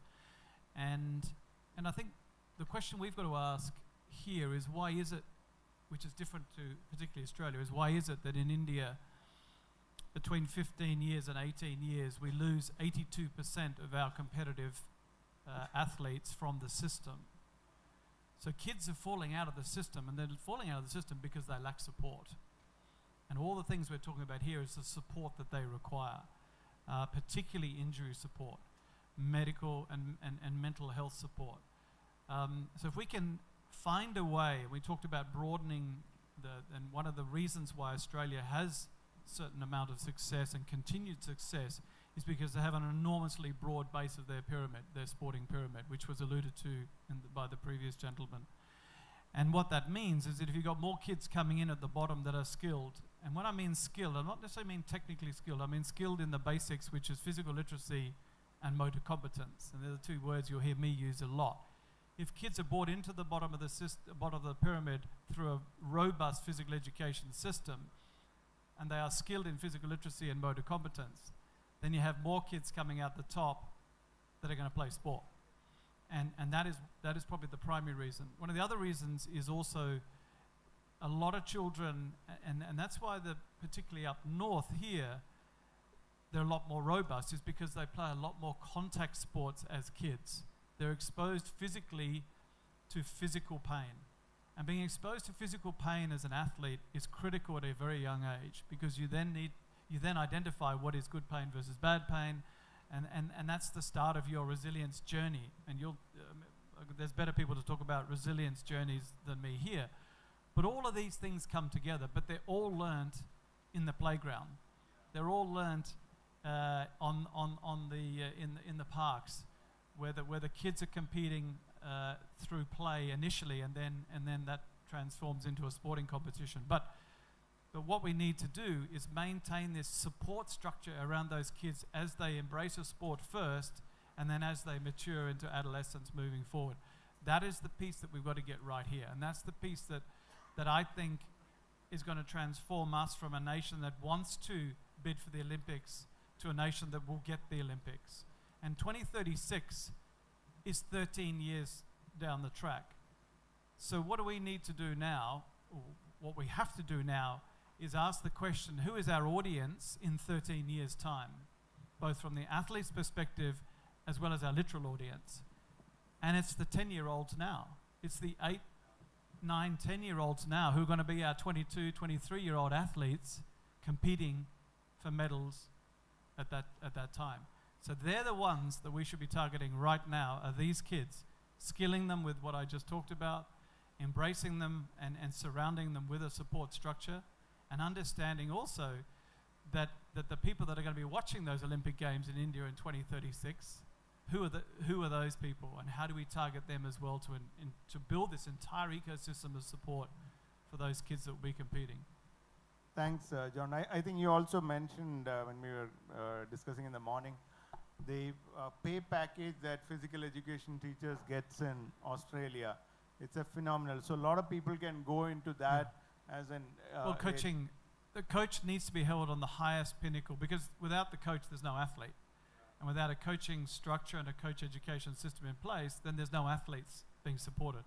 So the coach in Australia is held in the highest esteem, particularly in the sports education space. There's some of the highest paid teachers in the education system in Australia are the physical education teachers, because they alone are the ones that impact on that child more than any other person collectively in the entire teaching fraternity at a institution.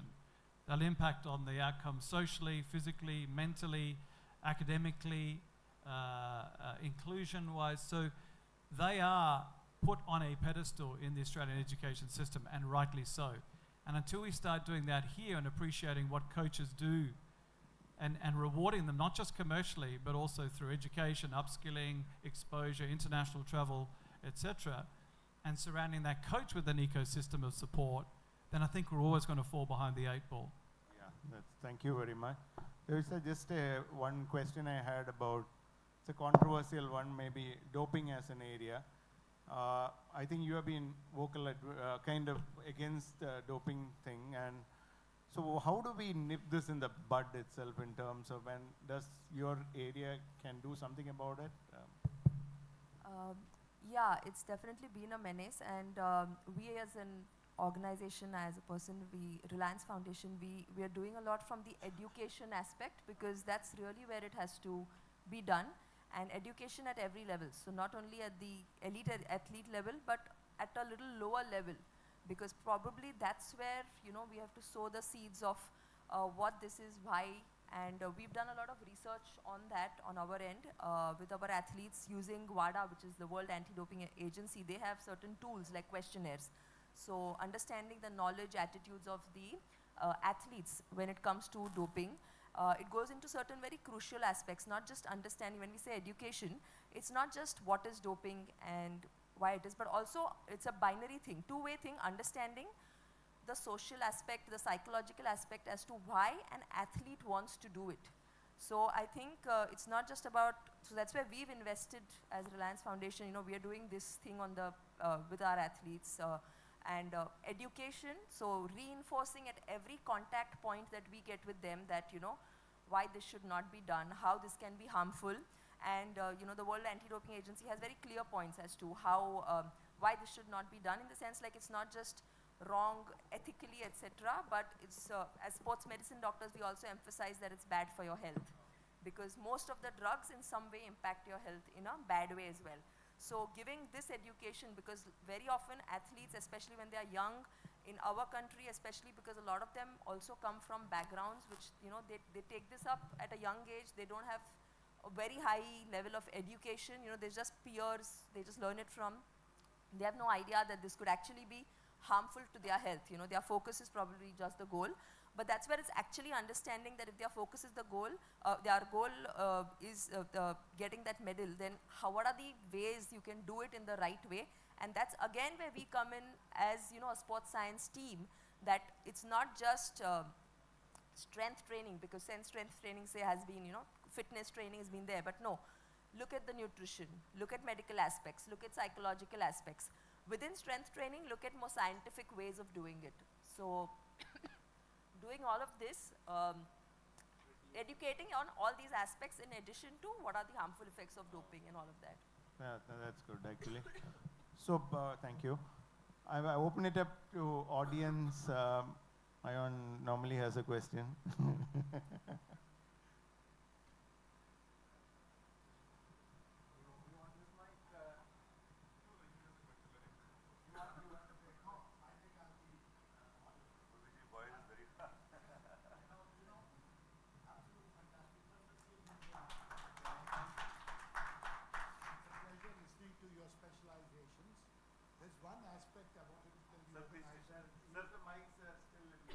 There's one aspect of the athlete sport system, there's a chair missing there, is the family support, right?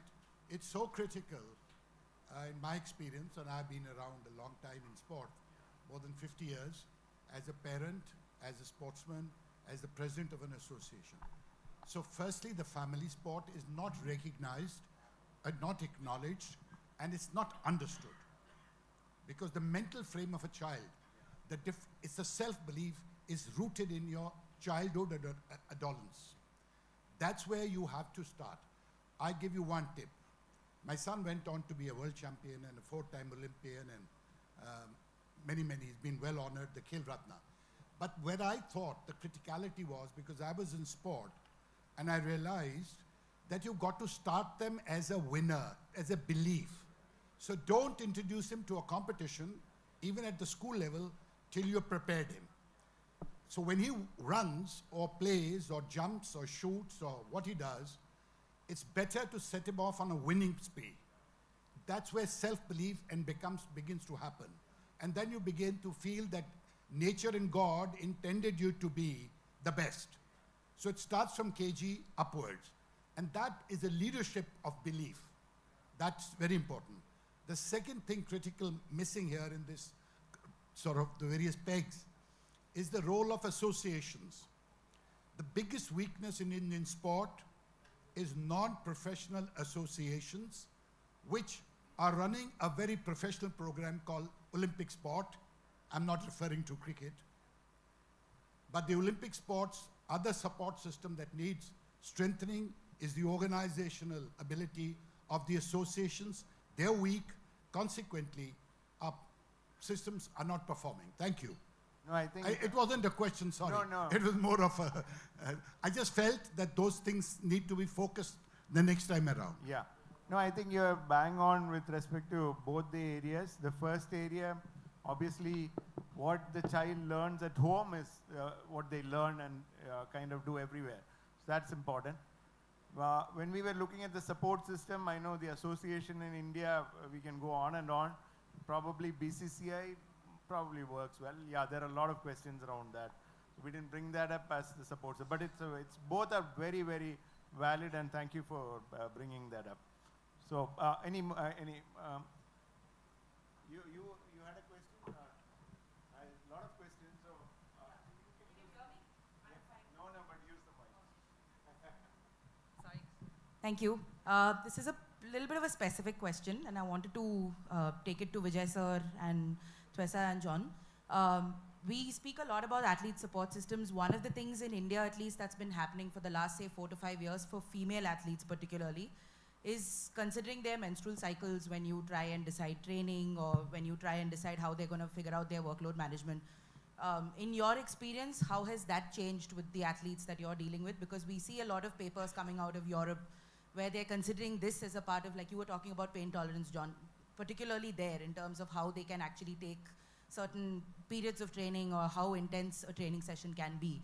So can you just tell me about your experience in terms of when you talk to athletes, do they know that that's something that, you know, they have to consider? Is that something they have resources for?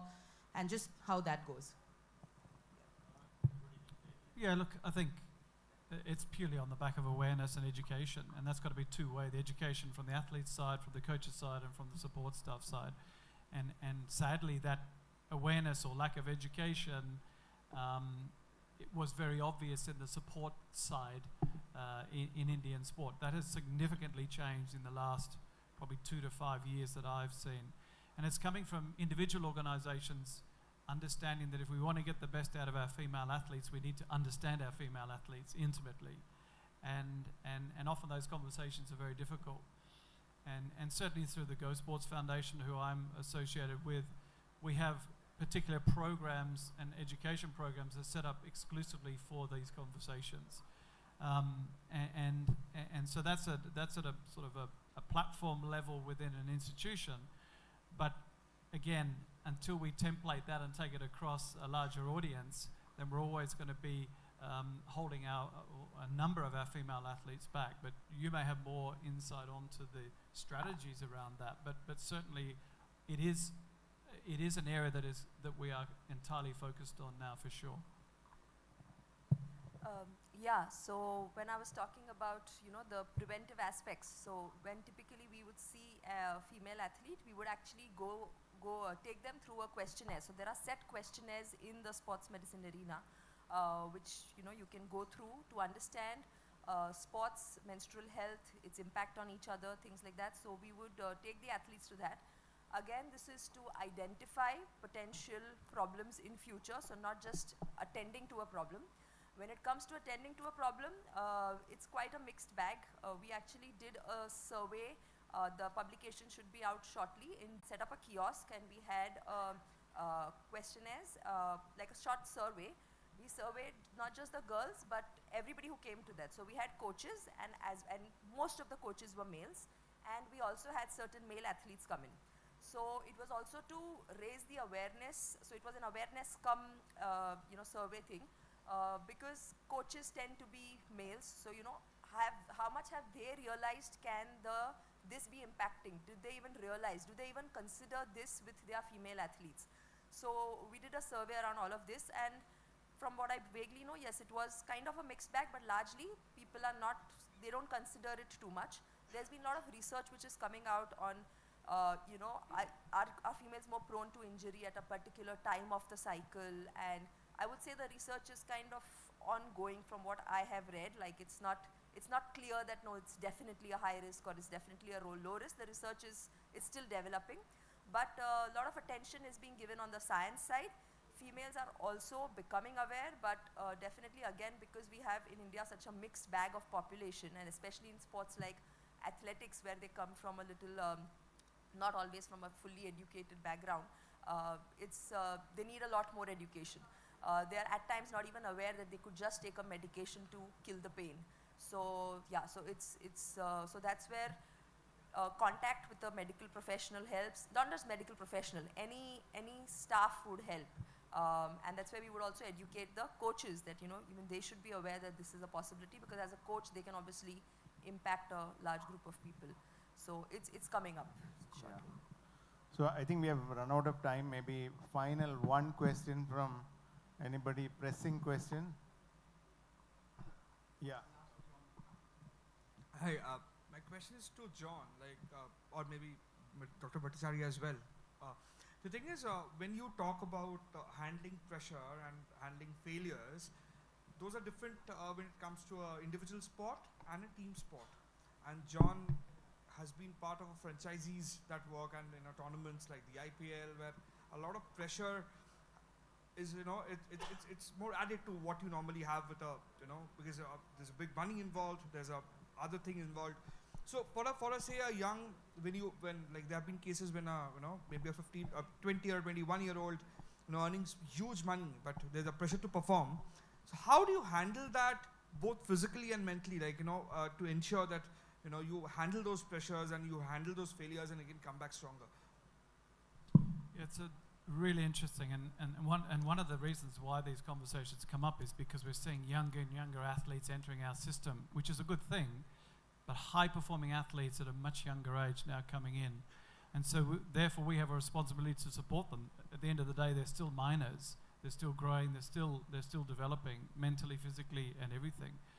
So one of the key things is environment, and we talk a lot about environments that support and produce high performance sort of outcomes, and so the most important thing you can do for this cohort, this young cohort that's suddenly accelerated into international sport and onto podiums internationally, is surround them with an environment that they know that they're secure in, because most of these failures come on the back of this fear of failure, and for them to appreciate that failure is, as we all know, is an intimate part of sporting success. And it was the great Shane Warne that used to talk a lot about, failure and accepting failure and appreciating that it is part of it, but also knowing that you can't really excel until you know where your failure points are. And he used to tell the great story about going until you go to the edge of the cliff and fall off the cliff.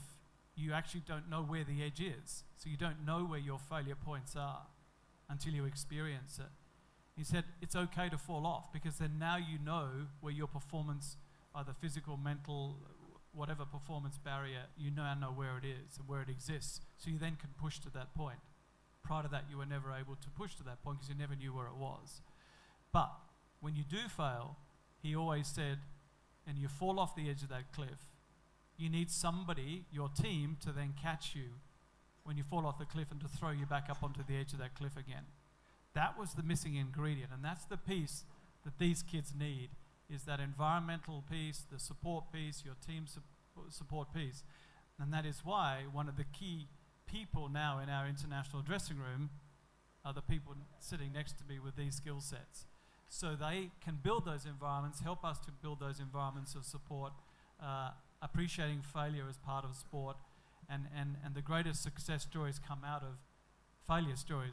We just heard a beautiful one from Abhinav, and his success was born out of the failure and then the strategy that they built as a team together in order to overcome that failure. So it comes from that internal support, the environments you build, and understanding that the pathway to success is always through failure. Shayan, what I understand, for a champion, failure is a very small word.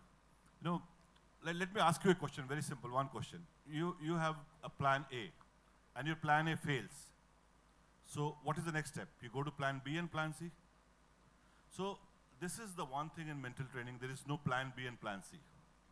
It's only the plan A. And for the team and individual, both of them, it is basically the belief system which you have to build in them.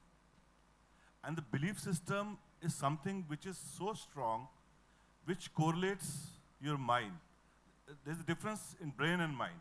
Brain it's a stone. It's an organ. And mind is something which is taking you away. Perception, the language. So you have to make that player or make that individual or the team understand that it is the mind which is taking you to the sports, not the brain. Thank you very much. I think fascinating reply. I think. Sharma ji, last सवाल. एथलीट का तो pressure सबको मालूम है, but coach का क्या pressure होता है? कोच का प्रेशर हम कैसे जानेंगे? कोच का क्या प्रेशर होता है? कोच का pressure, hello,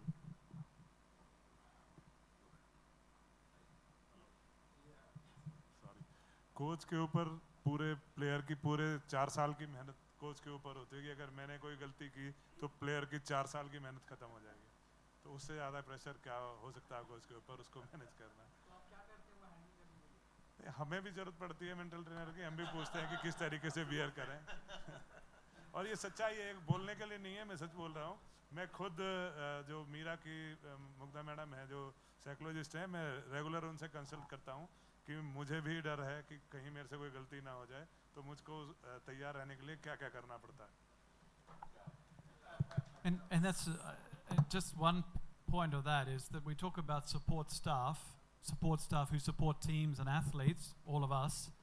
But if you spin those words around, staff support. Who is looking after the staff? Because if the staff are failing and they're not supported, then that's going to impact on the athlete. So the new focus for us, particularly Rajasthan Royals, is supporting the staff with whatever they need to ensure that they're growing, learning, protected, supported. Because if we're not and we start to fail, then your athletes start to fail as well. So this support staff concept of who is supporting the staff is something that seriously needs to be considered, particularly in team-based sports. Yeah, it's very interesting, and maybe you had. I'll just add to that. In sports psychology, in formal sports psychology, there is actually, like, I know when I've seen our sports psychologists do presentations, they say that we're going to have counseling. I mean, like, we have consultations with the athlete, with the coach, and in younger kids, it's with the parents. So because, you know, the parental pressure, etc. So because that is parents actually coaxing them, which is now the trend probably. So they actually have this. And again, within our system, exactly the support that he mentioned. So what we do is we actually do everything from fitness sessions to nutrition and psych sessions. Like we get our staff to just take a small class for all of us also periodically, because to keep everything, you know, it's like an HR training. So to keep everything, so everything from fitness, because we also have to be fit. If there's something happening on the field there, all of us have to be capable to run as well. And we have to watch what we eat also. We cannot ask the athlete to eat something. Thank you, Trisha. No, I think, so there's a very small. I think next time I'm going to ask Sportstar to keep this for 2 hours actually, this discussion. So, but yeah. A very small question in the sense that there was a talk of what's a coach's role, and there are another 5-6 elements: physiotherapy, mental. For the athlete, especially in this individual sport, who is the real interface with the athlete? Does the athlete have to kind of manage inputs from those 5-6 people, or it is usually through the prime coach that this travels? Just to clarify. Oh, okay. I think maybe you. Sir ये coach की ही responsibility है. Coach को देखना है कि कब player को किस सपोर्ट स्टाफ की ज़रूरत है, चाहे वो मेंटल ट्रेनर है, चाहे फिजियोथेरेपिस्ट है, स्ट्रेंथ एंड कंडीशनिंग कोच है. तो वो बेसिकली जो हेड कोच है उसी की रेस्पॉन्सिबिलिटी है कि उसको देखना क्या कब ज़रूरत है और किस को कैसे यूज़ करना है. Thank you everyone. I think wonderful session, and really appreciate all of you taking time. And I learned quite a bit interacting with each of you. And give them a big hand, actually, big round of applause. Could I please Thank you. request the entire panel to kindly come up front for a group picture? Thank you.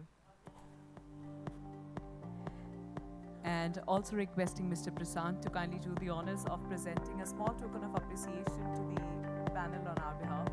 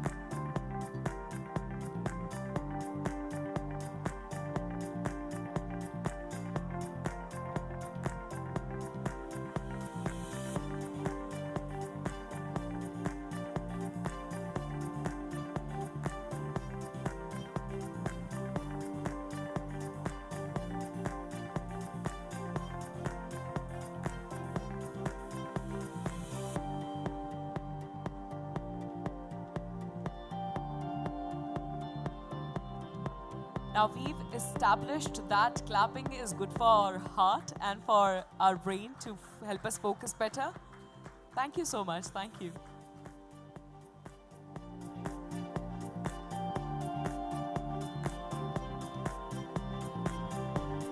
Big smiles as we're charting the discourse of a brighter future for the athletes and everybody associated with sports.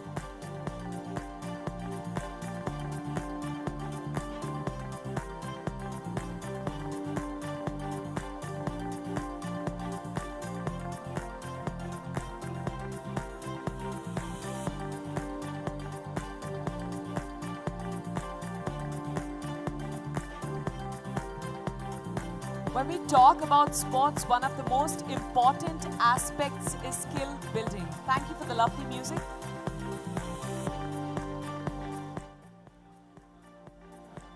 Harnessing youth sports for skill building. Sports is an important vehicle to engage the country's youth. As one of the most populous nations in the world, we know the value that more than anyone else. In this panel, we are going to speak to policy experts and former athletes who are using the sports to keep the youth in Punjab engaged and in that process unearth some unique sporting talent too.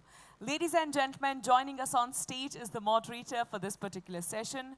Put your hands together as I invite Mr. L.V. Navneet, CEO, The Hindu Group.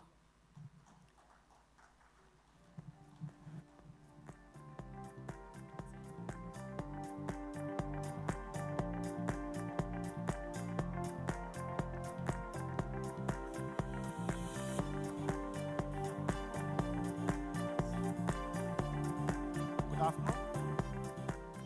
May I invite the panelists, Mr. Aditya Madan, Public Policy Consultant to Punjab Education Minister. Welcome. Mr. Ranjit Bajaj, Director, Minerva Academy Group.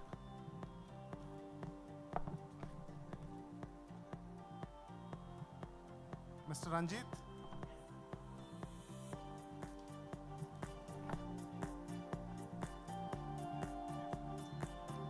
And Mr. S.P. Anand Kumar, Special Secretary Sports, Punjab.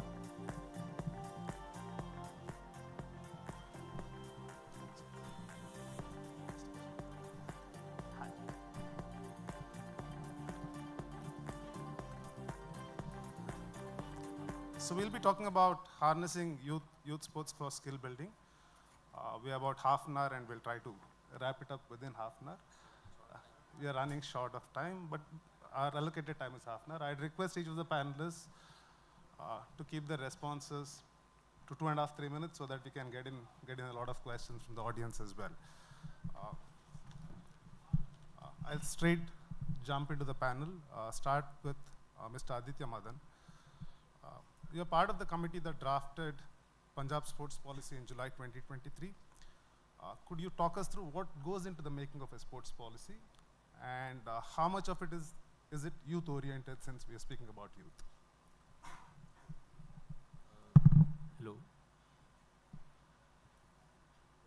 Hello. Okay. So thank you for inviting me here. So since the minister has mentioned this morning that we recently did the sports policy, and I was fortunate enough to be a part of that committee. So what goes on into making a policy was a big learning experience for me as well, because after a lot of time, a long hiatus, Punjab was coming up with a new sports policy, and we really wanted that it is as comprehensive as one policy should be. And myself being a sports person, like at some point in my life, also wanted that the policy caters to the ground realities. So we kind of formed a good committee. We had experts on board. We had Dronacharya awardees. We had Olympians. We had administrators. And the best of it, we had Anand sir and Sarabjit sir leading us. And so we did a lot of stakeholder consultations. So like as Minister sir also mentioned this morning, we took a lot of time. We did not hurry. We took around 9 months before we kind of finally wrapped it up. And so my job was to do the research part and go to the field and meet the coaches, meet people. There are some officials here, the Deputy Director of Sports and Assistant Director of Sports are also here. So like the entire team went to the field, we kind of met people. I studied the policy of different states. So for example, Haryana is something we always look up to. Odisha is something we always look up to. Then we also kind of consulted with like international counterparts. We looked at Australia and Ireland for the record.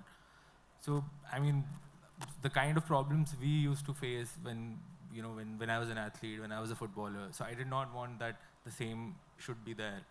So it was a forward-looking policy. I mean, we tried our best, and to get youth into it.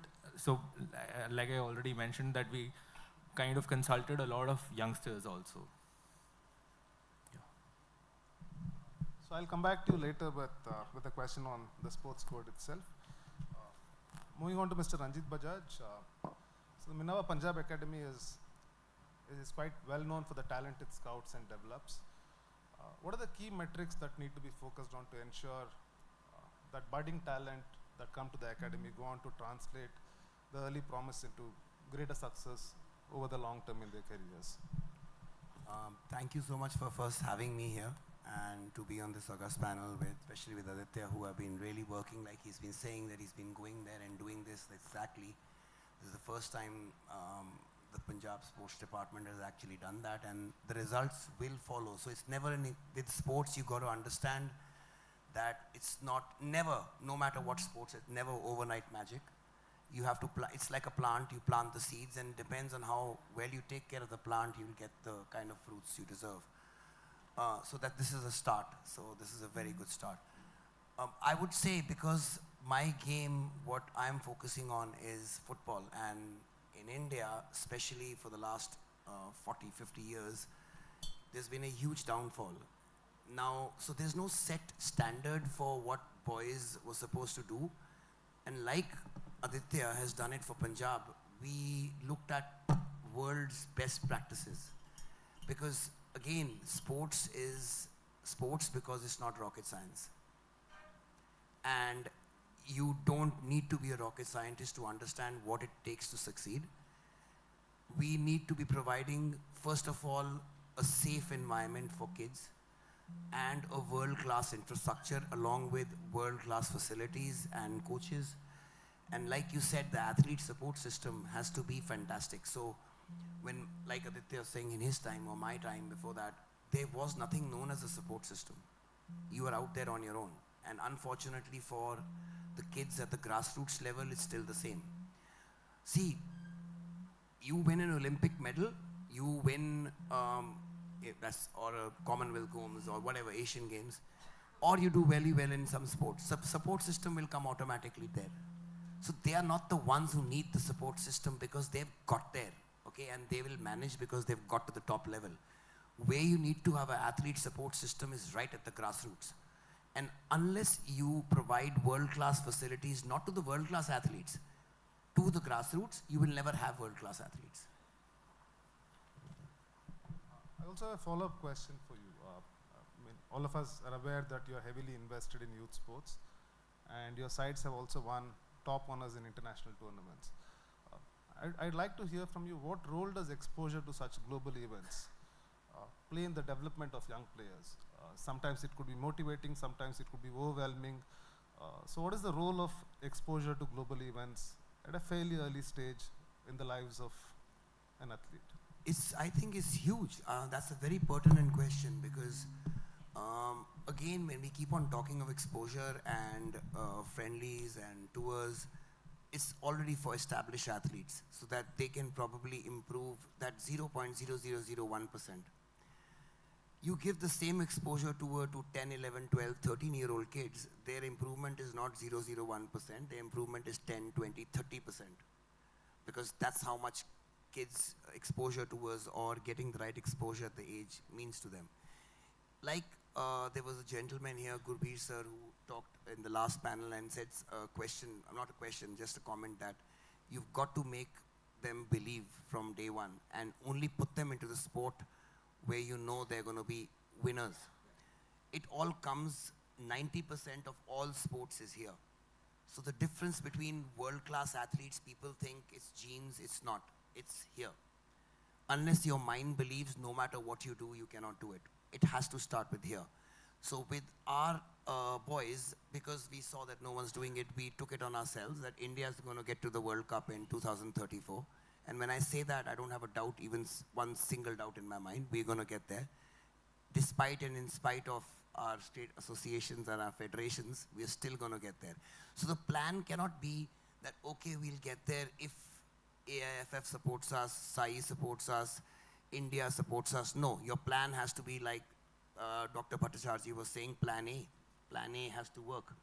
That means these guys have to be winners from the age of 12 and 13 and 14. How do we do that? So our plan was to take these boys every single year from the age of under 11 to all the way to 17 and play them against the best kids of their age in the world. So like you said, yes, sometimes it's a learning experience. Till now, it's always been a winning experience. From day one, we took them to the under 12 tournament, and India, no one knows about it, no one talks about it. We beat Barcelona 5-0, and we drew with Man City, and they're under 12s. So it again comes with the belief. In fact, my experience in the last panel here, Dr. Bhattacharya was sitting here, so again, if Abhinav, even for 1 second, this man had let him doubt that, because see, it was so easy to doubt. There was no Indian gold medalist. One day before, I don't know if he remembers this, one day before I was actually working for Dr. Bindra then as a business development manager. So one day before the Olympics happened, we were supposed to do an ardas in Sector 8 Gurdwara. And I got, with his consultation, we got a flex made. Please come and pray for India's first Olympic gold medalist. Your prayers are going to make it work. And you will be part of history because your prayers made it work. We actually put the flex up, and the next day he actually won. So it's now saying it, it looks like, oh my God. But imagine, no Indian had won an Olympic gold medal before. And that comes from the entire system belief of his father, him putting it in his mind, you have to win the Olympic gold medal. There's nothing less for you. Same with these boys. We have to get to the World Cup, and not just get to the World Cup, we're going to do very well there. Why? Because this year, the same boys went and beat Brazil 3-1 in the final of the Under-14 World Championship. And we were world champions in Sweden. Again, no support from any system, government, AIFF, federation, but belief. Thank you, Mr. Anand Kumar. We heard a lot of good stuff today, right from the minister's talk to a lot of people are involved in administration speak about the importance of sports, what's being done, development of youth. But I'd like to hear from you what's the Punjab government looking to work on when it comes to youth sports, specifically in the year 2024 and probably 2025.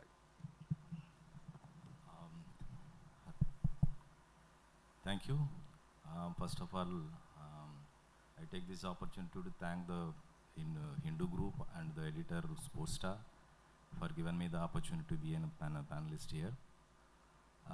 Being a last speaker from the administration side, it is very difficult to say new things to you, but everything is already spelled out by our Honorable Minister and my Special Chief Secretary, Sarvajit sir.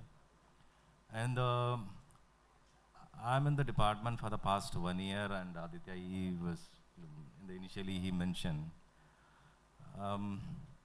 maybe it's a small stint. I'm in the administration side for the 7-8 years. As a player, from 9 years old kid till now, till 19, I was a hockey player. And even after losing my ACL also in 2002, I'm quite comfortable to play hockey till 1919, and after that I picked up some other marathons and other things, and for 7-8 years a player can't sit at home ideally. And given an opportunity, I was with the team, sports department team and the experts in the sports department, apart from the department. And Aditya, we had a very good team to develop the policy. Initially we thought that the policy should not just like for a sake of a policy, and it should spell it out each and every aspect of issues. It has touched upon all issues related to whether it is a sports person, whether it is an injury, whether it is a retired person, whether it is a diet, whether it is award money, whether it is, because as he said rightly, a person who touched upon a platform, he gets everything. He doesn't need any support system from our side or any private sector. But as government has to be a robust system. It should give a platform for the grassroots level, from the grassroots level, because I was in a sports hostel and at 13 years old I was there and I picked up a hockey stick. I don't know anything about it. And it was only my coach and my family support. I picked up little bit South Zone and an All India University, so on. But the thing is, there was no, wherever we felt, there is a lack of system. There is lack of support of government. So those things we just want to inculcate in this 7-8 policy paper. And our roadmap is very clear. It's what we're supposed to do in the next 5-6 years. Because rightly he said it is not that and you have made a policy, day after tomorrow it will give you a good fruit and it will give a rosy picture of sports. It's not like that. It will take at least a gestation period of 4-5 years. Keeping everything all in mind, we as a team, we planned those policies. And in youth also, we have a separate policy for youth also. It is yet to come up. For that also, in the youth policy also, there are many things covered for the youth, engaging of youth people. But in the 2024, it is a crucial period for the government as well as the Department of Sports, because whatever spelt in the, whatever is given in the policy, it is going to be on the floor, on the ground, on the execution. So it is going to start from the zero.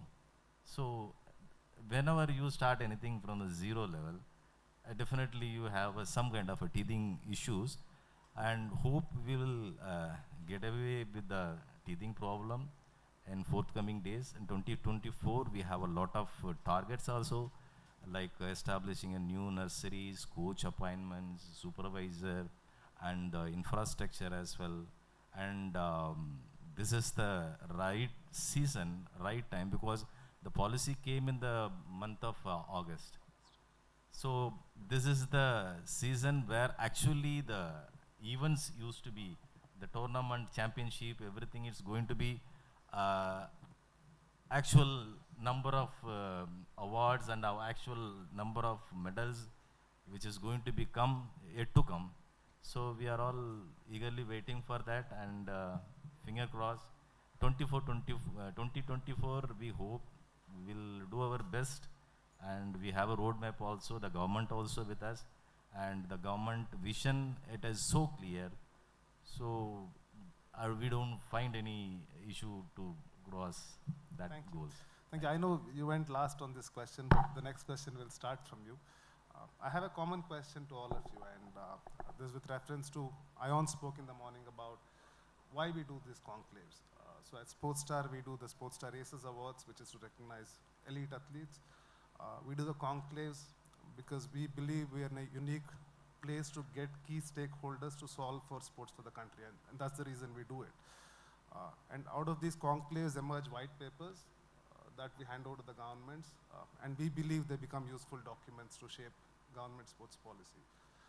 But given that all of you have been involved in both policy making as well as delivering it, administering it, what advice would you have for Sportstar to do a better job with these conclaves? How can we do this better in the days and years to come?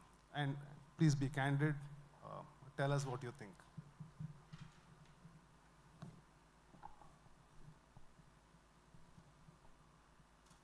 I think the Sportstar is doing the better job. I don't think so anything to add to it. But some of the best practices which is being practiced in the across the state, it is also in the Sportstar, because every time we go, a lot of best practices used to be there. I don't find any other things to say. Maybe I might. Yeah, but please let us know whatever you think of even at a later stage. I would say, see, I just saw, and I picked this up the moment I saw this magazine. growing up, this had a lot of meaning and memories to me because this was the only sports magazine available in our country, and it was a really good one. It still is. In fact, because of my journey with football, I've been very fortunate enough to also have developed a close friendship with Rohit and Rohit Ramesh, who's obviously, as you know. Now, with him, I think he picked up and wanted to do all this because of Sportstar, because of the sports genes which were instilled by this magazine. In fact, I would say Sportstar would do a great job by not only sharing this white paper with the government, but also with everybody. It should be an open source document online, because this, the kind of minds and the experts you have sitting here, like even in the last panel, imagine if some young athlete who does not have this support system, but actually has a support system of an Olympic gold medalist psychologist or a Reliance psychologist or John Gloucester, one of the best physios I've ever seen. So that is the knowledge bank which you guys have created, and it's coming from people who've done it and been there. So I think it would be great if you actually put it up, because I would learn so much from it.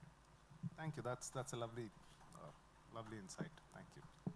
I mean, like, this is the first time I've come to the Sportstar Conclave, and I've been really happy to meet all the experts.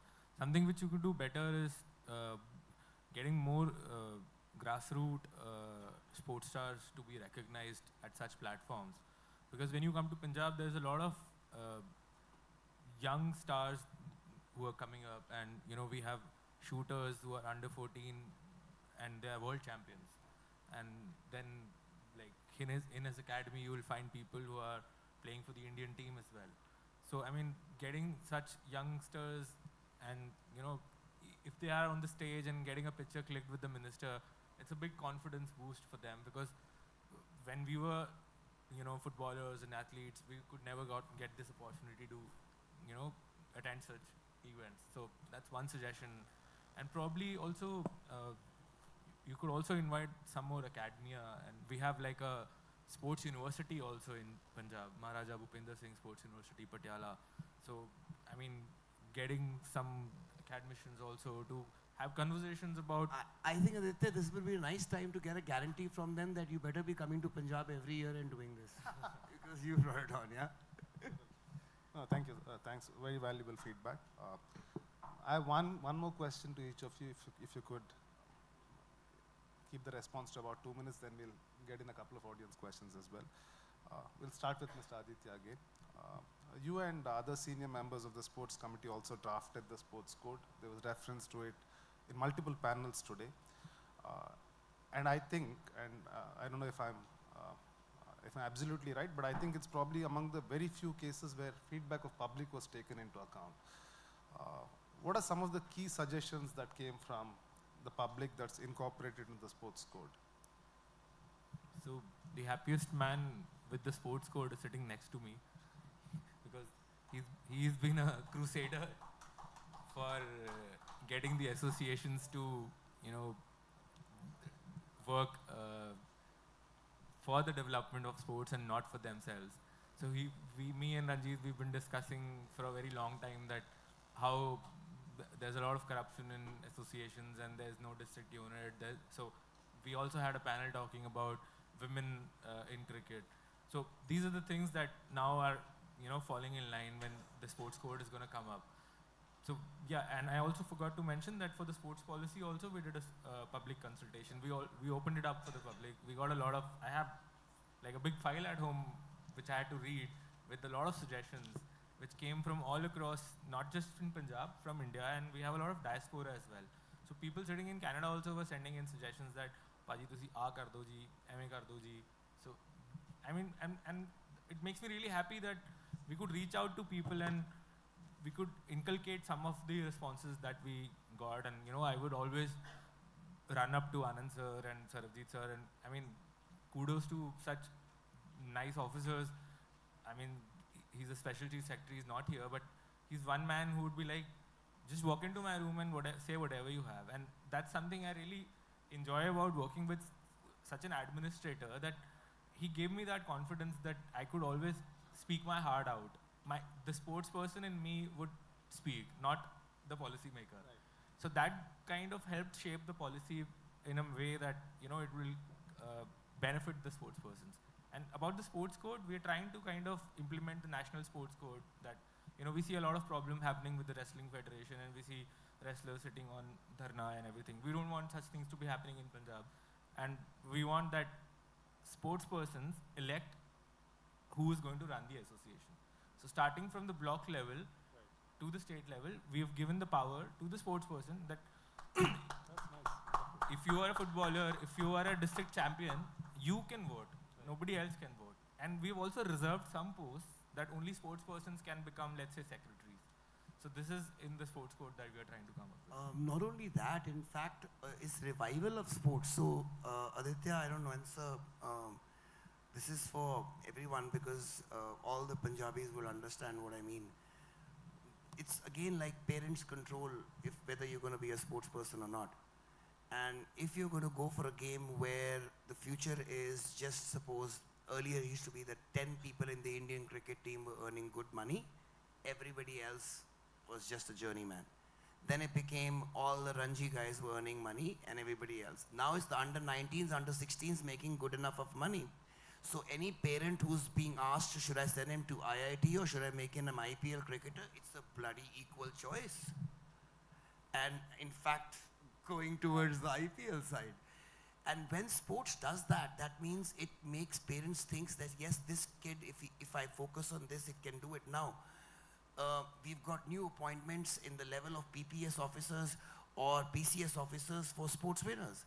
So imagine the kid can either say, okay, I'm going to study really, really hard and I'm going to pass these exams and I'm going to go into the state civil services, or I'll do really well in sports and I'll end up there. So it's an avenue now, you've got jobs with it. And that is security, which a sportsman has always been looking for, which has never been available and not available for the last 20, 30 years. Earlier there was there, and now it's come back.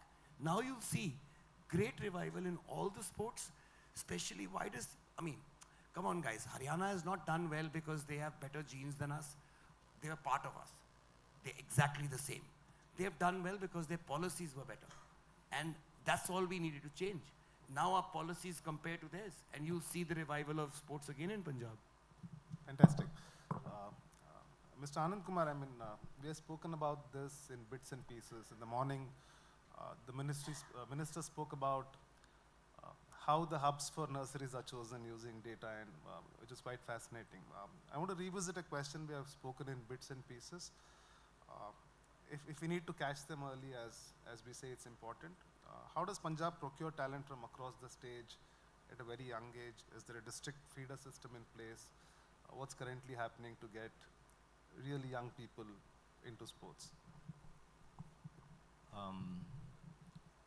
First, let me to say something about the code. The code, that is also like it has discussed a lot, and vis-a-vis the national code, it's discussed a lot, whatever things in the code. And apart from that, the compulsory things supposed to be in the code, we have taken from the code also. And apart from that, recent issues related to the many other problems also we have identified, and particularly we made a committee, and that is also taken care by in the code. Since it is not, actually it is not, now it is available in the site. That is also very simple language and very simple. At the district level, the sports person, they are the person, they are the electorate. They can choose what they want to have. On the state level also, the same system. And everything is codified. Whatever the things actually he was talking about, almost it's everything is taken care in the code. So I take this platform also as to go and look at the code. If any kind of suggestions, we are really welcome to receive it before we are incorporating, before it get into published in the government. And second thing is, every year from the Department of Sports in the name of talent identification. Every year we have around 1600 and odd hostlers. So now it has to be April, from April onwards the education school is going to be started. So we well in advance we would like to complete all the selection process in the June, July itself, and procurement of kit, everything, so that everything will be given to the kid at the grassroots level, less than 12 years old. Because less than 12 years old, it's a battery test. And that age, you can't identify a kid that this kid will go for a cricket player, this will go for a football player. So the basic test will be taken, and the grassroots level kids they are enrolled in the hostel. Then after that, there will be a district level. The selection will be in the district level. Then after that, it will be in the state level. So everywhere there will be we are trying to inculcate the league system, so that every level of on the grassroots level and district level and the state level, they will get ample opportunity to play each other. It's not that it's a knockout team that just one time you play well, and sometimes I may not be feeling well, and that particular day it's a game. So we are planning to have such kind of a league system, so that the grassroots बच्चे हैं जो भी in the under 12, under 14, under 16, in all the categories, they will have ample of chances to play each other in the league system, so that the best, the cream of the cream, they will they'll come out, stand out. That's fantastic. Please. So we were talking about the school, how we are trying to identify talent from the school. So I'd like to add here that we are trying to build a joint calendar with the school education, higher education department, and the sports department, because there used to be a lot of overlap.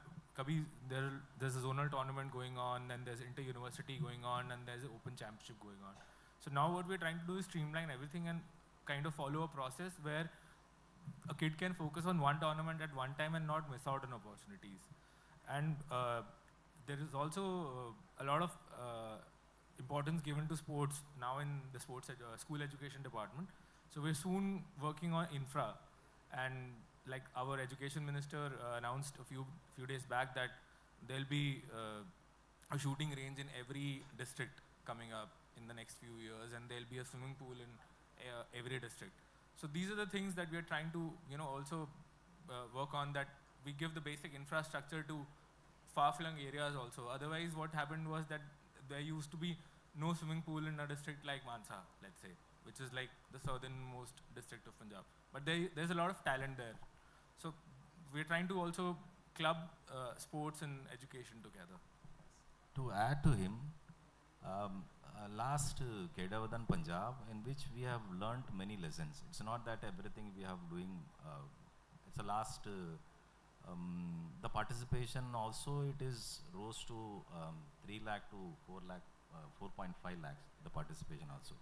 But the amount of energy involved in conducting the events, our department, we have a limitation of technical staff, and the education department also, their DPA is also involved for past 3 months.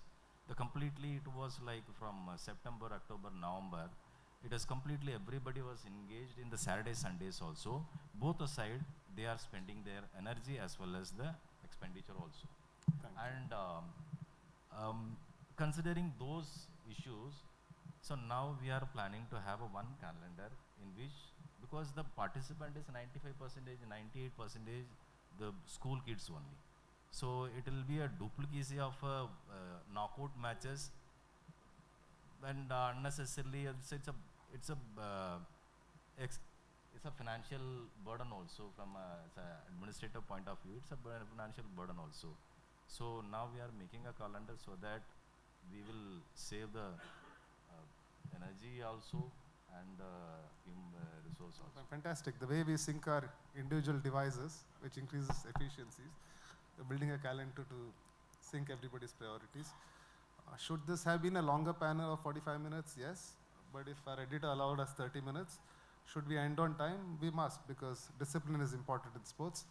All of you have been a wonderful audience. Oh, we'll take a question over a coffee break, Ayon. Yeah. Question, I have this for Ranjit. I mean, obviously we have two clubs from Punjab, one playing in the ISL and one playing in the I-League as well. But if we look at both the constituents of both clubs, there are a lot of players who are from the northeastern parts of the country. But Punjab has also had a very, very rich tradition of football.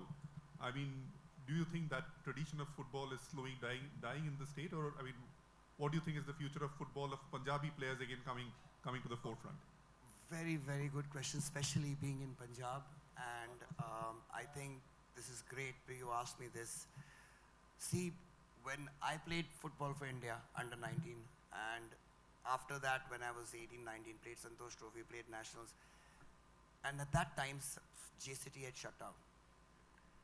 And for all footballers, it was bleak. And when I say there was no opportunity for us, if a boy from Punjab had to go and play football, he had to either go to Calcutta or to Goa or to other states, not anywhere. And when I say other state, means at least 2,000 kilometers away, because Jammu, Kashmir, Himachal, Punjab, Uttar Pradesh, Madhya Pradesh, Jharkhand, nobody had football. That's what the aim of Minerva was. And we started as Minerva Punjab, which is now Punjab FC in the ISL, which is my ex-club. And then I restarted Minerva Academy as well, and now as Delhi FCB in the I-League. For every one boy who was produced then, for every one boy who used to play for India, even at that time in 90s and 2000s, there were 2-3 boys playing in the Indian team all the time, Punjabis. In every I-League team or ISL team, you'll find 2-3 Punjabi boys. So that is in spite and despite of the system. So imagine if we had great facilities right here. Now we do. When I started off, and I'm talking about 2017, 16, 17, there was no club or no academy in Punjab. Zero. Right now, there are 8 residential academies in Punjab, and there's a Punjab League 1, League 2, League 3. There's a women's league. There is under 14, under 17 league. So suddenly, it's come back. And like you said, our best results as an Indian team have come with Inder Singh, Jarnail Singh. It's come with Sukhi sir as our coach.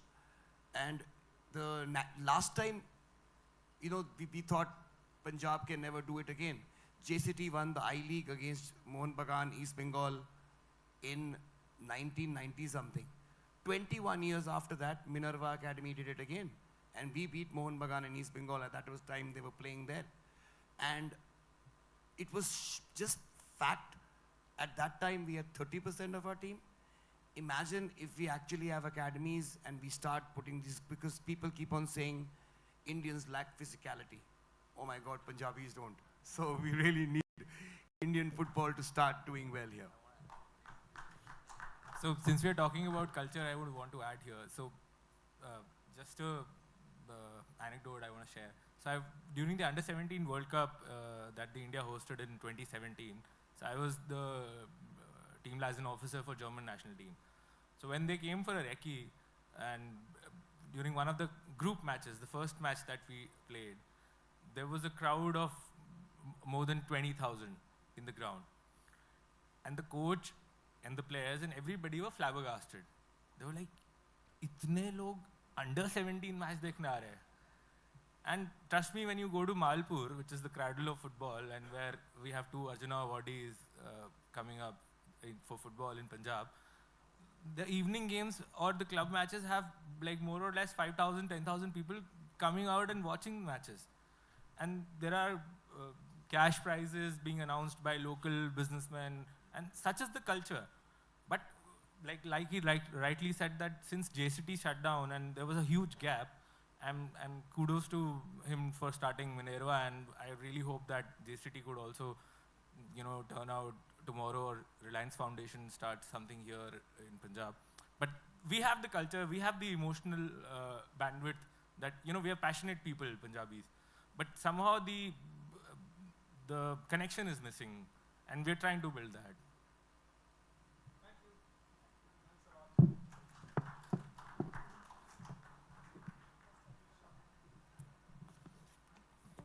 Requesting the entire panel to kindly join us up group picture.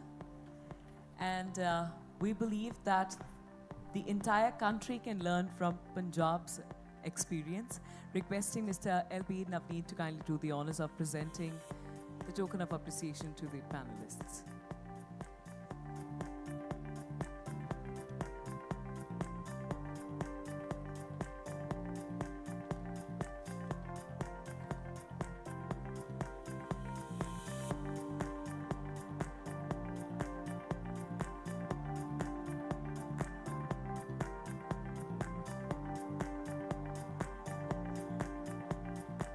Thank you very much. Well, here's hoping that everybody's having a good time alchemizing the insights from all the productive sessions. We are now headed towards the final panel discussion for the day. A topic that's been wandering everybody's mind since the beginning of the conclave, eyeing the Paris gold. 2024 is an Olympic year, and every conversation we have will invariably route its way back to this big year for Indian sports and its athletes. We are joined by two of Punjab's brightest sports people in the ecosystem today to explore this Parisian dream.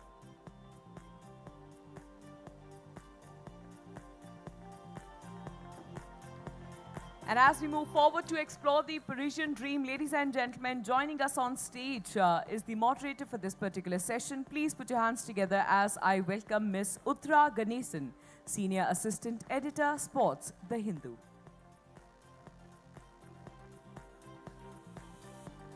Might I encourage everyone to offer their loudest cheer, loudest round of applause as we welcome Ms. Ganesan on the stage.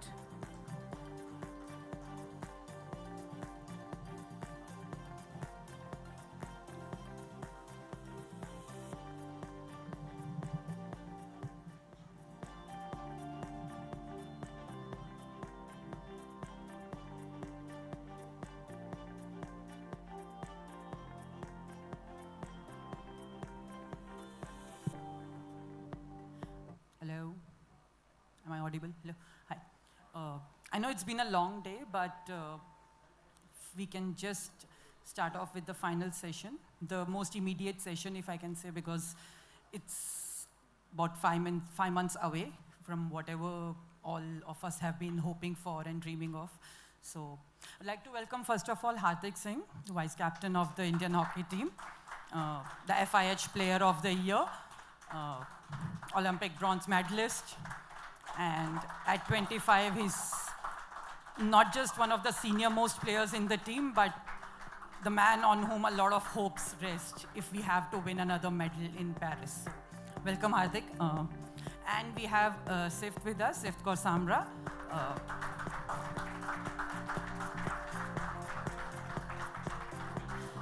Sift is the world record holder in the finals in the 50-meter 3P. Sift is the Asian Games gold medalist and the Asian Games record holder. Sift is also the Asian record holder. And I'm sure we all hope that she, in 5 months' time, she will also be an Olympic gold medalist. That's what we're all hoping for.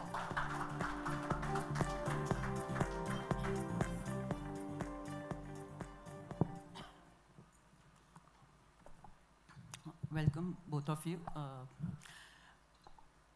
If I can just start off with, basically Asian Games एक बहुत high point था for both of you. आपने you got the Olympic quota confirmed at the Asian Games with the gold.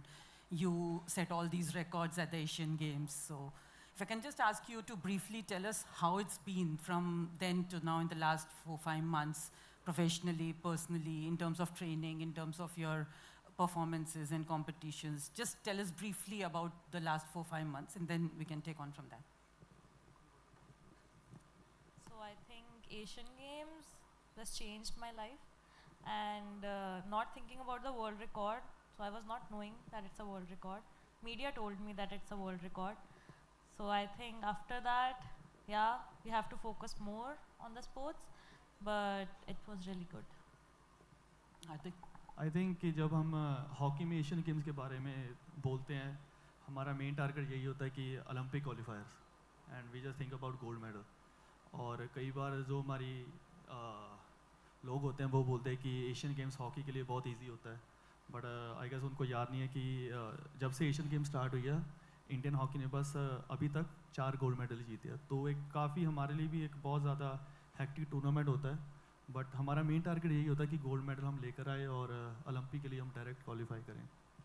उसके बाद जब वो हो जाता है तो कितना प्रेशर निकल जाता है, because you the rest of the time that you have you can actually focus on preparing for the Olympics and not qualifying. So is that a relief when you get that medal and that pressure out of the way?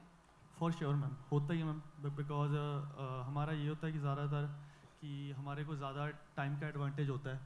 तो जो बाकी की Europe team है या कोई भी Australia, उनको Olympic क्वालिफायर्स के लिए जाना पड़ता है, हमारे को इसका थोड़ा सा एडवांटेज होता है। बट स्टिल हमारा मेन टारगेट यही होता है कि ओलंपिक है, और जैसे कि सर ने बोला कि ओलंपिक हर एक 4 साल बाद नहीं आती, like for our team it's every day. Thank you. If we just move on now to the actual Paris thing and your individual sports. Sif, you've called yourself an accidental shooter. It was never your target. जैसे लोगों का होता है बचपन से खेलने का, वो आपका नहीं था. You cleared your entrance exam, medical का, you took admission, and then you decided that you want to be a shooter. Now, of course, we all think that it was the right decision. We are glad that you made that decision. But in hindsight, 3 years back, 4 years back, when you actually took that decision, we all know how studies matter in India, and being a doctor, clearing the medical exam, it's not easy. How difficult or easy was it for you to take that decision back then? Now it seems easier, but how was it back then? It was not easy. It was really, really difficult. But now it feels like कि ठीक है, decision ले लिया, and इसलिए हुआ क्योंकि my sport is going good and I'm achieving something. And now if I see back then, it was really difficult because when I just came कि ठीक है, मुझे छोड़नी है कि NEET clear हो गया, then I played my nationals, जो I think one of the best nationals. And that changed everything, and that also changed कि okay, if we are playing without any tension or something, you will perform good. And I think तब से फिर वो हुआ. And how, what was the kind of pressure that you were under? I'm sure your parents would have supported, but we know it's never just the parents in India. आपके आसपास इतने सारे लोग होते हैं, family, friends, relatives. Was there any pressure? Were there any questions being raised कि medical छोड़ के शूटिंग में जा रही है, फ्यूचर में क्या होगा? Because we just heard Ranjit Basad say that sports is a career now, but then again, shooting is not exactly the kind of mass sport that everyone plays. So उस हिसाब से कभी वो प्रेशर था family का, friends का? ये सवाल कभी पूछा गया आपसे? Definitely, but I think parents ने सपोर्ट किया तो बाकियों का तो फिर क्यों ही सोचना है. एंड मुझे बोला गया, बट आई थिंक वो उन्होंने संभाल लिया, तो मेरे तक इतनी बात नहीं पहुंची. सो दे वर लुक लाइक कि ठीक है, चल रही है, and they were the one who took the decision कि भी okay we will drop it off. So Hardik, आपका तो बिल्कुल कॉन्ट्रास्टिंग है. आप जिस फैमिली से आते हैं, आपकी फैमिली में अक्रॉस स्पोर्ट्स चैम्पियंस हैं, जनरेशन्स से आप स्पोर्ट्स में ही हैं, तो For you, there was no escaping sports. अगर आप नहीं आते तो शायद ज़्यादा surprising होता. तो but it wasn't easy for you जब आपने HIL से शुरू किया था. You're still 25, but it looks like it's been a very long journey for you from a ball boy at the HIL to the vice captain and now the FIH player of the year. आपके लिए was it always given कि you will play hockey or get into sports, or was there ever a time that you thought कि नहीं, sports के अलावा कुछ और करना है? Ma'am, thanks to my parents कि मेरे घर में ऐसा नहीं था कि हॉकी खेलना है, बट जब आपकी सारी बैकग्राउंड सारी हॉकी की है तो आपको इंटरेस्ट आ ही जाता है. और उसके बाद हॉकी के बाद मेरी कोई ऑप्शन भी नहीं थी. There was no option for me, मेरी हॉकी ही थी. और जैसे जैसे मैं खेलता रहा, and I have to focus on present, that's the main thing. और इसी के साथ मेरी जो हॉस्टल लाइफ की जर्नी थी, बाद में एचएल में मैं बॉल बॉय था और उसके बाद जूनियर टीम में मेरी सिलेक्शन हुई, तो इट गोज़ ऑन ऑन। थोड़ा सा वो बॉल बॉय से वाइस कैप्टन और प्लेयर ऑफ द ईयर का जर्नी के बारे में थोड़ा सा हमको बताएंगे? मुझे थोड़ा आइडिया है but I am sure everyone here wants to know, क्योंकि बहुत आसान लगता है ये जर्नी बाहर से but it's not that easy. लोगों को लगता है अगर फैमिली बैकग्राउंड है तो ईजिली कुछ भी हो सकता है गेम में आगे, they take it for granted, but how difficult was it for you to go from that to the present? Ma'am I think कि बहुत ज़्यादा एक्सपेक्टेशंस आपके साथ फिर हो जाती है जब आप हॉकी फैमिली के साथ, हॉकी फैमिली का आपका बैकग्राउंड होता है, और उसके बाद but thanks to my parents कि वही कि उन्होंने मेरे पास भी कोई ऐसी बातें आने नहीं दी, और मेरा मेन फोकस हॉकी पे रहा, और हॉस्टल में जैसे हमारा जो भी स्केड्यूल होता था हमने उसी के ऊपर फोकस किया। देन 2015 में मैं बॉल बॉय था, और यहाँ पर जो मोहाली का स्टेडियम है वहाँ पर मेरी ड्यूटी थी बॉल बॉय, कि आप बोल सकते हो कि जिनके साथ मैं बॉल बॉय था, तो एक वो मेरे लिए बहुत ज़्यादा एक अच्छा मूवमेंट था। और उसके बाद 2018 में मेरा टीम में नाम आया, एंड देन हॉकी एक ऐसी गेम है कि जहाँ पर इंडिविजुअल नाम का कोई वर्ड नहीं है, कि it's all about team work, और जब आप टीम गेम खेलते हो you have to put your team first, and then अगर कई सिचुएशन ऐसी आती है कि जहाँ पर you have to sacrifice yourself, you have to do it, तो वही मेरे माइंड में होता है हमेशा। आई होप कि ये टीम और आगे जाए, और जैसा आपने कहा we seen the Indian hockey team change a lot and it will keep changing and keep getting better hopefully. If you are in an individual sport, it's a completely different thing.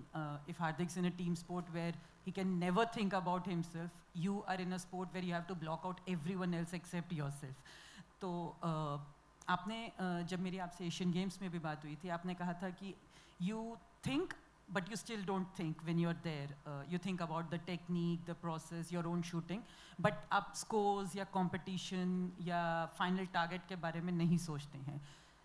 As a shooter, from the mental point of view, how easy or difficult is it? What goes through your mind when you're there on the firing lane, when you have to block everything out and yet be in that moment and be aware of everything else? तो वो balance बनाना कितना easy या difficult होता है जब आप actual competition में होते हैं उधर?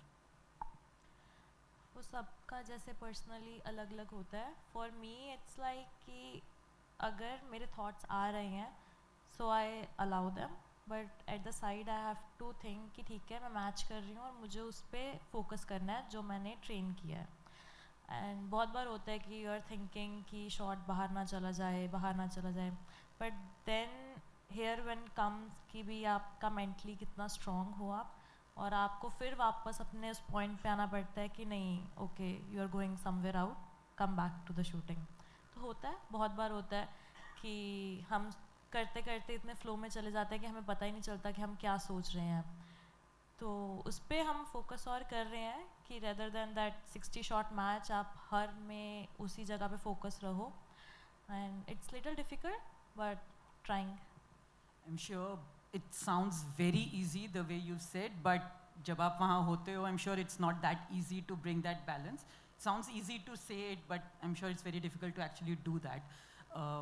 Hardik, you again, I mean, I'm glad that we have two completely contrasting people here. You are in a sport, especially modern hockey की अगर हम बात करें, जिस स्पीड पे खेली जाती है, जिस पेस और इंटेंसिटी के साथ खेली जाती है, और आपका जो रोल है, आपका कोई फिक्स्ड रोल नहीं है। मतलब अगर मैं कहूँ कि एक अटैकिंग, डिफेंडिंग मिडफील्डर जो लेफ्ट राइट आगे पीछे सब जगह खेलता है, you have to be aware of your role, your position, your teammates position in that moment, आपके ओपोनेंट्स जो 11 लोग हैं, 10 लोग आउटफील्ड पे, उन सब की पोजीशंस, उनका किस तरह से चल रहा है, जो फॉर्म है, आपको हर चीज़ के बारे में इंस्टेंटली अवेयर रहना पड़ता है। तो ये सारी चीज़ें मैनेज करना कितना ईजी होता है? फिजिकली तो होता है, but to be in that moment mentally and be aware of everything and still start thinking of कि गैप्स निकालना है, गेटिंग क्रिएटिव गोल बनाने के लिए, क्रिएट करने के लिए, वो मोमेंट्स ढूंढना कि आप किस तरह से चांसेस बना सकते हैं, ये सारी चीज़ें कितनी डिफ़िकल्ट होती हैं उस वक्त फील्ड पे? Ma'am I guess it's all about game intelligence, कि जैसे जैसे आप खेलते रहते हो आपके पास इतना एक्सपीरियंस आ जाता है कि जब आप टॉप 6 टीम के साथ खेलते हो और एक कॉन्फिडेंस आपका चाहिए कि जो भी आपने ट्रेनिंग की है बस वो आपने एक और बार मैच में हारनी है, ये आपका एक कॉन्फिडेंस चाहिए। और जब से हमारे न्यू कोच आए हैं, फुलटन आए हैं, और उसके बाद जो हमारी टैक्टिकल हॉकी है वो बहुत ज़्यादा हो गई है अभी मॉडर्न हॉकी में। वी लाइक एनालाइज, अगर टीम का कोई ड्रैगर है, कोई ड्रैग मारता है या कोई उनका अच्छा फॉरवर्ड है, वी लाइक एनालाइज हिम कि उसका क्या स्ट्रॉन्ग पॉइंट है, उसको हमने वीकनेस पॉइंट पे हमने उसको टैकल करना है, ऐसे होता है। और बाकी ये modern hockey ma'am it's completely कि डिफरेंट है। अभी आप ये नहीं बोल सकते कि एक आदमी जाएगा तो वो गोल मार के आएगा, it's all about team work. और उसके बाद ये होता है कि इन अ टीम गेम सभी को 100% देना पड़ता है। अगर एक भी अपना 80% दे रहा है बट स्टिल हमारे को उसको भी अप्रिशिएट करके उसको 100% लेवल पे लेकर आना पड़ता है। बट कई बार मैच में होता नहीं होता है ऐसा, but still we are learning, still we are doing. And अगर मैं ये पूछूं कि in terms of the Olympics, because that is the main topic, the Olympic gold, which is the dream. You have an Olympic medal. Not too many Indians can actually say that. You actually have an Olympic medal. And hockey में Olympic medal हमेशा से बहुत special माना जाता है. Even when everyone else wins, all medals are very important, but a hockey medal is always considered special because of the legacy that we have. So once you qualified, अगर मैं आपसे ये पूछूं कि as a senior member of the team, is there pressure to get another medal? Because obviously expectations पिछले medal के बाद, Tokyo के बाद बहुत high हो गई हैं. Is there pressure, or do you think you have an advantage कि वो Olympic feeling क्या होती है, वो Olympic village में रहना और वो competition, वो सारी चीज़ें आप experience कर चुके हैं, आप उसके through जा चुके हैं और you have come out a champion with a medal. Is it a good thing or is it a bad thing? Is it an advantage or is it increased pressure? I think still we don't have a gold medal right now. वही हमारी team का main target है। And ये जो आपने बात की है, इट्स ऑल अबाउट कि आप कौन सी पॉजिटिव बात आप अपने साथ ले रहे हो, कौन सी नेगेटिव बात आप छोड़ रहे हो। And we have a advantage because it was our first time कि 40 इयर्स के बाद हमने सेमीफाइनल खेला, और उसका जो एक सेमीफाइनल मैच का एक अलग ही प्रेशर होता है।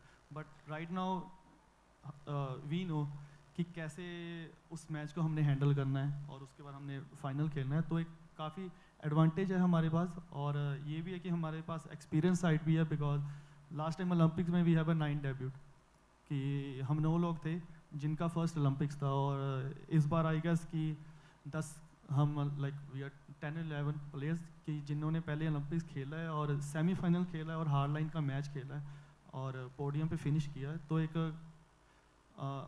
हमारे लिए एक एडवांटेज ही है।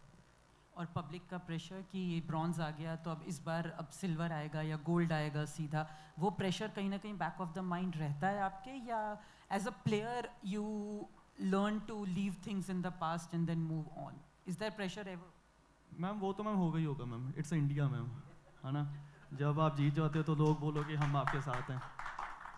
तो बट मैम ये मैंने अभी रिसेंटली सीखा है कि you have to live in present, कि आपका जो भी प्रोसेस है आपको उसी के ऊपर ध्यान देना चाहिए कि it's all about your training, it's all about your diet, it's all about your recovery, sleep, आप उसी के ऊपर ध्यान दो and then it will lead you to the Olympic gold. ये इंडिया है, I can't really say anything more than that. But सिर्फ for you have a Paris Olympics quota, but then again technically the quota belongs to the country, so you can't afford to slip up and you have to always be on top of your game. And India में इस वक्त जिस तरह से shooting का पूरा group है, whether it's in men or women, in every format, in every discipline, the competition is as high as a world level event. Recently, आप खेलो इंडिया में आपका ब्रॉन्ज आया था, where Ashi got the gold, and you said कि आप अपने technique पे थोड़ा सा उसको ट्वीक करके वर्क करने की कोशिश कर. But it's not just you or Ashi, whether it's Shriyanka, whether it's Isha, whether it's Anjum इससे पहले बोल के गई हैं. पूरा का पूरा जो इस वक्त शूटिंग का ग्रुप है वो बहुत ही कॉम्पिटिटिव और बहुत क्लोज है. तो ऐसे में what exactly is the equation between you when you are out there competing, whether it's the trials or whether it's the training camps or whether it's international competitions? How do you push each other? Do you share notes with each other? Are you competitive? Are you rivals? Are you friends? How is it like in the group? We are friends. And I think कि भी जितने भी हैं, जब हम लेन पे हैं, then we are competitive. But after that, I think जो भी अच्छा करता है सभी आके उसको बहुत अच्छे से congratulate करते हैं. किसी का ख़राब हुआ है सभी डिस्कस करते हैं कि क्या हुआ था, हम कैसे कर सकते हैं. Because at the end सबको यही है कि हम सारे इकट्ठे जाएं. It is an individual game, but then also there is team spirit कि हम सारे इकट्ठे जाएं and सभी मेडल जीत सकते हैं. Because 2 जाने जाते हैं and we can get that gold and silver. So for that, and अभी जो recent खेलो इंडिया था, because हमारे पास matches नहीं होते कि हम कुछ try कर सकें, because सारे trials हैं, सब count होते हैं. तो जो ये normal सिर्फ इंडिया में matches होते हैं, that is the good thing जहाँ हम test कर सकते हैं चीज़ें कि हमने अगर कुछ change किया है, because हमारी ज़्यादा equipment वाली game है. तो उसके लिए था एंड वो काफ़ी अच्छा है. बाकी सभी बहुत सपोर्टिव है एक दूसरे के लिए. श्रेयंका दी एंड अंजुम दी सब काफ़ी अच्छा बॉन्ड है. One last question to both of you. I'll start with Sift. Ladies first. Like I said कि ये आपका जो पूरा ग्रुप है, I can keep counting the names जो अभी लिए थे उनके अलावा. There's Manu, there's Mehuli, there's 11 there's Rudransh, Divyansh, Aishwari, Anish. ये कोई भी 25 के ऊपर नहीं है. It's a very young group. तो if I ask you, is there the pressure of expectations? Because I mean, our first individual gold medalist was a shooter, and because all of you have been doing so well, is there the pressure of expectations? Is there any baggage that you have? Or unfortunately, we haven't had a good outing in the last 2 Olympics. Is there pressure of that also? Or because you're also young and you're all almost the same age group, and you don't have you don't have to like think कि 25 साल से चल रहा है या 30 साल से चल रहा है. Something that the hockey players have been hearing. I think कि पैदा होने के पहले से ये चीज़ें चल रही हैं कि इतने सालों से हमारे मेडल्स आ रही हैं. वो आप लोगों के ऊपर नहीं है. So, do you have an advantage or the pressure? If I ask specifically about Paris. सब यंग है और सबको ये है कि हमें अच्छा परफॉर्म करना है. And in Asian games I think shooting ने बहुत अच्छा परफॉर्म किया है. और सबके पास स्पोर्ट है, फैमिली स्पोर्ट है. एंड आई थिंक जो पहले था कि बच्चे खेलते थे उनके पास इक्विपमेंट्स उतने नहीं थे जितने हमारे पास हैं. एंड वो हमें एडवांटेज है. And talking about the pressure, I don't think so, क्योंकि सबको पता है कि हमें अपनी टेक्निक पे काम करना है and we will do it. And the pressure is like कि द शोज़ कि या वी आर ह्यूमंस तो आता है, but we also know how to control it. तो I think this is a good thing. कोई अभी सोच तो नहीं रहा, बाकी ना ही सोचे.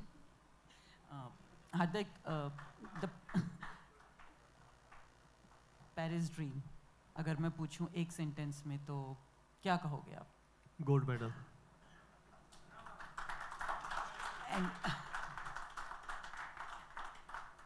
एंड उस गोल्ड मेडल के लिए अगर मैं पूछूं कि ये टीम कितने % तैयार है तो आप क्या कहेंगे? I think 110%. I just hope that they are confident. I am confident. I hope the country continues to support them and we do get the medals that we are hoping for from the 2 of them. Anyone wants to ask any questions?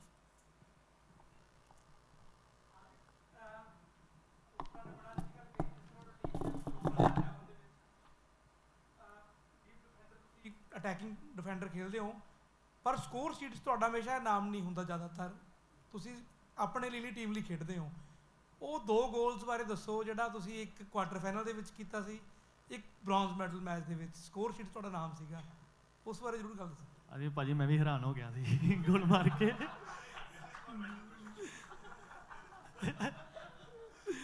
Because ਭਾਜੀ ਜਦੋਂ ਤੁਸੀਂ ਉਹ ਗੋਲ ਦੇਖੋਗੇ ਨਾ, ਜਿਹੜਾ ਨੀਲਕੰਠ ਦਾ player ਸੀ, ਜਦੋਂ ਮੈਂ hit ਮਾਰੀ ਸੀ ਨਾ, ਉਹ ਵੀ ਸਾਈਡ 'ਤੇ ਨਹੀਂ ਹੋਇਆ ਸੀ, ਉਹਨੂੰ ਵੀ ਇੰਨਾ ਕੌਨਫੀਡੈਂਸ ਸੀ ਕਿ ਇਹਦਾ ਸ਼ਾਟ ਗੋਲ ਨਹੀਂ ਹੋਣਾ। ਅਤੇ ਬਟ ਆਈ ਗੈਸ ਕਿ ਤੁਹਾਡੀ ਜਿਹੜੀ ਟ੍ਰੇਨਿੰਗ ਹੁੰਦੀ ਆ, ਜਦੋਂ ਤੁਸੀਂ ਰੋਜ਼ ਕਰਦੇ ਆ, ਅਤੇ ਤੁਹਾਡੇ ਵਿੱਚ ਇੱਕ ਕੌਨਫੀਡੈਂਸ ਆ ਜਾਂਦਾ ਆ, ਐਂਡ ਦੈਨ ਤੁਸੀਂ ਉਹੀ ਚੀਜ਼ ਨੂੰ ਤੁਸੀਂ ਮੈਚ ਦੇ ਵਿੱਚ ਅਪਲਾਈ ਹੁੰਦਾ ਆ, ਕਰਨਾ ਹੁੰਦਾ ਆ, ਅਤੇ ਉਹਦੇ ਬਾਅਦ ਜਦੋਂ ਵੀ ਤੁਹਾਡੇ ਕੋਲ ਗੋਲ ਐਗਜ਼ੀਕਿਊਟ ਕਰਨ ਦੇ ਚਾਂਸ ਹੁੰਦੇ ਆ, ਅਤੇ ਤੁਹਾਨੂੰ ਆਪਣਾ 100% ਉਹ 'ਚ ਦੇਣਾ ਪੈਂਦਾ ਆ, ਅਤੇ ਉਹਦੇ 'ਚ ਤੁਹਾਨੂੰ ਪੂਰਾ ਕੂਲ ਕਾਮ ਹੋ ਕੇ ਤੁਹਾਨੂੰ ਥੋੜ੍ਹੇ ਸੈਕਿੰਡ ਦੇ ਵਿੱਚ ਤੁਹਾਨੂੰ ਜਿਹੜਾ ਡਿਸੀਜ਼ਨ ਲੈਣਾ ਪੈਂਦਾ ਆ। ਅਤੇ ਆਈ ਗੈਸ ਕਿ ਉਹ ਟ੍ਰੇਨਿੰਗ ਦੇ ਵਿੱਚ ਹੀ ਸਾਡੇ ਉਹਦੇ ਵਿੱਚ ਕਿ ਸਾਨੂੰ ਟ੍ਰੇਨਿੰਗ ਕੀਤਾ ਜਾਂਦਾ ਆ, ਜਿਹਦਾ ਸਾਨੂੰ ਫਾਇਦਾ ਹੋਏਗਾ। ਸਿਫਤ ਤੋਂ ਵੀ ਸਵਾਲ ਕਰਨਾ, ਪਰ ਇੱਕ ਲਾਸਟ ਕੁਐਸਚਨ ਆ ਮੇਰਾ ਹਾਰਦਿਕ ਨੂੰ। ਏਸ਼ੀਅਨ ਗੋਲਡ ਦੀ ਤੁਸੀਂ ਗੱਲ ਕੀਤੀ, ਸਿਰਫ 4 ਗੋਲਡ ਆਪਣੇ, ਓਲੰਪਿਕ 'ਚ 8 ਗੋਲਡ ਆ, ਕਾਮਨਵੈਲਥ ਸਾਡਾ ਅੱਜ ਤੱਕ ਇੱਕ ਵੀ ਗੋਲਡ ਨਹੀਂ ਆਇਆ। ਤੁਸੀਂ ਬਰਮਿੰਗਮ ਸਿਲਵਰ ਜਿੱਤਿਆ ਹੈਗਾ, ਉਸ ਤੋਂ ਪਹਿਲਾਂ ਸਾਡੇ ਹੋਰ ਵੀ ਸਿਲਵਰ ਆਏ ਨੇ। ਕਾਮਨਵੈਲਥ ਗੋਲਡ ਦੇ ਟਾਰਗੇਟ ਬਾਰੇ, ਕਿਉਂਕਿ ਇਹ ਪੈਰਿਸ ਗੋਲਡ ਆ, ਪਰ ਮੈਂ ਕਾਮਨਵੈਲਥ ਬਾਰੇ ਜ਼ਰੂਰ ਪੁੱਛੂੰਗਾ, ਉਹ ਮਨ 'ਚ ਆਇਆ ਕਿਤੇ ਵੀ ਕਾਮਨਵੈਲਥ ਗੋਲਡ ਮਿਸ ਆ? ਭਾਜੀ ਜਿੱਦਾਂ ਕਾਮਨਵੈਲਥ ਦਾ ਫਾਈਨਲ ਹੋਇਆ ਸੀ, ਜ਼ਰੂਰ ਇੱਕ ਕੀ ਸਕਾਰ ਹੈਗਾ ਸਾਡੇ ਪੂਰੇ ਟੀਮ ਦੇ ਉੱਤੇ ਆ ਕਿ ਅਸੀਂ ਇੰਨਾ ਕੋਲ ਆ ਕੇ ਵੀ ਨਹੀਂ ਗੋਲਡ ਮੈਡਲ ਜਿੱਤ ਪਾਏ, ਅਤੇ ਉਹ ਵੀ ਹਿਸਟਰੀ ਹੋਊਗੀ ਤਿਆਰ, ਛੇਤੀ ਤਿਆਰ ਹੋਊਗੀ ਹੋਪਫੁਲੀ ਕਿ ਜਿਹੜੀ ਕਾਮਨਵੈਲਥ ਹੁਣ ਆਊਗੀ ਉਹਦੇ ਵਿੱਚ ਅਸੀਂ ਆਸਟ੍ਰੇਲੀਆ ਨੂੰ ਬੀਟ ਕਰਕੇ ਅਸੀਂ ਗੋਲਡ ਮੈਡਲ ਜਿੱਤਾਂਗੇ। ਹੋਇਆ ਕਾਮਨਵੈਲਥ ਦਾ। ਸਿਫਤ ਤੇਰੇ ਬਾਰੇ ਗੱਲ ਕਰਨੀ ਹੈ ਵੀ ਜਦੋਂ ਤੂੰ, ਕਿਉਂਕਿ ਸ਼ੂਟਿੰਗ ਦੇ ਬਾਰੇ ਪੁੱਤਰਾ ਨੇ ਕਿਹਾ ਵੀ ਮਾਸ ਸਪੋਰਟਸ ਨਹੀਂ, ਕੁਆਲੀਫਿਕੇਸ਼ਨ ਰਾਊਂਡ ਟੀਵੀ ਦੇ ਉੱਪਰ ਲਾਈਵ ਵੀ ਨਹੀਂ ਆਉਂਦੇ, ਕਈ ਵਾਰ ਇਕਵਿਪਮੈਂਟ ਤੋਂ ਵੀ ਥੋੜ੍ਹੇ ਸਪੋਰਟਸ ਪਰਸਨ ਨੂੰ ਜੱਜ ਨਹੀਂ ਕੀਤਾ ਜਾਂਦਾ, ਪਰ ਜਦੋਂ ਤੁਸੀਂ ਸਕਰੀਨ 'ਤੇ ਆਉਂਦੇ ਆ ਤੁਹਾਡੀ ਵੱਖਰੀ ਨਿਸ਼ਾਨ ਹੁੰਦੀ ਹੈ, ਉਹਦੇ ਹੈਡ ਦੇ ਉੱਪਰ ਬੈਜਸ ਤੇ ਪਿਨ ਕਾਫੀ ਲੱਗੇ ਹੁੰਦੇ ਆ, ਇਹਦੇ ਕੋਈ ਵਹਿਮ ਆ ਜਾਂ ਵੈਸੀ ਕੋਈ ਇਹਦਾ ਰੀਜ਼ਨ ਕੀ ਹੈ? ਸੋਹਣਾ ਲੱਗਦਾ ਉਹ ਦੱਸ ਦੈਟ ਕਿ ਕਲੈਕਸ਼ਨ ਦਾ ਸ਼ੌਂਕ ਹੋਇਆ, ਕਿਉਂਕਿ ਬਹੁਤ ਸੋਹਣੇ ਸੋਹਣੇ ਪਿੰਸ ਹੈ, ਤਾਂ ਮੈਂ ਵੈਸੇ ਉਹਨੂੰ ਕਿਤੇ ਬੈਗਸ 'ਤੇ ਲਗਾਏ ਸੀ, ਪਹਿਲਾਂ ਤਾਂ ਮੇਰੇ 2-3 ਡਿੱਗ ਗਏ ਸੀ, ਫਿਰ ਮੈਂ ਕਿਹਾ ਟੈਪ 'ਤੇ ਲਗਾ ਲੈਂਦੇ ਆ, ਤਾਂ ਫਿਰ ਉਸ ਤੋਂ ਬਾਅਦ ਸੋਹਣੇ ਲੱਗਣ ਲੱਗ ਮੈਂ ਭਰ ਲਈ ਕੈਪ ਆਪਦੀ। ਚਲੋ ਬਹੁਤ ਅੱਛਾ ਜੀ, ਪੈਰਿਸ 'ਚ ਵੀ ਅਸੀਂ ਦੇਖਾਂਗੇ ਅਸੀਂ ਜ਼ਰੂਰ। Those are the memories, souvenirs, I got my hat from the journey of 2000 to 2016 Olympics. Around 300 of them, That's something else. As a mental trainer, I will ask a question, So it's a very sensitive question, And मुझे एक चीज़ बता, first of all the best and best of luck to both of you to get a gold medal. Thank you. And I can see the potential inside you, both of you. Now, so the question is for me that, okay, you got in good technical training, you said you got a good equipment, You can I hope you understand everything because you got a place also, So look at the Japan, What happened with all supports and everything, The Indian team failed basically in one line. मेरे को एक simple question का जवाब दे, mental training का aspect India में है नहीं basically, it's not there, and Abhinav की तरह डॉक्टर भट्टाचार्य हर किसी को अवेलेबल नहीं है, ठीक है ना? So what, how you prepare for mental training का part? Remember why I am saying you this mental training, I told you it's 3 to 4%, जिसमें 2 to 3% कोचेज ही मेंटल ट्रेनर बन जाते हैं, फिजियोथेरेपिस्ट की कोचिंग, पेरेंट्स, ऑफिशियल, ये सब mental trainer बन जाते हैं, तो मेंटल ट्रेनर के पास 1% रह जाता है, और वो you yourself handle, So how you want to, how you handle this part? How you feel कि इस एरिया को कैसे कवर करेगी ओलंपिक में too? And which is very important because, a whisker makes Abhinav from 3rd position to 4th position in Rio Olympics. One whisker, 0.1. Otherwise, he could have been a gold, silver, any fray. So that's a very important question. And do you feel that you need a support in that area really? Or do you feel that you need advice in that area? If yes, what kind of support you need? Maybe people here can help you, So, पहले नहीं था, but now we have like mental trainers in a team. And most beautiful thing is कि now they travel with us. Her tournament में वो साथ जाते हैं. And है कि ये especially India में कि कुछ नहीं होता, just आपके वहम है. But yes, sports को आपको deal करना पड़ता है बहुत चीज़ों से. And the things you can't talk about also. So for that you need a person कि जिनसे आप बात कर सकते हो कि मुझे ये अच्छा नहीं लग रहा, या मैं इसको अपनी गेम में कैसे ना लेके आऊँ, something personal or something related to sports, anything. So now I started, because मैं भी नहीं पहले इस पे करती थी विश्वास, but now I started and I think that's the point. विश्वास नहीं करती थी. That's good. So I started and now I usually call her if she's not with me कि मैथ एक रात पहले and I simply say कि okay बोलो आप. तो she knows the few points कि ठीक है सब ठीक है और you can do it. And few I think कि अब shooting में नई चीज़ आई है breathing also. That's from the mental trainer only. तो I think उसके कारण काफ़ी आगे बढ़ रहा है और हमारे camps में होता है, हमारे proper sessions लगते हैं इसके लिए कि आप sports के साथ, weapons के साथ कि आप match में क्या feel कर रहे हो. और अब तो बहुत new techniques हैं, तो I think उसके कारण भी shooting काफ़ी अच्छा perform कर रही है. But अभी भी क्या वो pressure है जो हम 2008 में face करते थे? What will be the first shot? Sir 2008 में तो मैंने शूटिंग सुनी भी नहीं थी. नहीं प्रेशर है भी तुम्हें कि फर्स्ट शॉट रिलीज करना है. वो आई थिंक होगा क्योंकि at the end you are human, ठीक है, आपके अंदर से वो हार्ट बीट आपकी तेज़ होगी. आपका पहला शॉट जब तक वो आप बिल्कुल 100% नहीं शुरू करते या 100% नहीं देते, आपको वो फील होगा. तो उसके लिए we are trying, I am trying personally. तो देखो I have given you a clue. You understand? Yeah. Okay. Okay, all the best. Thank you so much. Hardik, on that point, I would just like to know how much have you interacted with Paddy Upton so far? क्योंकि ये पहली बार है कि traveling एक trainer साथ में आपके जा रहा है, तो has he been of help? Have you spoken to him? What's the interactions been like with him? I think कि थोड़े टाइम पहले he really helped me a lot because I was really exhausted. Because hockey season ऐसा होता है कि ये साल भर चलता ही रहता है. There is no off season in hockey. और देन हमारे इंडिया में भी थोड़ा टैबू है कि माइंड सेट नहीं होता है, माइंड ऐसे नहीं होता, वो नहीं होता. बट स्टिल एवरी एथलीट को जो भी उनका साइकोलॉजी होता है या माइंड ट्रेनर होता है, उनके पास जाना चाहिए, उनके साथ बातें करनी चाहिए. और मेरे को बहुत ज़्यादा उन्होंने हेल्प किया. और एक बात उनकी मेरे को जो बहुत अच्छी लगी थी वो थी कि you can fail to win but you can never fail to try. कि वो अभी भी मेरे आई थिंक कि जब तक मैं खेलूँगा यही मेरा मंत्रा होगा कि I can never fail to try. और टीम के साथ अभी वो है. और हमारी कोच की पहली यही शर्त थी कि अगर मैं टीम के साथ आ रहा हूँ तो I need paddy with him. तो काफ़ी अच्छा उसका हमारे साथ चल रहा है. I hope that physically there are no questions, obviously. There are no doubts on Indian sports persons anymore. But I just hope that the mind is as clear and as tough when you go out there, because Olympics हम सबको पता है कि जितना physical है उतना ही mental भी है.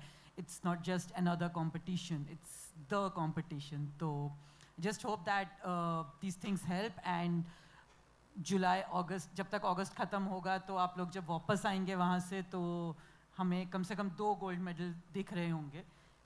हार्दिक के केस में तो अगर उनका मेडल आता है तो साथ में और 15 मेडल साथ में होंगे. और so thank you so much both of us and we all wish you all the best for the Paris Olympics, because it's not just your dream, it's the entire country's dream. Thank you so much. Thank you so much. Thank you so very much. Thank you. I must request you both and Uttaraji to kindly stay back with us on the stage. First and foremost, ladies and gentlemen, how about we bring up a very enthusiastic chair for this very interesting and productive session. Before I move to the final and a highly anticipated segment, I would like to call upon stage Mr. L.V. Navneet, CEO of the Hindu Group, and Mr. Ayun Sengupta, editor, Sportstar. Requesting the gentlemen to kindly join us on the stage. Well, thank you to the speakers for an insightful end of proceedings to the day. The 2 athletes on the stage here are also the winners of the prestigious Sportstar Aces Awards. Ladies and gentlemen, join me as we present the award for the Sportstar Aces Award for Sportsman of the Year, Team Sport, to the one and the only Hardik Singh. Well, Hardik recently recovered from an injury to be a vital part of a successful 2023 for India. And talking about the Lady of the Hour, let's present the award of the Sportswoman of the Year Individual Sports to the one and the only Sith Kaur Samra. While Sith's world record and Asian Games gold gave Indian shooting a massive boost, leading to Paris 2024.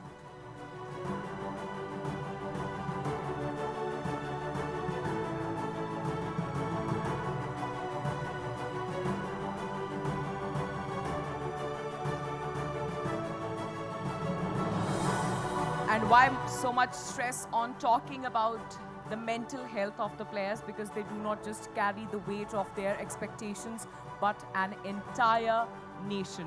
I believe we might be less in number right now here in this room, but I must encourage everyone to offer their loudest cheer for them. Thank you.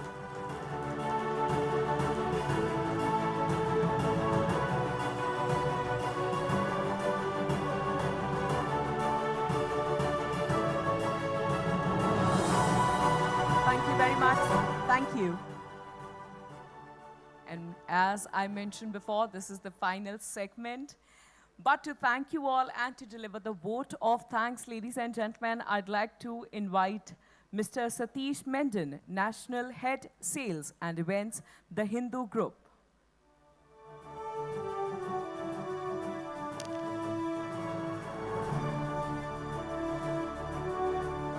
Good evening all. I think we had a fabulous host today who anchored the event so well. But yes, having said that, this is the 10th city we are hosting Sportstar Sports Conclave. And this is the 10th one, the first in Punjab, hosting in Chandigarh. It's always special to host anything first, and it's just dear to all of us. I'm happy that the Sportstar edit team did their best in picking up those topics which are relevant to this state.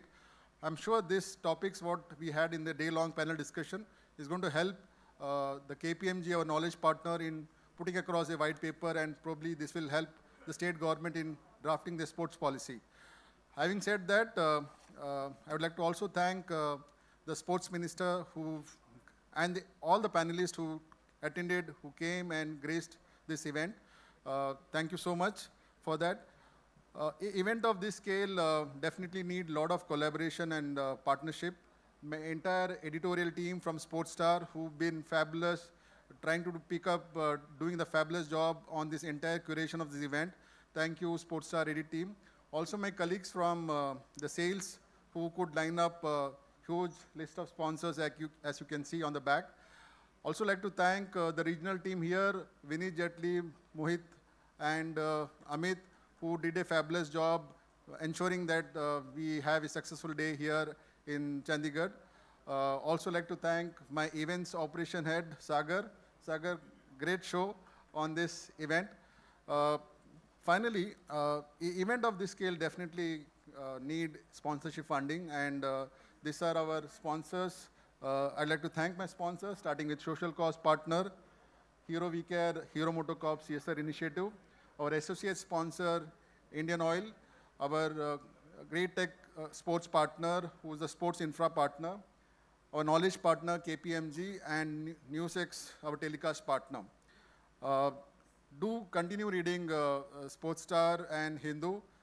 To conclude, I would also like to thank the state government, state of Punjab, for supporting this event, and all the officials in the state bureaucrats who have graced our occasion. So thank you so much. Continue reading Sportstar in Hindu. Look out for the complete coverage of this event, tomorrow's Hindu issue. Thank you so much all. Thank you so much.